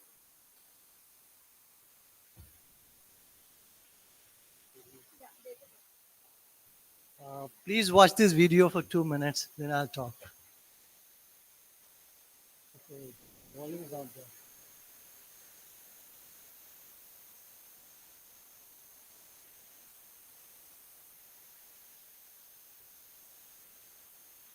Okay, fine. Let me talk. Okay, stop this video, please. Stop it. Hi. I am not from academia, although I used to teach somewhere about 10 years ago. I used to teach statistics. But now I'm basically into business. So, but I have brought in, my name is Dr. Tapas Malik, and I represent a company called Divinity. It's a very old company, very popular company. For last 40, 45 years, whatever, mementos that President of India gives, all are designed and made by us. So that is the legacy of our company. And here I'm here to propose a product that is basically will create a bridge between academia and business. So this is a very new product. We call it certificate on gold. So this is the product, right? Every year thousands and hundreds and thousands of students that pass out from different universities. So during convocation, the students, what they carry with them? They carry with them certificates made with paper. So what we are going to propose here is that along with the certificate on paper, we are trying to give those replicas of certificates or degrees or diplomas on gold. So what the students carry with them, along with their certificates, they carry with them, there's a beautiful piece of framed certificate that you can see here. This is made with pure gold. And they're not very expensive. They're value for money. So, this was introduced this is the first time in the world we have introduced this. If you Google it, you'll not find anywhere. Certificate on gold, you Google it, you'll not find anything. So this particular certificate, about 2 months back, Jamia Millia Islamia, they gave these certificates free of cost to all their PhD students and all the students and masters. So I am going and reaching out to all vice chancellors, registrars through AIU. Thank you, ma'am, Dr. Pankaj. She has helped us out. And we are reaching out to each and every university to promote this product. And just have a look. We have a stall here. We have beautiful people around who will demonstrate this product personally to you.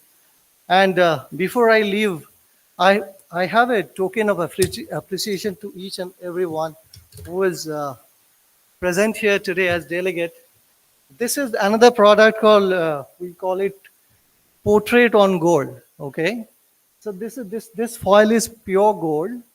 And this is a portrait of one of my friends. He happens to be a vice chancellor somewhere. So whosoever is attending this conference, so we are humble, we are honored to present one such portrait of all of you individually, absolutely free of cost. So please come, we'll take your pictures. If you don't have a high resolution picture with you, we can take a picture. There's a photographer here who's already around.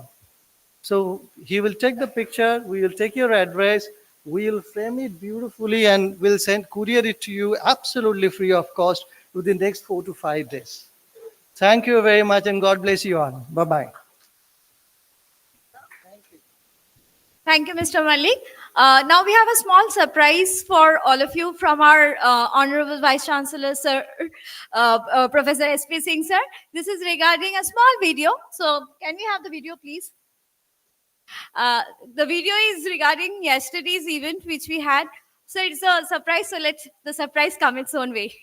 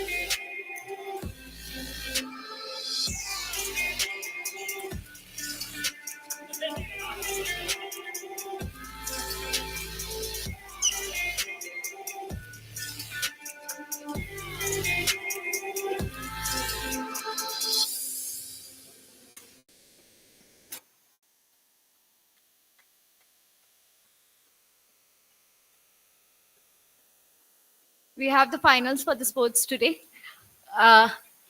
from the 6 p.m. Now we shall proceed towards technical session 2.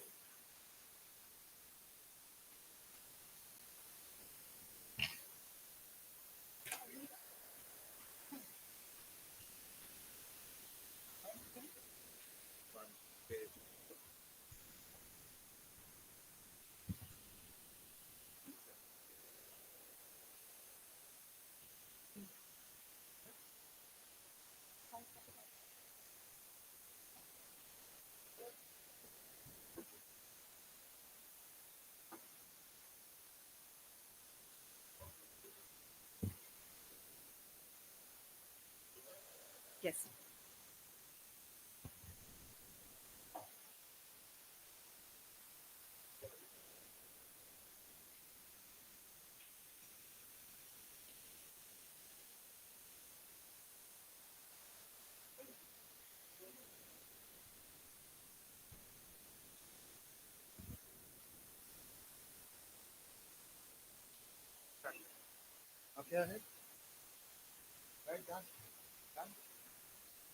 A gentle reminder to everyone to kindly fill up your recommendation forms that is kept on your tables.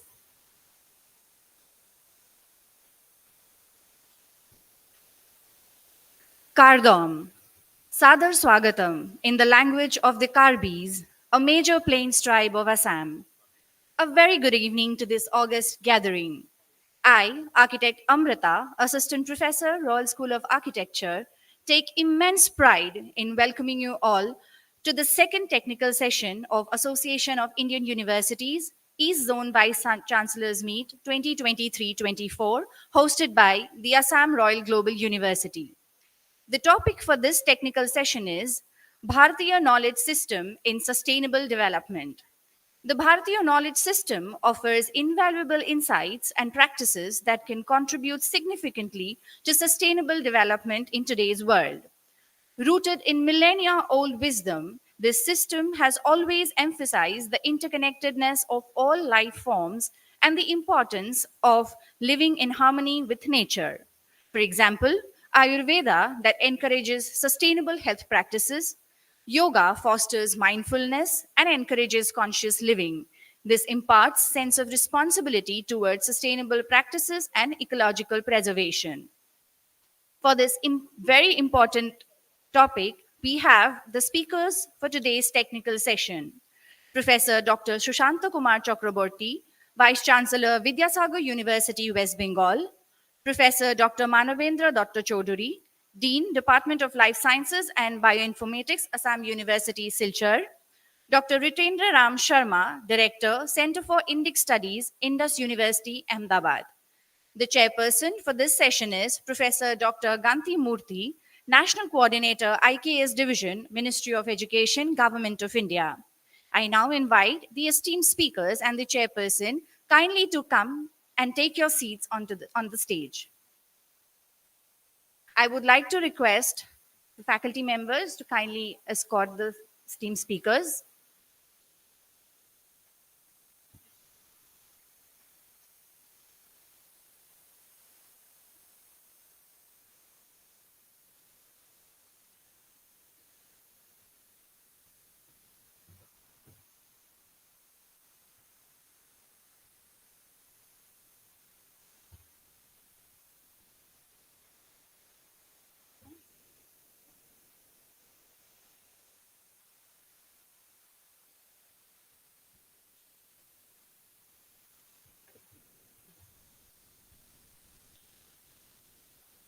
As we are going to be joined by the chairperson and the third speaker, I would like to take a couple of moments to introduce our speakers.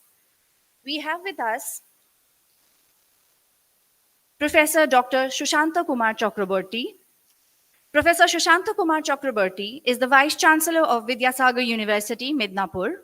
Earlier, he served Midnapur University in various positions, including Professor of Zoology and Dean of Sciences. An expert in the field of marine sciences, ecology, and environment, Professor Chakraborty visited several countries such as Australia, the US, Hong Kong, Belgium, France, and Bangladesh, and achieved 2 international patents, one from the Australian government and the other from the German government.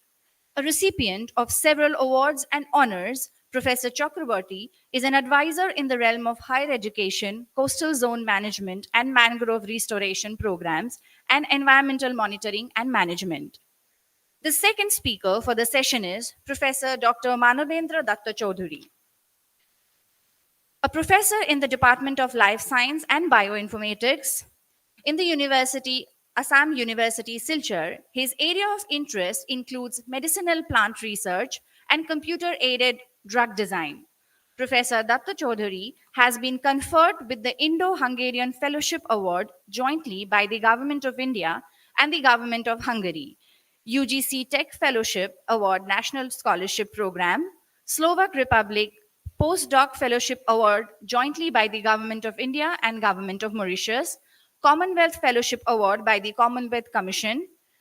He had been the coordinator of the Bioinformatics Center, Assam University, coordinator of the Assam University Biotech Hub and DBT Government of India, and coordinator UGC SAP University Grants Commission. He has to his credit several publications and projects. We are indeed grateful to have you both with us, sir.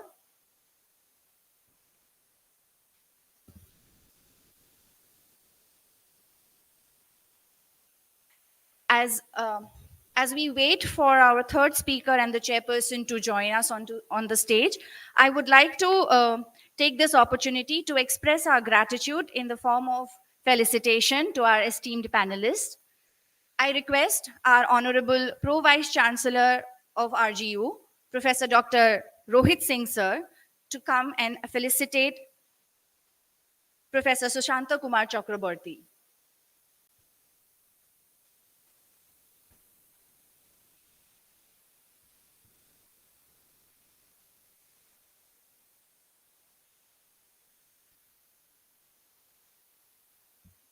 We are felicitating sir with the Fulam Gamusa and a memento of Kamakhya Temple.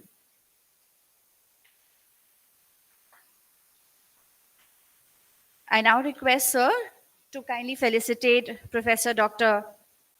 Manavendra Datta Chaudhuri with the Fulam Gamusa and a memento of Kamakhya.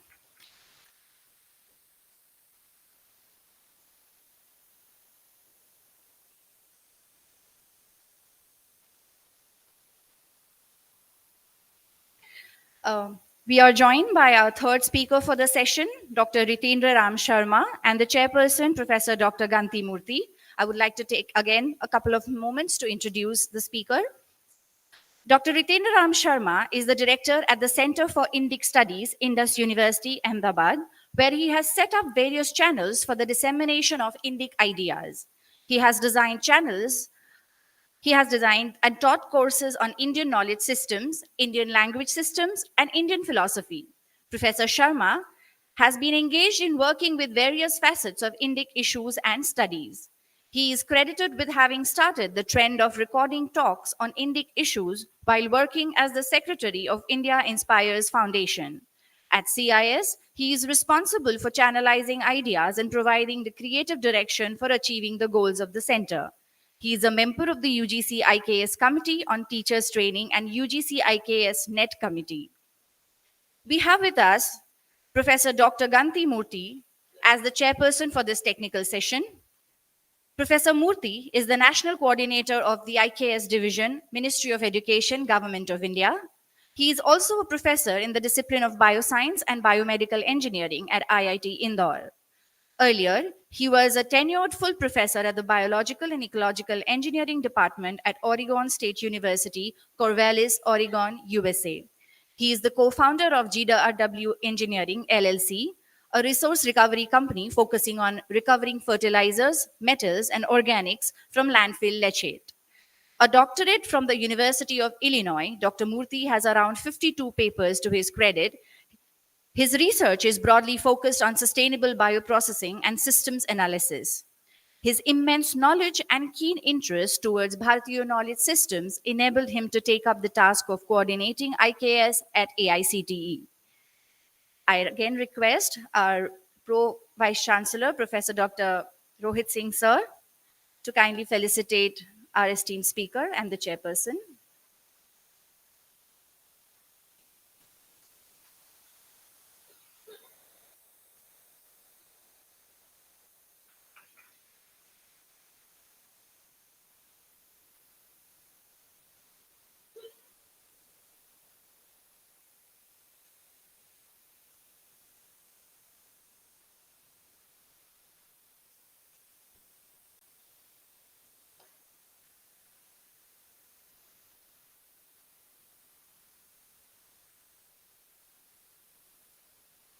Thank you so much, sir. Without further ado, I hand over the session to the chairperson, sir, to proceed with the deliberations. Over to you, Professor Muti, sir.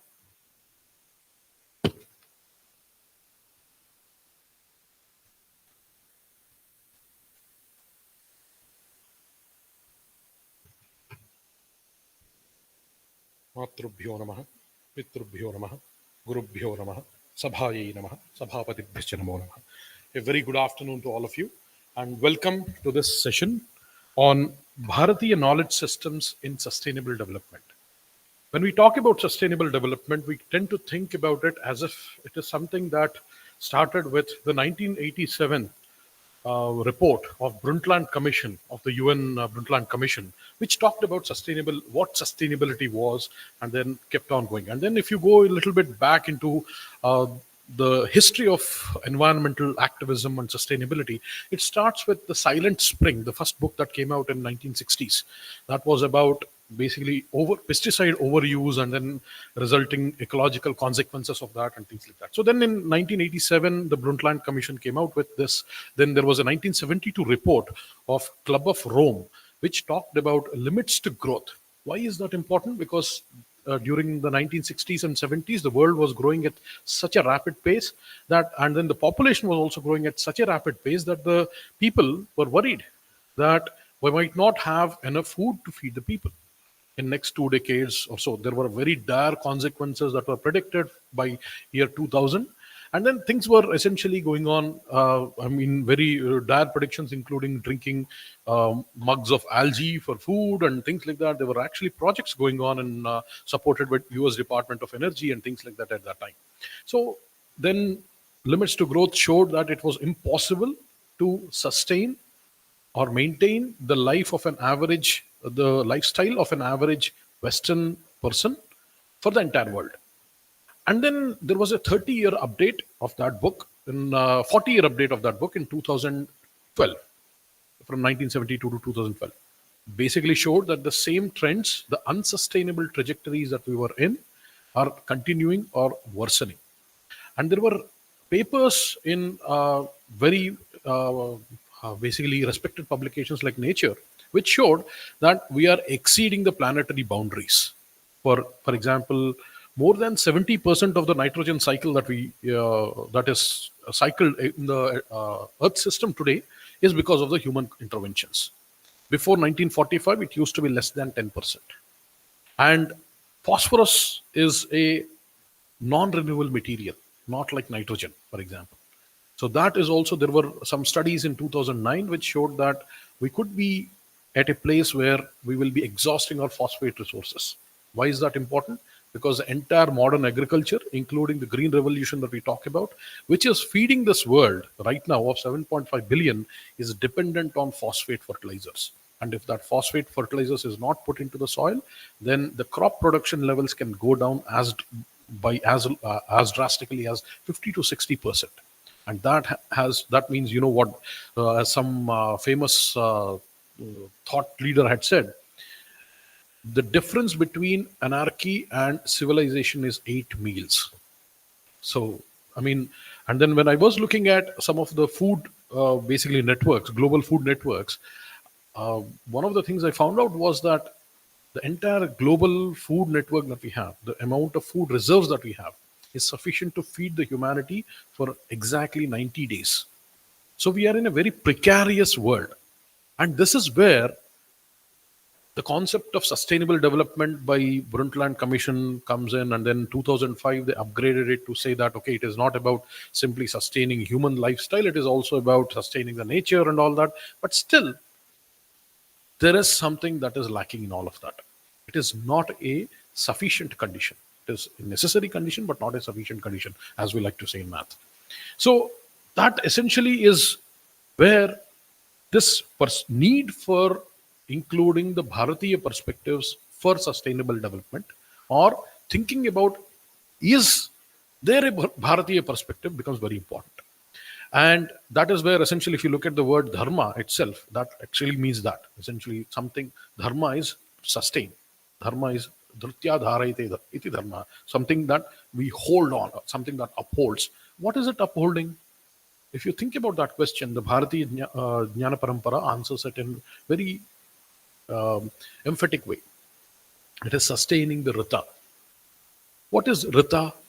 Rita is nothing but the cosmic order, the order of the nature, both at multiple scales, whether you are talking about the cosmic order, whether you are talking about the order of the nature of cycles, essentially of the things in the earth system, or whether you are talking about the cycles in the human systems, whether you are talking about cycles and basically the cycles of sustenance in all the way from the microbe to the galaxy level or even beyond, is essentially the Rita, the order, that cosmic order that governs it. And anything that sustains that is essentially dharma. So when you look at it from that perspective, sustainability is nothing but dharma. And this is where, in fact, and what is dharma? It is not simply something that is being talked about.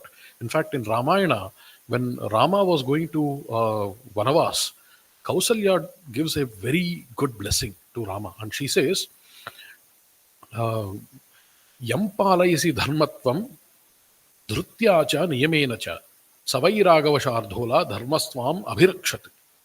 So, abhirakshatu. What that means is the dharma that you are following, the dharma that you are maintaining is the dharma that will protect you. So, when we talk about that in the context of the sustainable development and things like that, it is not the talk, it is the practice and actual things that we are doing that will make this world sustainable. And I'm very glad to be joined by a very, very eminent panel with me, my colleagues here. Dr. Ritendra Sharma, Ram Sharma ji is a friend, colleague, and many things. And so welcome, Dr. Ram Sharma ji. And then Professor Sushant Kumar Chakravarti ji, Vice Chancellor of Vidyasagar University, again from a place very close to my heart, near Midnapur in West Bengal. Studied in Kharagpur, so very close to that place. So thank you for having accepted this invitation, sir. And then Professor Manavendra Datta ji from Department of Life Sciences and Bioinformatics from Assam University. Again, very grateful to you for accepting and coming for this panel, because all three of you bring very, very different perspectives to this table. So with that, I would like to invite our very first speaker, Professor Sushant Kumar Chakravarti ji, our Vice Chancellor from Vidyasagar University, to deliver his notes. Thank you.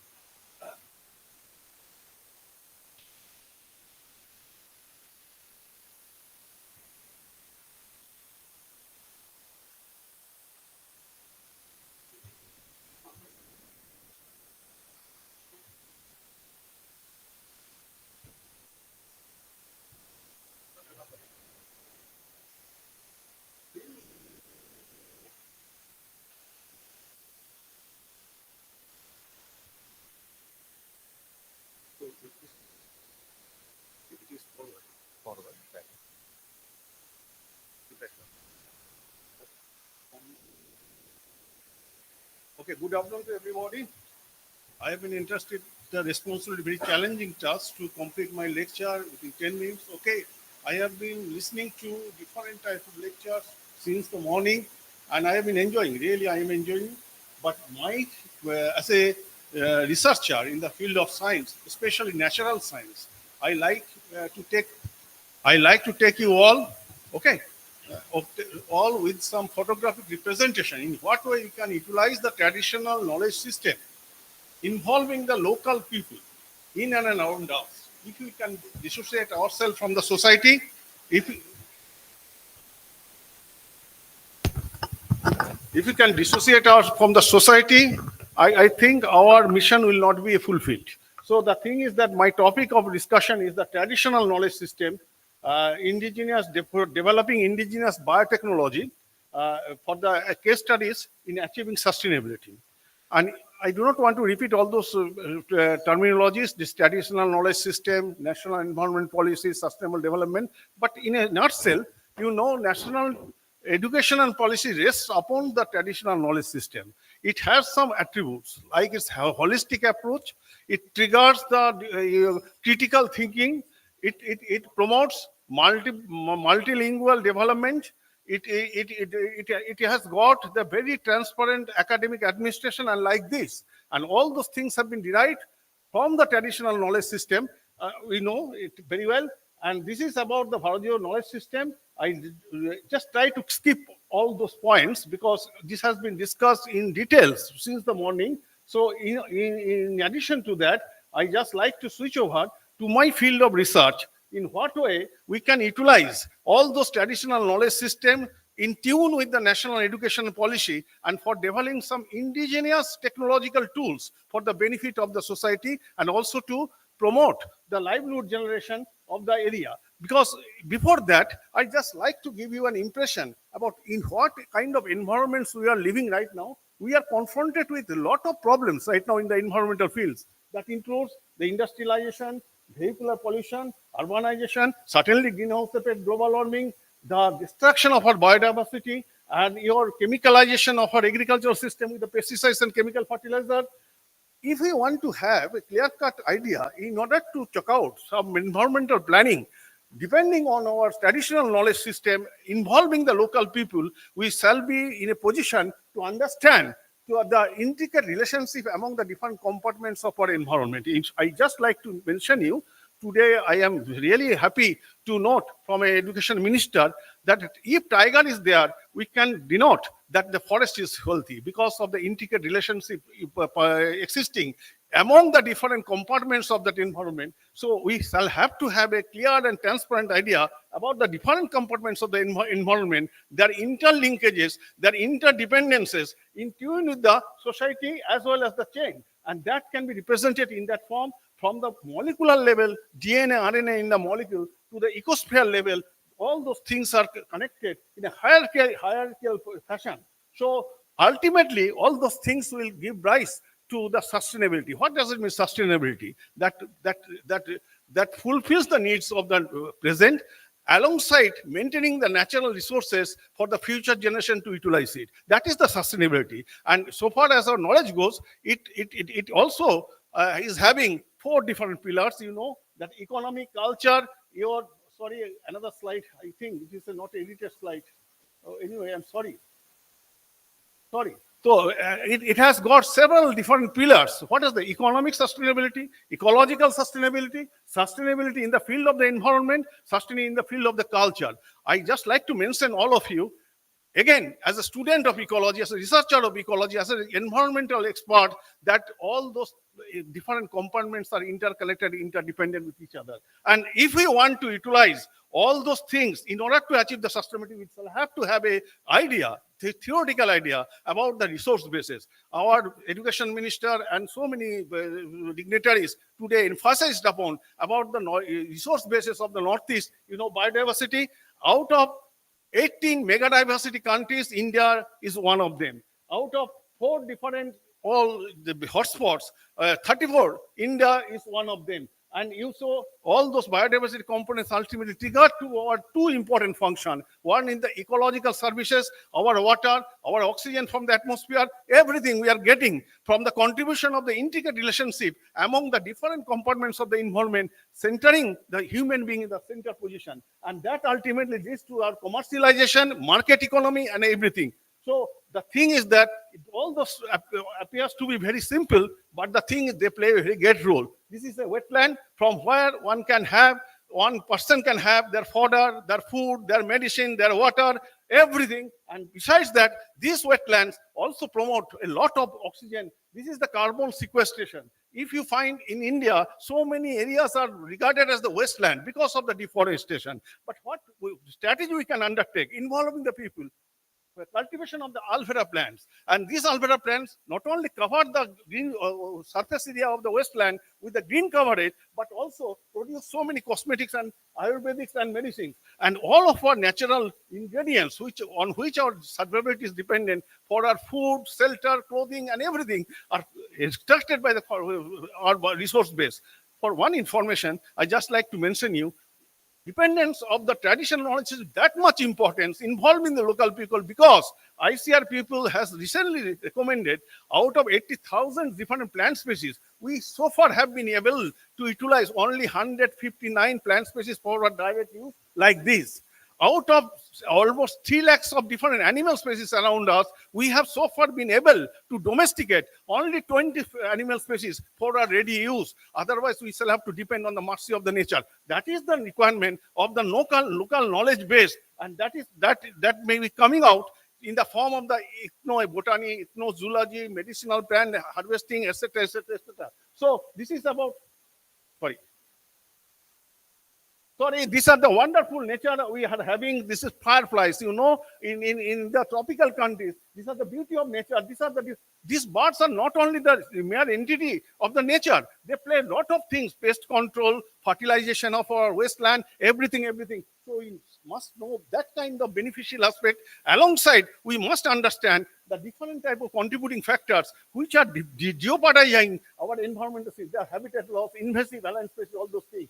So just I'd like to mention for your information, we are surrounded by galaxy of different type of flora, fauna, biodiversity components, ecosystem, you know very well. But if we want to understand the basic fabric of the functioning of the ecosystem, we shall have to depend on what? The ecological principles, scientific principles. Suppose, for example, in the coastal belt of West Bengal, gigantic Sundarban is there. Sundarban is not only Sundar because the expansion of the green coverage, but always the water interacts with the forest. Forest interacts with the water, unlike any other ecosystem of the world. And during the time of high tide, the entire forest will go down under the water. And that provides the water charging of the plants, which is required for the plant growth.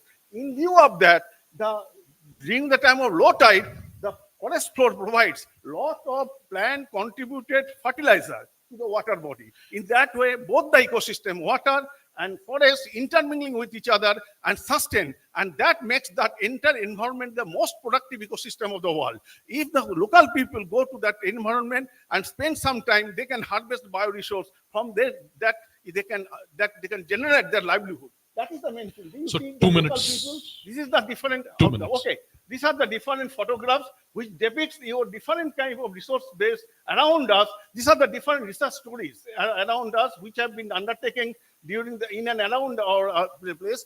But due to the paucity of the time, I like to remind all the vice chancellor, fellow colleagues, and the audience, too, students and researchers, that whenever such kind of environment is there, we must pay respect to what? To the local people, and along with the laboratory research work. You see, all the previous vice chancellor researchers used to pay different places in order to harvest different type of bacteria, fungus, microbes, which are instrumental. And I have seen, these are the earthworm. You see, the local people. We have involved the local people for the production of the vermicompost through the recycling of the solid waste, involving the earthworm. So these are the things. And from the process, we have done some patent, I have mentioned these are the patent. One bacteria has been isolated from the vermicompost, which can cure the cancer of the breast.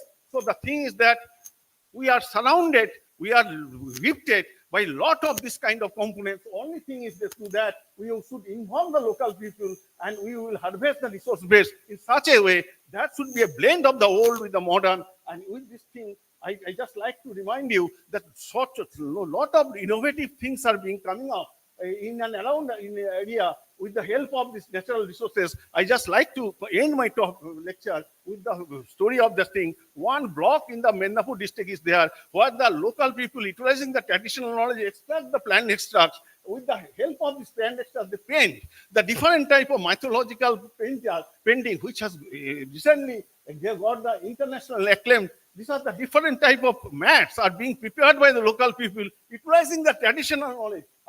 These are the different type of your processing process and fishery process. These are the different types of local made food production process. I just like to highlight on this August gathering in order to give them an impression that a traditional knowledge involving the local people, using the know-how of the scientists or researchers like us at the demand of the time, and that will ultimately give us the sustainability, and that will ultimately nurture the local culture along with that thing, and that requires a field study with a joint effort, and we used to do that thing. I have taken the opportunity in this platform to give you an impression in what way the rural-based university like Vidyasagar has been undertaking this kind of pro-people, rural-based biotechnological tool involving the local people to gather not only the important scientific information, but also to do something for the livelihood generation. Sorry, thank you very much, because it was a hard time for me to complete my talk, but I have tried my best and to give you an impression about the case studies, the story of in and around the area, a rural-based, wasteland-dominated area of the West Bengal and India too. Thank you very much. Thank you so much, Professor Chakravarti, and then really appreciate you sticking to the time. So I would like to invite Professor Manavendra Chaudhary ji to make his comments. Thank you. Again, you'll have 10 minutes, and then at the end of 8 minutes, I will sound the alarm. I'll try my best.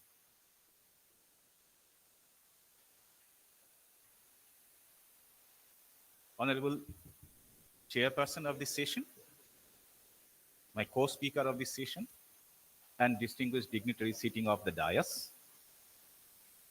The theme of this session is Bharatiya Knowledge System in Sustainable Development, keeping that in the backdrop because Bharatiya Knowledge System is diverse and its spectrum is huge, and covering everything in one lecture is impossible. So I would like to focus on traditional medicine perspective, challenges, and the way forward.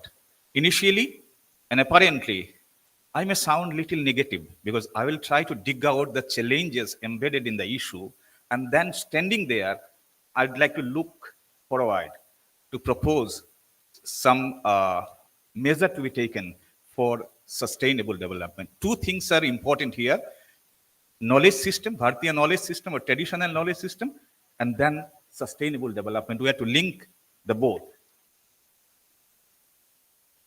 So, well discussed in the inaugural session and the other speakers, Bharatiya knowledge system. There is little wrong conception that this is confined to the Vedic literature only. It's not. It's extend from the Vedic literature to the country's native and tribal folklore. That is why the spectrum is huge. And the World Intellectual Property Organization has defined that everything, knowledge related to agriculture, biodiversity, conservation, medicinal knowledge, everything comes under Bharatiya knowledge system. And this presentation is mainly focused on traditional medicine. And initially I divided the presentation in 3 parts. The basic concepts about BKS, I will skip that because time is short. And then protection of traditional knowledge, its challenges, and the second one is, and the last one is the way forward. Again, the Bharatiya knowledge system in traditional medicine may be divided into 2 groups. The recognized traditional knowledge, like Ayurveda, Siddha, Unani, Yoga, Naturopathy, Homeopathy, these are the recognized system. This morning, Honorable Education Minister was talking about the second one, the unrecognized traditional knowledge. And the focus of my presentation is the second one. In the Northeast, Education Minister was highlighting, in the Northeast itself, we have more than 200 tribal population. And in the country as a whole, we have more than 700 tribal groups. Each of the tribal group is rich with their own cultural heritage, including the cultural heritage of traditional medicine. So you just can imagine the volume of knowledge that we have so far as the traditional medicine is concerned, which is a component of Bharatiya knowledge system, and the sustainable development utilizing those unrecognized knowledge system is a far-reaching goal yet, because we have not focused on that. So I'm skipping the basic concept. This is already discussed. So the key for traditional knowledge-based sustainable development is rooted in translation of intuitive and holistic knowledge to a reductionist one. The traditional knowledge is the intuitive and holistic. We need to translate it to a reductionist one. Otherwise, the sustainable achievement of sustainable goal shall remain out of reach. Again, this is the definition, and there are some overlap so far as the traditional knowledge, indigenous knowledge, local knowledge, all those things are there. I wanted to describe it, but I am skipping because of the shortage of time. Now, Indian epistemical tradition comprises 6 important sources of knowledge. They are perception, that is pratyaksha, inference, anumana, verbal testimony, shabdo, comparison, upamana, presumption, arthapati, and non-apprehension, anupalabdhi.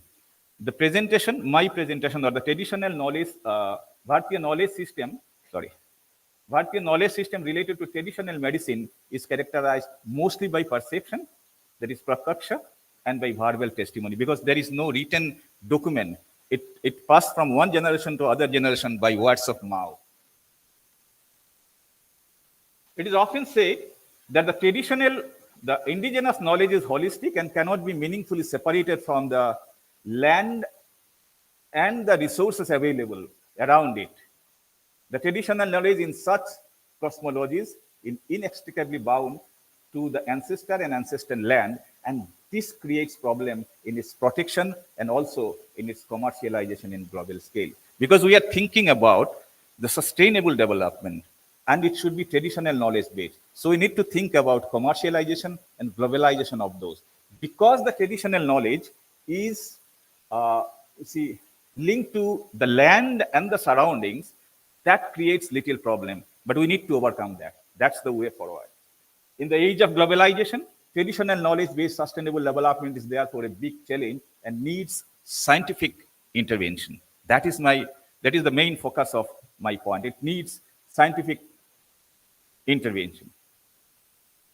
Now, traditional knowledge and its protection. The precondition for any traditional knowledge-based sustainability is the protection of the traditional knowledge. Until and unless the traditional knowledge is protected, the sustainable development utilizing traditional knowledge is a difficult job. But our existing IPR system, intellectual property rights system, cannot protect traditional knowledge. The reason is, first reason is, the current, this privatized ownership. Our existing intellectual property right demands private ownership. But the traditional knowledge is not a private ownership, it's owned by the community. So it doesn't fulfill the first criteria of intellectual property right. So it is not covered by intellectual property right. The second one is, the protection is time bound. If it is a patent given for 20 years period of time, but that is not going to serve the traditional knowledge, because traditional knowledge is perpetual and it passes from generation to generation. Then the third one is, it adopts to a restricted interpretation of invention. Like intellectual property rights said, there are 3 things to be fulfilled. The first one is the novelty, the capable of industrial application. And here lies the limitation, because the industrial application and the novelty is difficult so far as the traditional knowledge is concerned in its present form. So a new or alternative law is therefore necessary for protection of traditional knowledge. But that new law is yet to come. World Intellectual Property Organization is working on that since 2011, but as I know, till now, such law is not in operation. As a result, protection of indigenous knowledge, protection of Bharatiya knowledge system is a challenge now, even till now. CBD could help. The Convention on Biological Diversity could help in this regard to some extent. But again, if we look at the functional part of the, if we look, sorry, I'm moving. So I'm moving.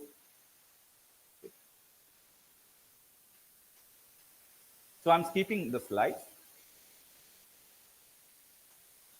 Now, only national treatment of traditional knowledge, unlikely to protect it, because national law is applicable for this country only. It is not applicable to some other country. So national law, we need an international treaty to protect the traditional knowledge. But that is yet to come.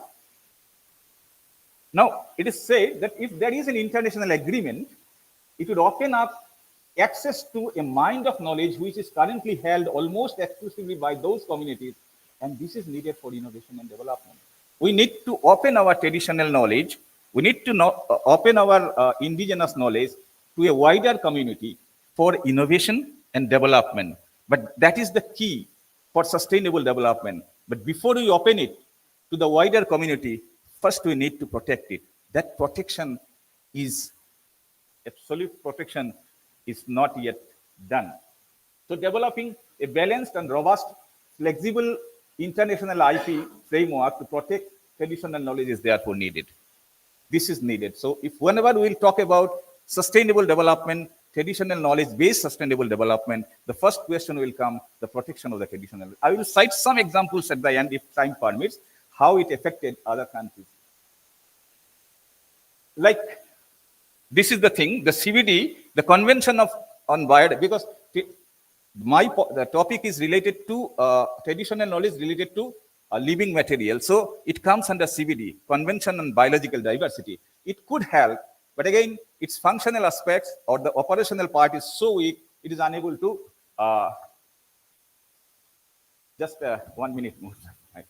So it is unable because CBD has said, under India is a member country of the CBD, and as per the mandate of the CBD, India had National Biodiversity Act 2002.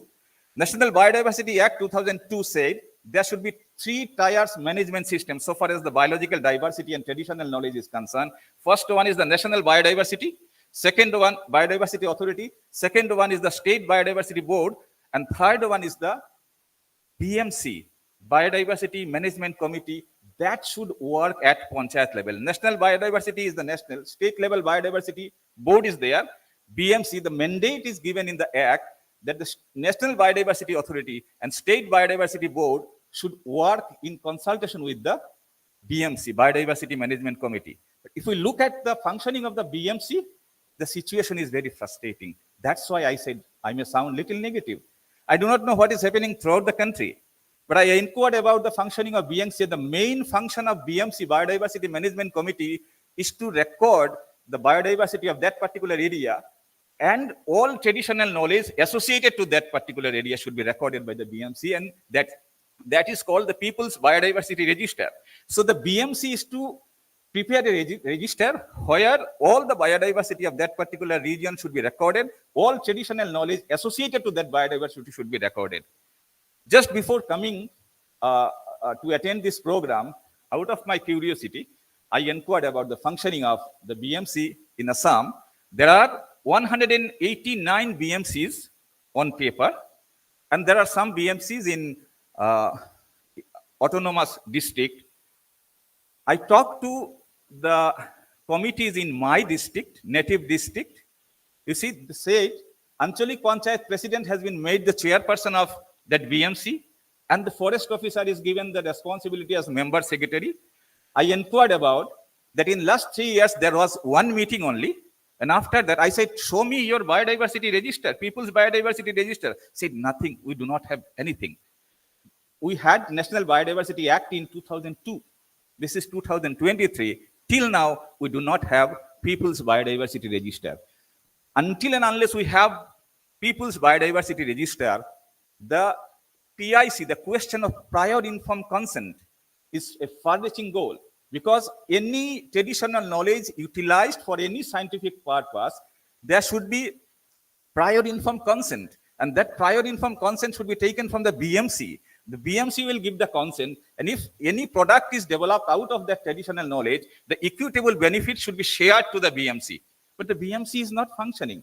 That is the most frustrating situation so far as the traditional knowledge is concerned. We need to hammer on that. We need to look at that, and then we need to come forward. Because if the BMCs are not functioning, the benefit sharing is not going to help occur. And if there is no benefit sharing, sustainable development is a far-reaching goal.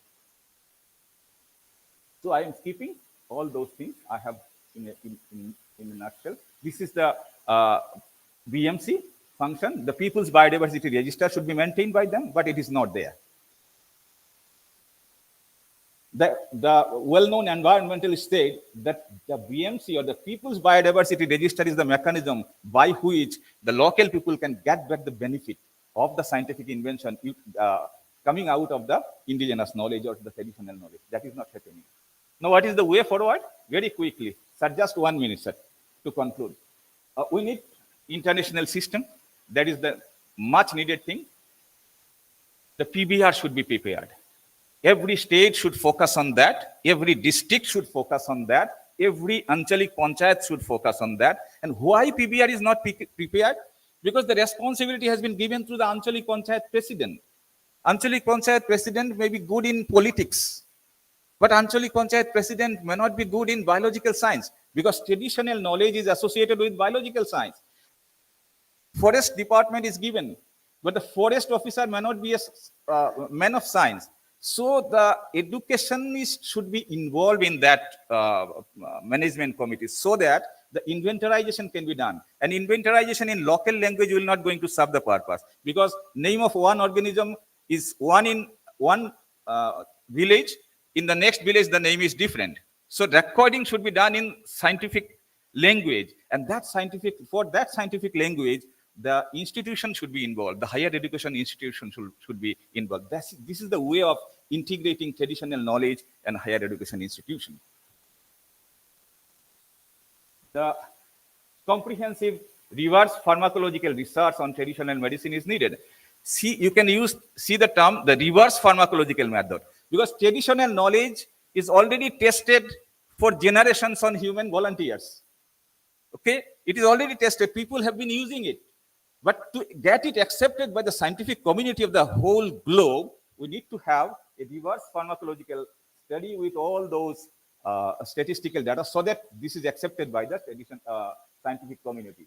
The safety measure and the clinical issue of herbal medicine needs revisit. We have certain rules and regulations, but in 1993, it is said that all those herbal formulations, regulations will be regulated by this one.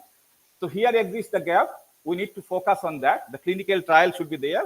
And probably because of this, the invention of new drugs from our country utilizing traditional knowledge is not significant.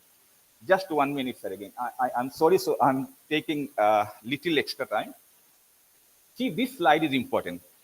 We have traditional knowledge associated with plants like Catharanthus roseus, Texas, willow, etc.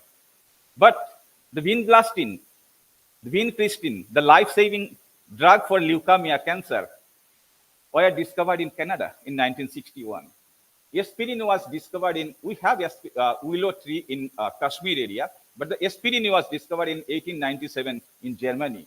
We have Taxol in we have Texas tree in higher altitude, but the Taxol was invented in United States in 2003. Neem is our traditional plant, but the nimbin, nimbolene, and all other 26 bioactive molecules have been isolated from neem plant in some other countries, not in our country. We need to focus on that. See the example. Vincristine was derived based on traditional knowledge of Madagascar associated to Catharanthus roseus. This is a very common plant available everywhere in India. And this, the vincristine anti-cancer drug was invented from this. And the traditional knowledge of Madagascar was utilized for that. But the country was denied from royalty because it was not protected by their national law, and there is no international law in force to protect the traditional knowledge. So if we open up our traditional knowledge to wider scientific community without protection, the same thing is going to happen. We are not going to get the royalty back. We need the royalty back because our goal is sustainable development. My last slide. Bharatiya knowledge system is our wealth. We need to convert it to global resource with scientific intervention by protecting it under legal and technical framework for sustainable development. Thank you so much.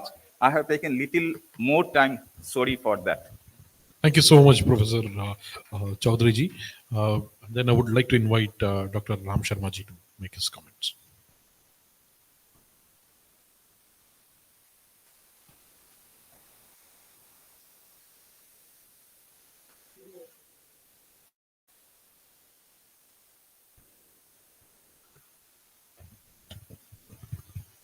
Om Gurubhyo Namaha. Namaste everyone. And the topic that we are given is sustainable development and how Bharatiya Gyan Parampara, Indian knowledge system, can shed light on this. I think, and you might disagree with me, most of you, I think sustainable development is an oxymoron. It cannot go together. Okay. Because the reason is, if you look at the principles behind and the historical evolution of these two words, sustainability is all about cyclical thing. It is acknowledging the complexity. It is acknowledging that we are living on a planet which has infinite resources and we have infinite greed. So sustainability is about rhythm, the cosmic order, as Murthy was talking about. But when we look at the word development, and historically it has evolved in the last 100 years, it is linear in conception.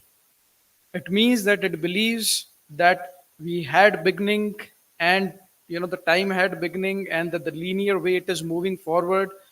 And somehow we have to reach certain goal. And for that goals, we need to consume as much resources as possible. In fact, this idea is connected with largely with socialist and communist idea of bringing heaven on earth, that would like to bring unprecedented prosperity on this planet, and somehow those who could not do it, they are undeveloped, underdeveloped, and those who could achieve this goal are developed one. So I think this linear conception of looking at the whole development process is, in principle at least, is against the conception that we understand by dharma or rhythm or sustainability. So I think the better word that we used to have was abundance, prosperity, okay, abhyuday, nishreyas, and all those things. Because by using them, we at least come to recognize that everything, every being on this planet, including ourselves, they are living on time scale, on space also, that is cyclical in nature. That has serious consequences if you sow some seed and if you have certain causes behind them. So I think we need to rethink about our definition or even the usage of a word sustainable development. Now my talk, this 10 minutes presentation is divided into three parts, because looking at the whole process of sustainable development, which is quite complex, sometimes incomprehensible, because we are talking about things that we do not understand, we cannot map it very clearly, even we cannot reduce it to numbers also. Okay, there are so many elements involved in that. But for the sake of discussion, for the sake of simplicity, I'm dividing it into three parts. I'll come to this Acharan part later on, and I'll share certain mantras that we compiled recently during C20 conference at Indus University. But that's later. For understanding sustainable development or the development or the ecological problem that we are facing, I think three equally important spheres are important. First is we need to understand how do we look at the world? What's our perception of the world out there? How do we look at the nature? And that I call drishti part, or maybe the shruti from the traditional Indian knowledge system perspective. Then the second part is understanding the deeper nature of ecology, understanding the deeper nature of world, reality out there. We need to design system for this complex reality. And that can be talked largely in terms of the complexity or the smriti or dharma shastra part, that is of traditional knowledge system. And the third is, after understanding it deeply and trying to figure out the complexity behind all this ecosystem, how to bring all these things in our acharanam so we can live with this nature ecology in harmony. How can we sync ourselves with the way our ancestors have been doing for thousands of years? So acharanam is the most important part, because from perception you need to bring them into practices also. So let's begin with perception part. And here we need to, first of all, decolonize ourselves very thoroughly. Because if we look at the problem of ecology, the problem of looking, the whole epistemology and the ontology that is involved in all these things is completely colonized when we look at that framework. That's why the previous speaker also discussed about that we have 6 pramanas and all those things. Because colonized framework is first and foremost about exclusive and one superior way of knowing things. In contrast to Bharatiya knowledge system, which give credence and legitimacy to plurality in ways of knowing, diversity in ways of knowing. Because when you acknowledge that there are many ways of knowing, only then you will appreciate, only then you will respect the community, those who think differently from you. Okay. Second is that centralized planning, which we have inherited from, again, colonial perspective, is not going to work when we are dealing with complex issues. We need to think about decentralized approach, which is Bharatiya way of looking at things. Then, of course, telling and justifying everything in the name of scientism or pseudoscientifism and promoting that this is rational approach and this is the way to go ahead. And if we do not follow it, we'll be lagging behind. Then we are again falling into the trap of just exclusive ways of knowing. And then uniformity and standardization, mapping and manipulating things, assuming that we know the nuances and details of the ecosystem or the way communities function across the country or across the world for that matter. And I'll give you a few examples for that also. And this way of colonized thinking, colonized perspective, is basically designed as white man's burden to civilize the savages or the primitive community. So I think somehow this is still part of our way of resolving problem, way of dealing with issues and all that. And that's why IKS is needed, first of all, because Indian knowledge system is asking every one of us to probe and go deeper. First of all, go and decondition through this colonized perspective and see what indigenous perspectives are. And these indigenous perspectives can be, contrasted very easily.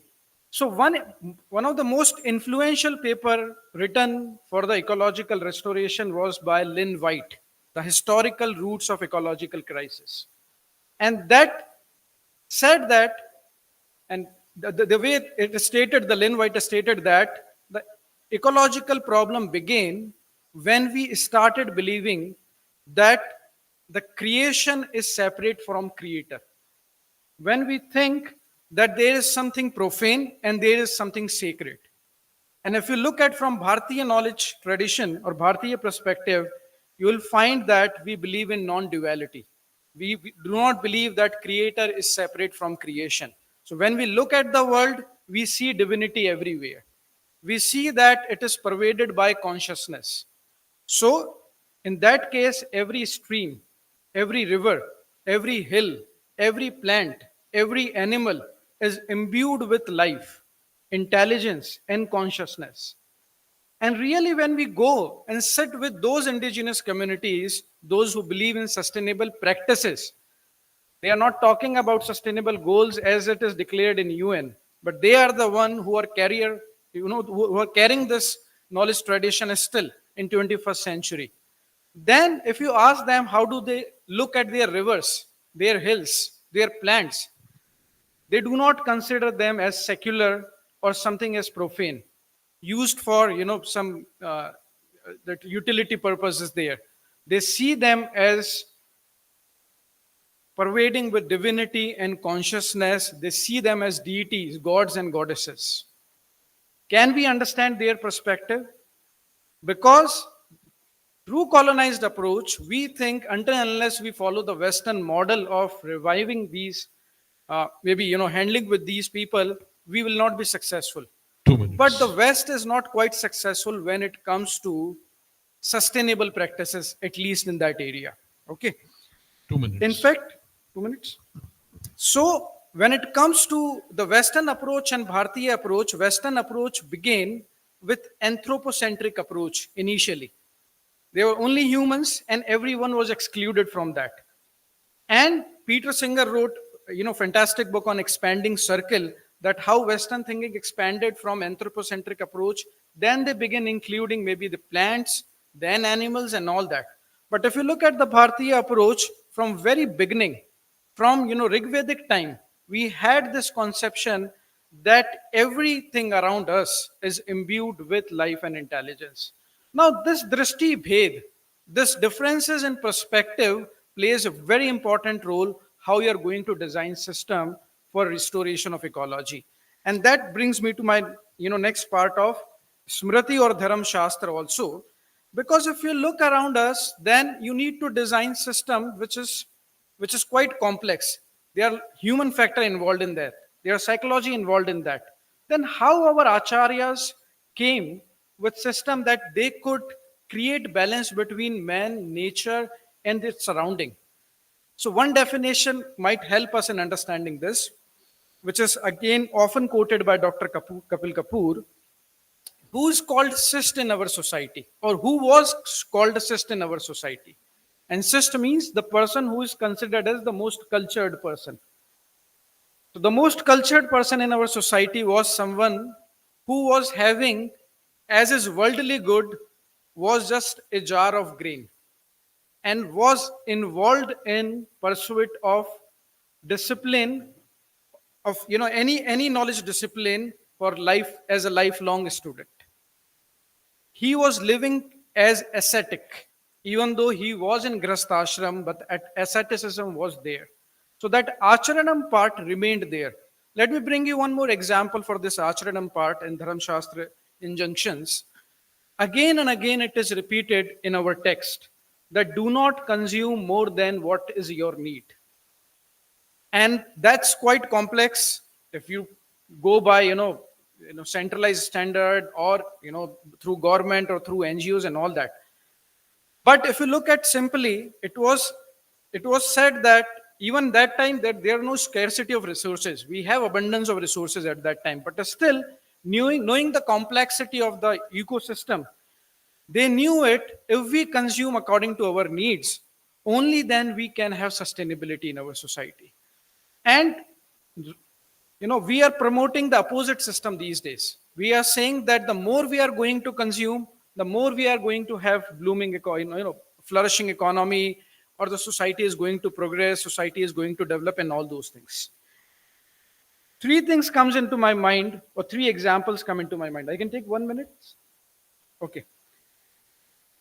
Time magazine published a report last year that stated, the title was, Western architecture is making India's heat waves worse. And that they were saying that India is just blindly imitating the Western architecture model, and it is resulting in one of a dangerous heat waves trend that is witnessed across the country.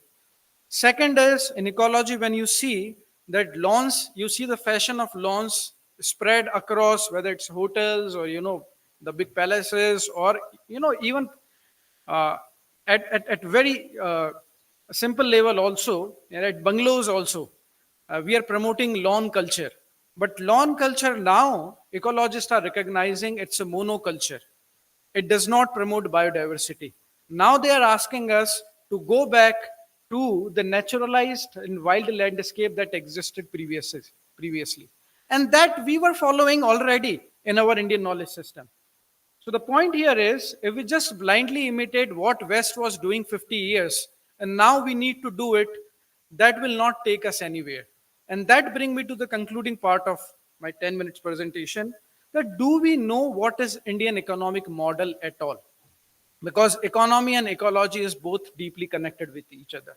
Until unless we revive our economic model, so from 1947 till 1991, we were following completely the communist and socialist model, and we became bankrupt. And then we opened up our market and we started following now thoroughly capitalist model, not knowing the consequences, what will happen in next 25 years. So the big question is, do we have third way to coming out of this binary of capitalism and socialism. Do we know what were our indigenous model that made India great till 19th, 18th century? We were superpower till 18th century when it comes to economic growth rate and also our share of global GDP also. But rather than exploring and learning what were our economic models that were in sync with communities, that were in sync with ecology, that were in sync with abundance and prosperity also, we cannot revive ecology.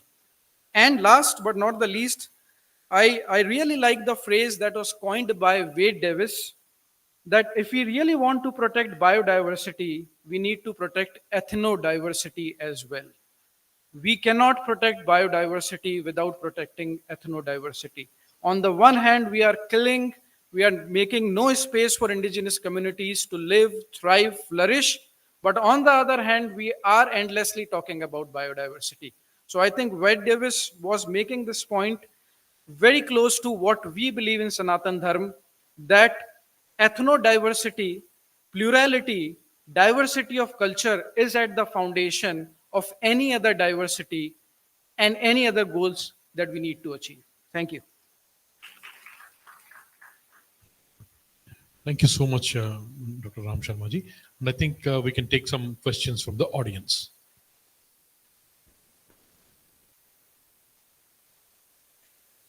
Yes, please. In the back and then in the front. Sir, once again, myself, Professor Azmon from Dhanmanjari University, Imphal. Sir, my question goes to Professor Manavendra Datta Chaudhuri of Assam University. Sir, you had mentioned very nicely about the indigenous knowledge and its protection. In this regard, I would like to seek your views regarding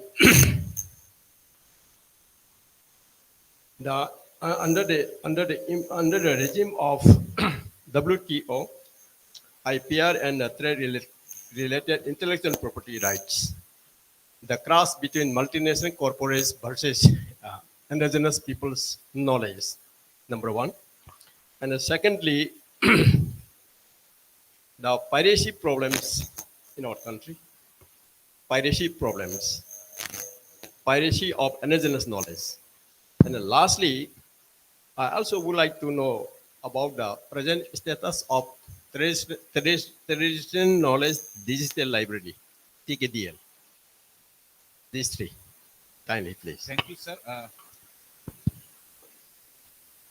I'm answering from the last question. Okay. The TKDL. Yes, the TKDL is playing significant role in documenting the traditional knowledge. Why? Traditional knowledge digital library. But there are two issues. Documentation is one part. But the simple documentation is not going to help in the sustainable development. Because if we have documentation and if there is piracy, we can challenge, we can revoke a patent. The same thing happened with the turmeric and the neem. Yeah. Because it is recorded in our traditional knowledge, so we could get it. But we could revoke it. But that is revoked from some other country. But where is my royalty? So TKDL or scientific publication of traditional knowledge is helping, but helping to protect the traditional knowledge. But the question is the sustainable development also. We need to link those two. For sustainable development, we need to open up the traditional knowledge to wider scientific community. But our existing intellectual property right guidelines, it is not protecting the, what should I say, the traditional knowledge. That is my first point. Second point is the Convention on Biological Diversity, which where India is a member country. So as per that mandate, the National Biodiversity Act 2002 could protect and could help in sustainable development because a beautiful mechanism of rotation of benefit is given there. But because the third and the smallest layer is not functional, that rotation is not happening. The indigenous communities are denied from the royalty. I will not say denied from, there is no recording. Like I can enter into any tribal village.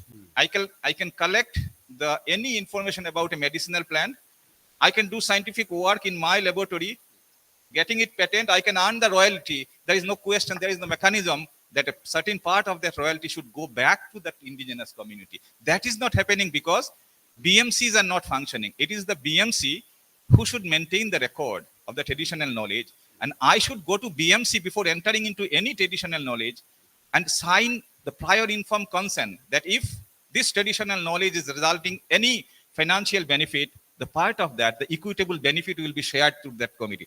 Beautiful mechanism is there, but the mechanism is not in operation. That's my point. What about the impact of WTO and the TRIPS, particularly in this part of the region, northern region? Yeah, World Intellectual Property Organization since 2012 has been working to find out the international treaty to protect the traditional knowledge. But again, these things are little tricky. So it is yet to APR or yet to be made functional, the international treaty. Until and unless that international treaty is there, protecting traditional knowledge is difficult. But we need to open our traditional knowledge to the wider scientific community for innovation and development. So here lies the dichotomy. That's my point. We need to focus on that. We need to hammer on that. Thank you. Thank you so much, sir. Thank you. Can we have questions?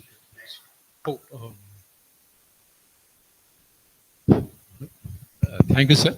This side, again, once again, Professor Khan from Apex Professional University, Pasigat, Arunachal Pradesh. My question goes to Dr. Ram Sharma. Of course, sir, you beautifully explained that ecology and economics go hand in hand. And with just one more, it is not an exact question. It is addition to you. That is called, in the world, there is no perfect system, neither capitalism nor socialism. We have to go with a mix, that is mixed economy. That is what India is approaching for a long time. So that is my I think, addition. when we started using centralized planning, 5 years planning, it was under the category of mixed economy. Okay.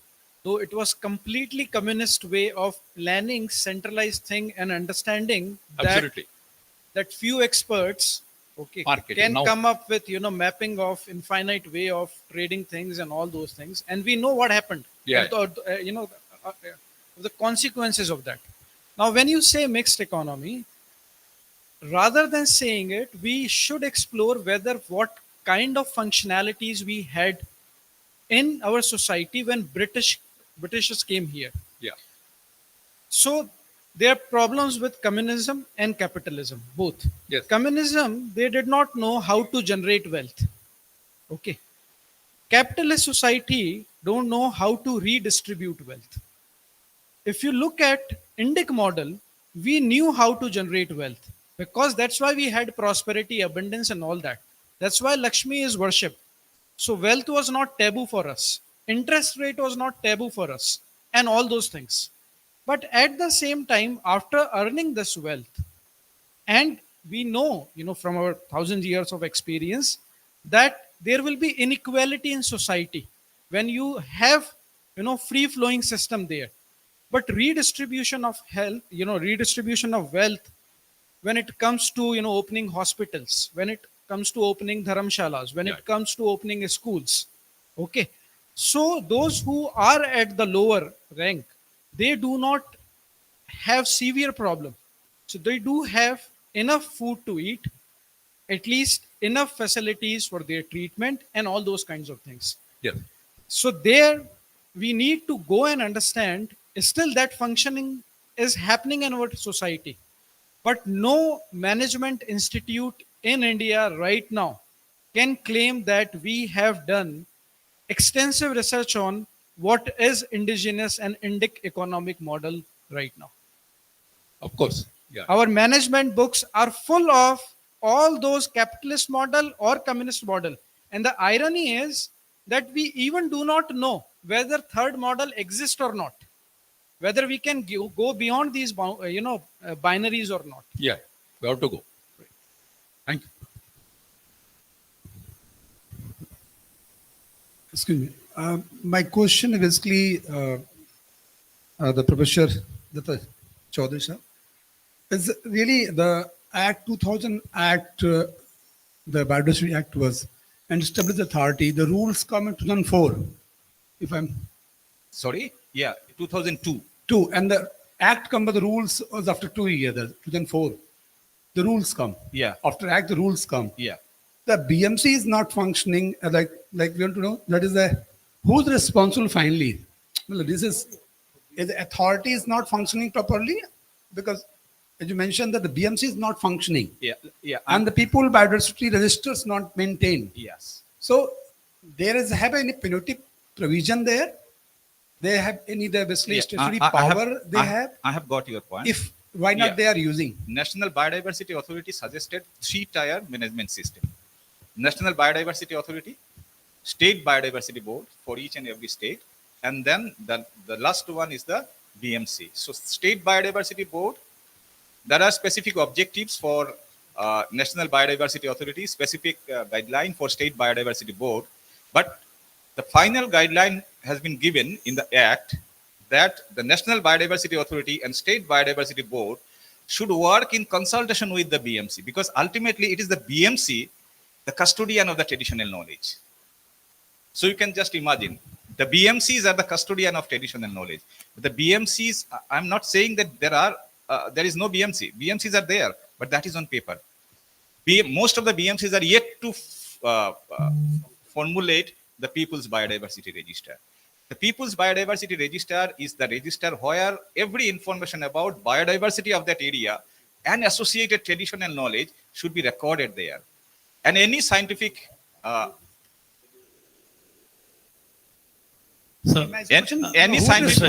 scientific investigator. My question is just who's responsible for that? If BMC is not functioning, is not maintaining the register, that we are just reading this thing. So they have statutory power. Authority. I understand. I understand. Yeah, it is very difficult for me to tell who is responsible, but I have given the reason why it is happening.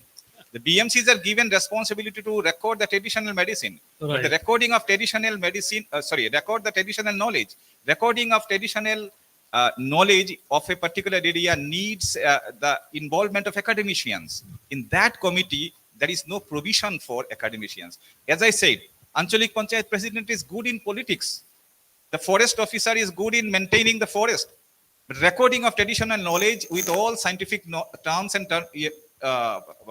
terminologies, there should be involvement of academician, and that is the point where the higher education institute can integrate with the traditional knowledge system. Thank you. Thank you. So, yes, please. My it's not question, it's an inquisitiveness or maybe a clarification that we are discussing today, integrated Bharati knowledge system, and basically the topic today is with respect to sustainable development. India is a signatory of Sustainable Development Goal 2015. But when Professor Sharma was speaking about it, I got a little confused maybe that do we believe in sustainable development goals, or should we abandon it, or should we utilize it with the concept of sustainable development, what Bharati knowledge system understood? Because with my limited knowledge, Northeast is a most promising ground to put forward the sustainable development goal in totality, because still the Northeast India is not that much exploited like the other part of the country. And if we have a better sustainable development goal perspective, keeping in mind both, as been said by one of the questioners, that something about India's vision of becoming Vishwaguru, and contradictory to that to become superpower. So superpower, economic superpower, knowledge superpower, military superpower, muscle power, and those all concepts are equally there. At the same time, what I believe is that the sustainable development should be understood properly, and India become a growth of sustainable engine and become a sustainable model with respect to Bharati knowledge system. That was the topic being given by Association of Indian Universities for this particular thing. So I am a little confused. My understanding may be more clarified, please. So the thing is, when you talk about sustainable development goal, again, it's formulated by someone who, top-down approach kind of thing. The thing is, I'm not saying that I disagree completely with these goals. What I'm saying that before internalizing them, before started implementing them, do we understand these goals very well through Bharatiya lens or not? One. Second is, can we add more dimension to those goals coming from Bharatiya's perspective? As you rightly said, that community thing is there. And I stated Wade Davis, ethnodiversity must be given priority if we really want to preserve biodiversity. As sir is talking about, people's biodiversity register, do we have people ethnodiversity register as well or not? Now, this is not stated in these goals, but from our own experience, can we have that? I think what you're saying is absolutely fine, but what have understood by attending many SDG related conferences, everywhere we have been given flexibility. Our SDG goals in Northeast will be different than SDG goals in Rajasthan. And the once I think 169 parameters have been given. Yes. Each parameters has to be blended with the local requirements. Like we Yes. have PRA, PLA, BKS. I think we all are knowledgeable people, and we will not take it in totality the way Western world is telling us. But SDG goals, we are the signatory, and we have to go in line. And because every time we have been monitored, if we blend it with our knowledge system and we blend it with the local requirements, I think we can do better than other Western world with respect to SDGs. Exactly. So my question was, should we discard or? No, it's not. It's not about discarding. Yeah. First of all, if we are just blindly taking it without incorporating IKS framework. Now, if you think about IKS framework, IKS just came 2 years back, 3 years back through National Education Policy. SDG came when it came in existence. When SDG came in existence, when IKS came into our academia, and still we have not implemented that. That is still under, we are trying to understand how to implement IKS. Sir, look, IKS and BKS we are talking now, but SDG we are talking from quite some time. Yes. But it doesn't mean that when IKS and BKS were not there, we were not having prudent mind to implement the local requirements and meet into SDGs. Some of them could not do it, maybe a possibility. Unfortunately, most of the time. Ram, please understand. What I'm saying is, it is not. India is a diverse nation, such a big one. If one corner is doing good, one corner is not doing good, one person is doing good, it doesn't mean that nobody is doing good. So I mean to say that many places it is happening. It is happening. Some places, or maybe many places, it is not happening. And Yes. IKS, BKS will be integrated in due course of time with the discussions like this. Yes, ma'am, please. Just to take the things forward, this is especially a request to Professor Ganti Murthy. 2 years back, we did a conference in AIU. For the full year, we devoted 1 full year on how the higher education institutions can realize SDGs. How can they contribute in realizing SDG? And not just SDG 4, which relates to education, but all the 17 SDGs. And we came out with a big report with 1 chapter on each SDG, that how higher education institutions can contribute in implementing that SDG. Unfortunately, at that time, we did not think of this, that how BKS can be integrated with higher education to fulfill the SDGs or for sustainability.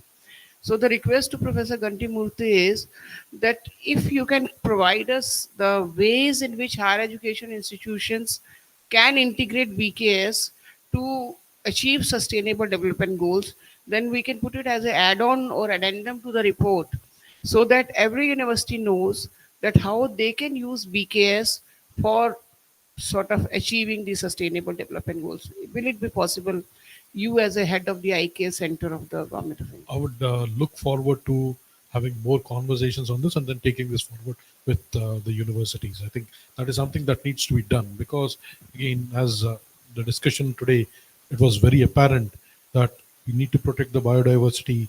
The ethnodiversity also needs to be protected and then enhanced. And at the same time, we need to be very cautious about how we open up and when we are opening up, and with the protection of the traditional knowledge. And the TKDL was discussed, and then a lot of these things are also about.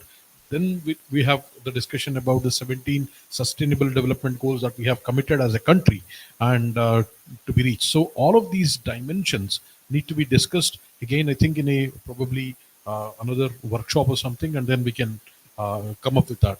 Definitely, I would look forward to doing this in Because that will be partnership very with productive also, doing something it tangible. with partnership with the universities. Thank you. With the Hariom partnership of AI.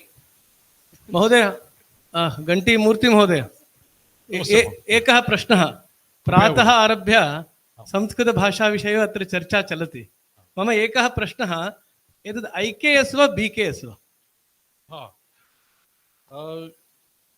India, that is Bharat iti vadama khalu. तर्हि किमर्थं तत्र IKS इत्यस्मिन् एकस्य पदस्य अनुवादः कृतः Indian इत्यस्य भारतीय अहं तु वदामि भारतीय ज्ञानपरम्परा तदेव समीचीनम् इति. तर्हि अत्र भारतीय इति एकः संस्कृतशब्दः पदद्वयम् आङ्ग्लपदं तदपि परिवर्तनीयमिति अहं चिन्तयामि. परिवर्तनीयं तत्तु BJP भवेत्. भारतीय B, ज्ञान इस् J, परम्परा is P, it should be BJP. Thank you. I will have no comment on that. But we will. So, if you want to really look into the Indian knowledge systems, I mean, because that's a very serious question that Professor Joshi has raised. When we look at it, the correct translation to what the Indian knowledge systems division stands and then what kind of things that we are talking about is Bharatiya Jnana Parampara. Indian knowledge systems is a very poor translation of that word. It is just like saying dharma is religion. So we don't completely agree with it, but we live with it. And Bharatiya knowledge systems is a little bit better, but doesn't get all the way there. So it's a step in the right direction. But ultimately, we would like to call it as Bharatiya Jnana Parampara because that really has three things. One, it has Bharatiyata because the world view. What is it that we call ourselves? We call ourselves as Bharatiyas. Indian is a name that is given by others to us. So Bharatiya is the right way to think about it. And then we are also talking about Parampara, the knowledge transmission that has happened. And what transmission has happened? The Jnana Parampara. So when we talk about Bharatiya Jnana Parampara, one of the fundamental things, if you notice since today morning, there was a lot of discussion about how the tribal knowledge, it is not about Sanskrit only. All of those discussions were happening. That is because we are talking about it as an Indian knowledge systems. We talk about it as a Bharatiya Jnana Parampara. In the Bharatiya Jnana Parampara, there is no division between what is called as a Loka and Marga Paramparas. That means the tribal and non-tribal, basically the knowledge systems. There is no difference. In fact, there is literary and oral traditions. There is no difference. In fact, one of the things that Shushruta says in his Shushruta Samhita is that he says, "O Vaidya, go to the people who live in the forest and then learn the Ayurveda from them." So he says that in a 2000 plus year old text that if you look at Ayurveda, there are probably 3,000 to 5,000 herbs that are used, different plants that are used for medicinal this thing. Today, the Paramparika Vaidyas or the traditional healers of our country have access to more than 17,000 plants that they use. So it's already known that there is a lot more resources that are available there, that lot more knowledge that is there in the Loka Paramparas and not just the Marga Paramparas, which are much more established Shastras, like whether you talk about Ayurveda, Siddhas, and things like that. So whether you talk about this about in any domain, I'm just giving you an example of Ayurveda and medicine because that is much more concrete. But then if you think about Sangeeta Parampara or the music traditions, there is so much diversity. If you think about any of these things, there is so much diversity, and then the whole the distinction between the tribal and non-tribal things did not really exist in our thing. We co-evolved as a country, and that is where reason why we need to think about this thing as not simply as Indian knowledge systems, but as Bharatiya Jnana Parampara. That would be the right term to use, and that will justify what we are talking about when we talk about the Indian knowledge systems. Thank you. So with those words, I would like to thank you all for a patient listening. I know this was the last session of the day, and so thank you so much for all that patient listening and very engaging questions and things like that. And again, as Dr. Mittal was saying, we will explore and then we will definitely do something about making sure that how the universities can participate in taking the sustainable development goals that you have already participated in that exercise. Let us see how we can expand the scope, as Professor Ram Sharma ji was also saying, and then Professor Chakraborty and then Professor Chaudhary were saying, to expand this to include the Bharati Jnana Parampara and then that vision of that. So, dhanyawad. Namaste. Thank you. Thank you so much, sir. It was indeed an extremely thought-provoking session, and I believe we will have many points to ponder over and take away from here. To express their gratitude, here, AIU would like to felicitate our esteemed panelists with mementos. I would like to request Madam Dr. Mrs. Pankaj Mittal, Secretary General AIU, to kindly come over and do the honors.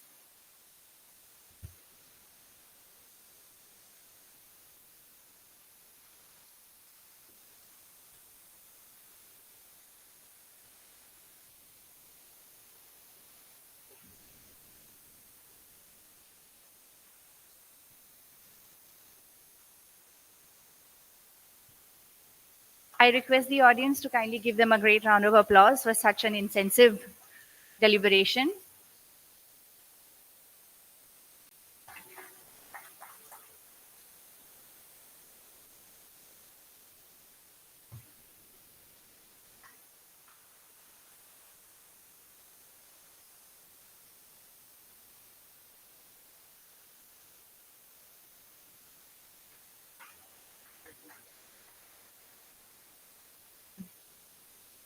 Thank you so much, Madam.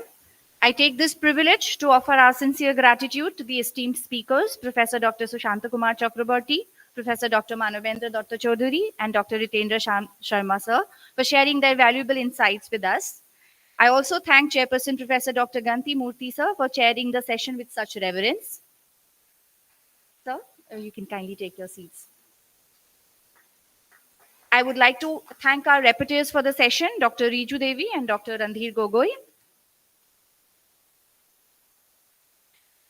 Here, we will have a group photograph. In the meanwhile, I would like to draw your attention to the recommendation forms that are kept on your tables. You're requested to kindly fill them up. Kindly note that post this session, the finals for the sports competition of the Vice Chancellors will commence at the Cube, that is in the indoor stadium located at the 4th floor of C block, like yesterday. Tea will be served there itself. After that, at around 7:15, all of you are kindly requested to assemble back here at the Royal D Auditorium for the cultural program. Our talented students of RGU have prepared a palette of cultural events. Hope you all will cherish it. Post the cultural program, the Chancellor's dinner will be served at VIP Lounge in D Block.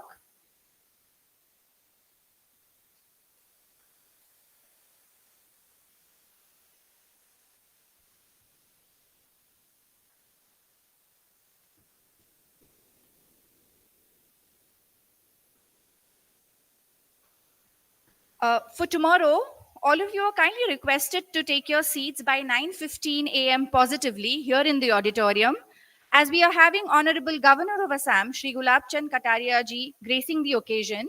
For security reasons, the doors need to be closed at 9:30 a.m. Khublei Shibun, a heartiest thank you in the language of the Khasis from the neighboring state of Meghalaya. Have a great evening ahead.